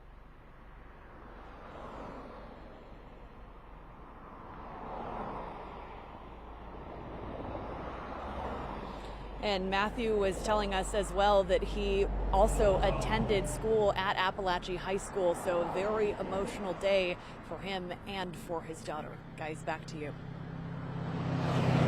Chelsea, thank you. We have been speaking to eyewitnesses who were classmates. A classmate told us, 11th grader, she was in class the same time earlier this morning with the suspected shooter. She said he left the classroom, then attempted to come back, apparently had a weapon on him. Students would not open the door, and then he began shooting at a class next to them. And what was so interesting about what she had to say is that she said they were looking for this student before the gunfire erupted. So something had happened. We're just not clear exactly what. But I know that right now, Blake Devine, he is outside of a church in Winder where people are trying to process what has happened here tonight. And Blake, the community of Winder, they are just embracing and grabbing everyone and saying, it's okay, you can grieve. We understand this is traumatic.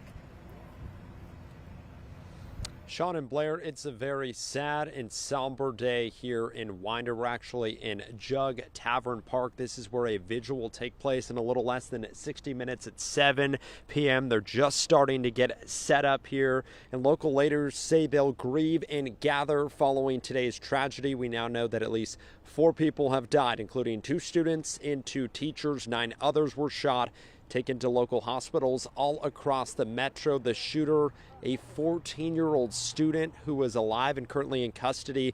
Keeping contacts, Apalachee High School is only about 8 minutes away from where we are now in the heart of Winder. We're expecting a large turnout tonight as this vigil will take place once again at 7 p.m.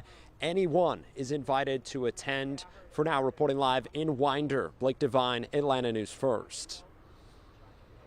So much, Blake. This community hurting hard. It is. Hospitals, they got the alert early this morning. Madeline Montgomery is outside one of the hospitals where 9 people were injured, Madeline. Some of them were sent to where you are.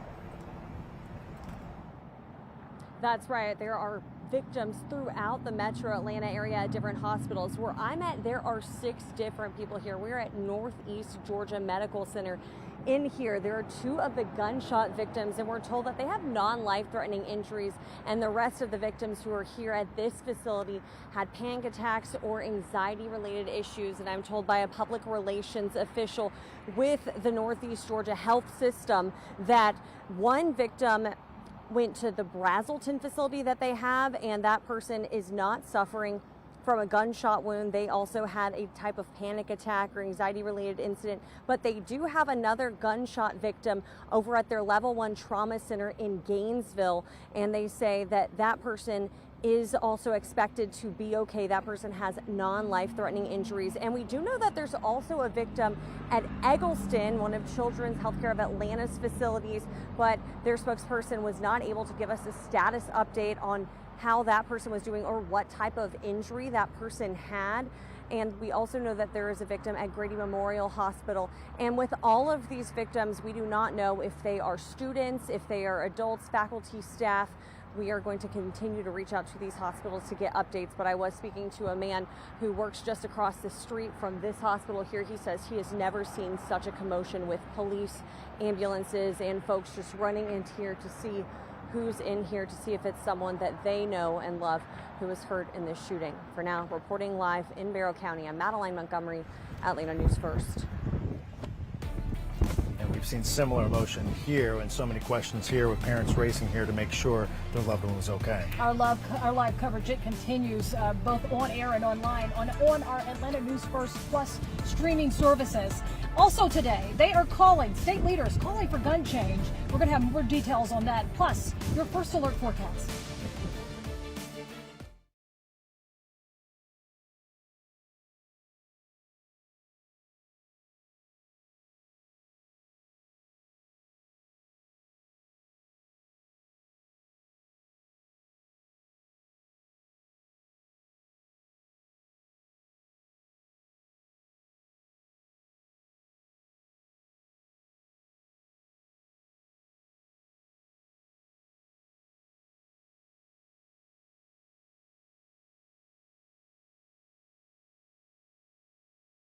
Do.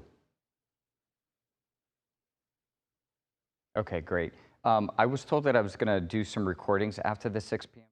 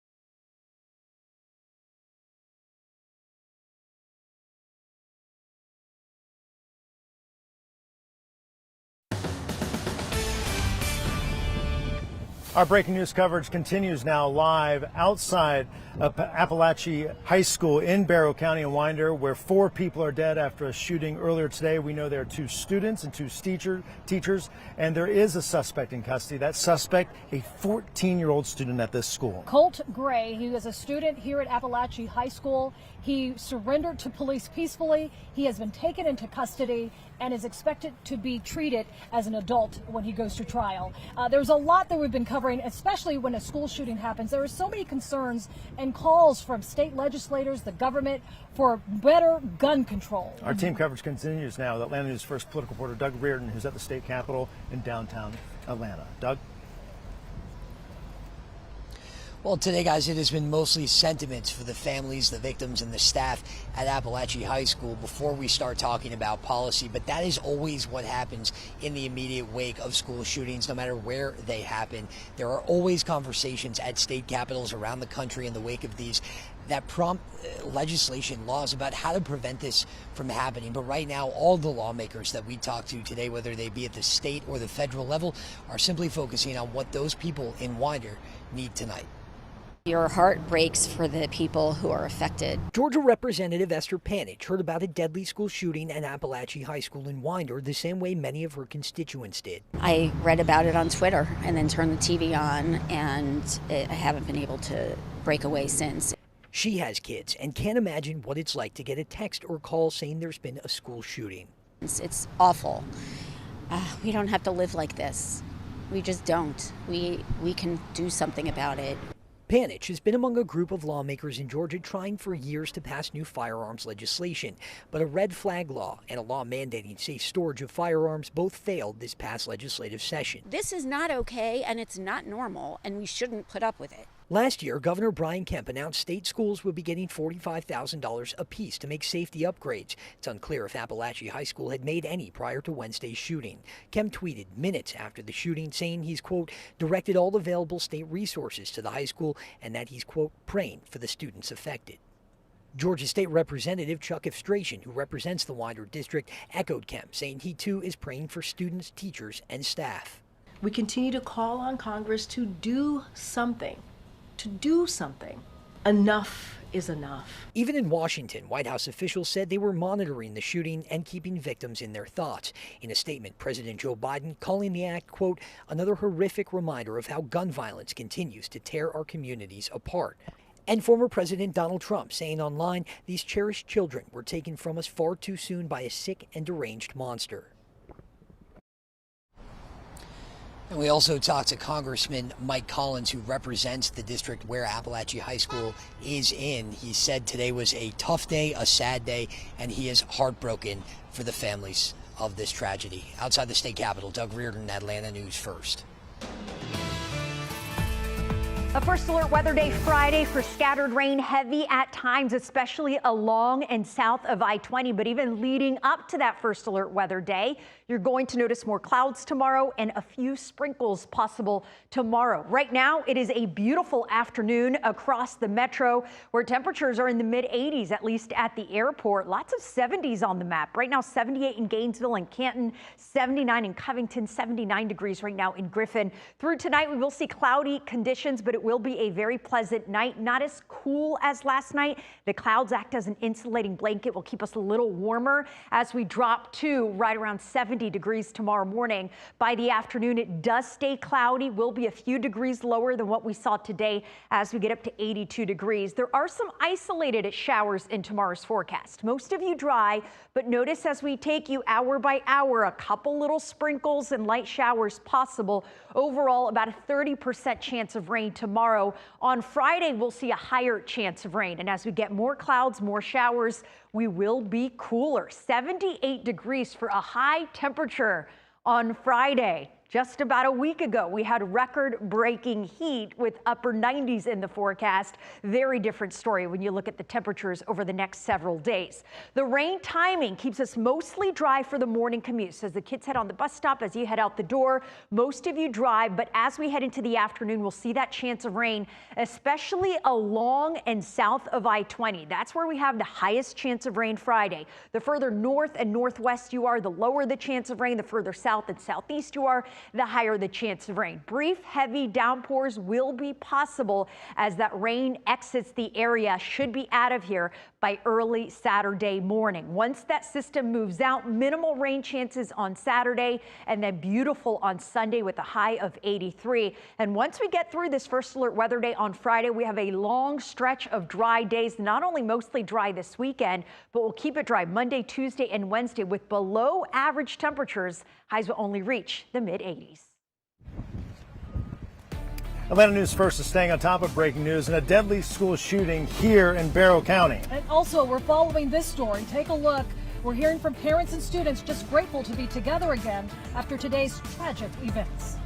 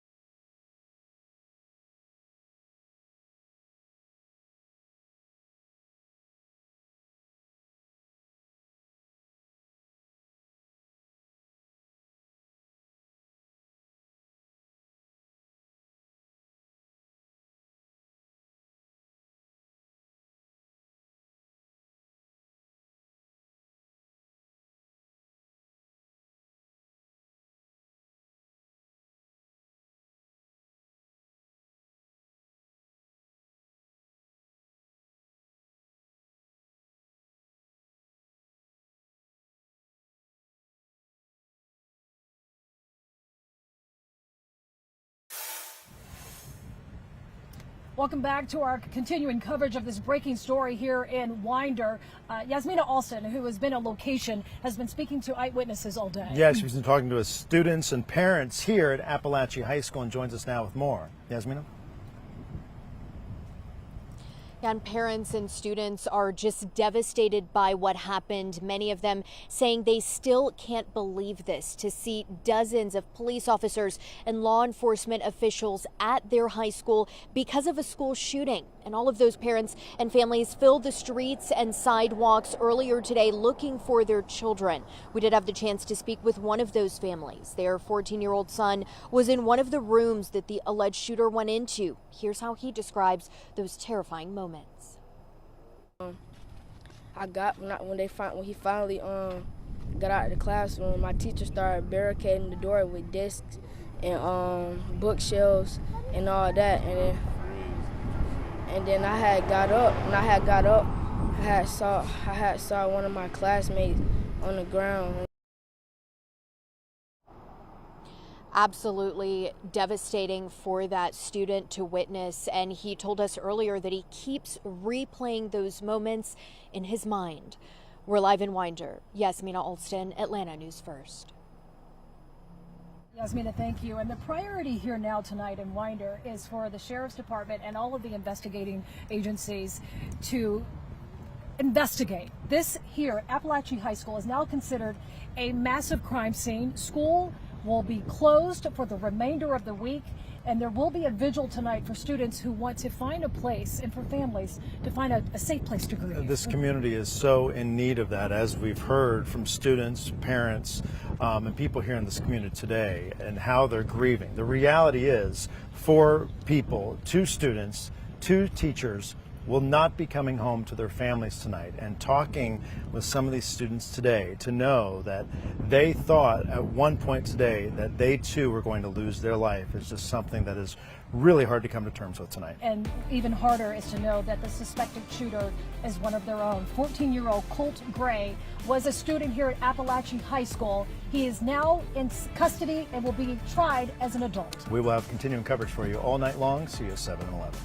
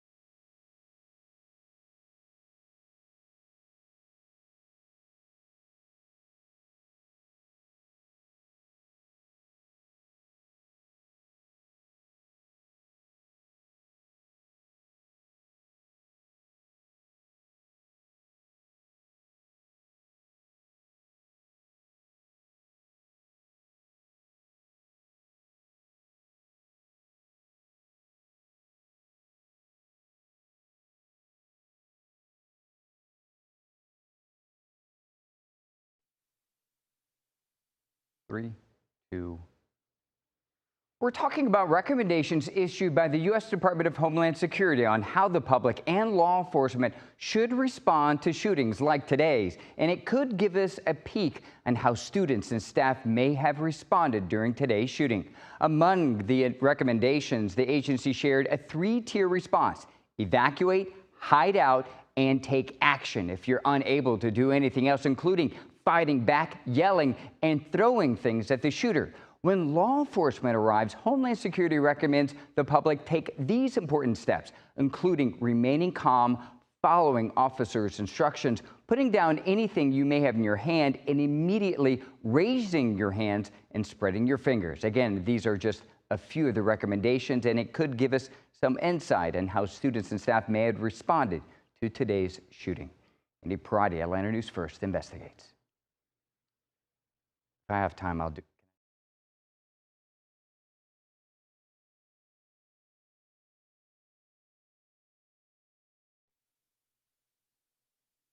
Oh, so okay.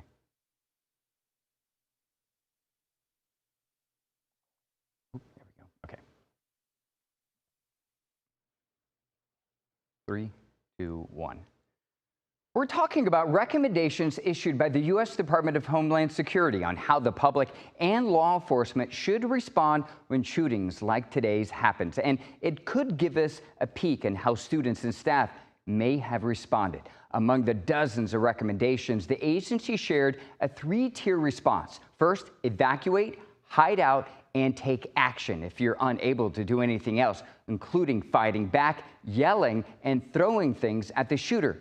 When law enforcement arrives, Homeland Security recommends the public taking these important steps, including remaining calm, following officers' instructions, putting down anything you may have in your hands, and immediately raising your hands and spreading your fingers. Again, these are just a few of the dozens of recommendations the federal agency has issued, and it could give us some insight on how students and staff may have responded to today's shooting. Andy Parati, Atlanta News First, investigates.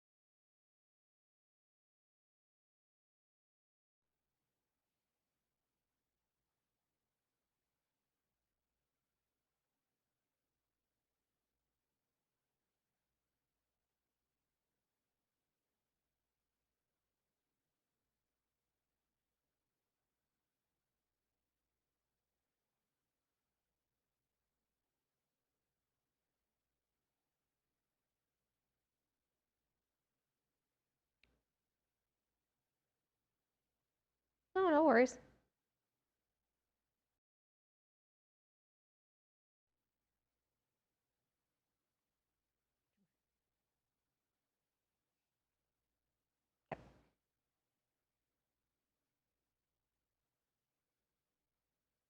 Tonight at 10, bullets flying inside a Barrow County high school. Several are dead, more are injured. The community now uniting in the face of tragedy. That's next on Atlanta News First.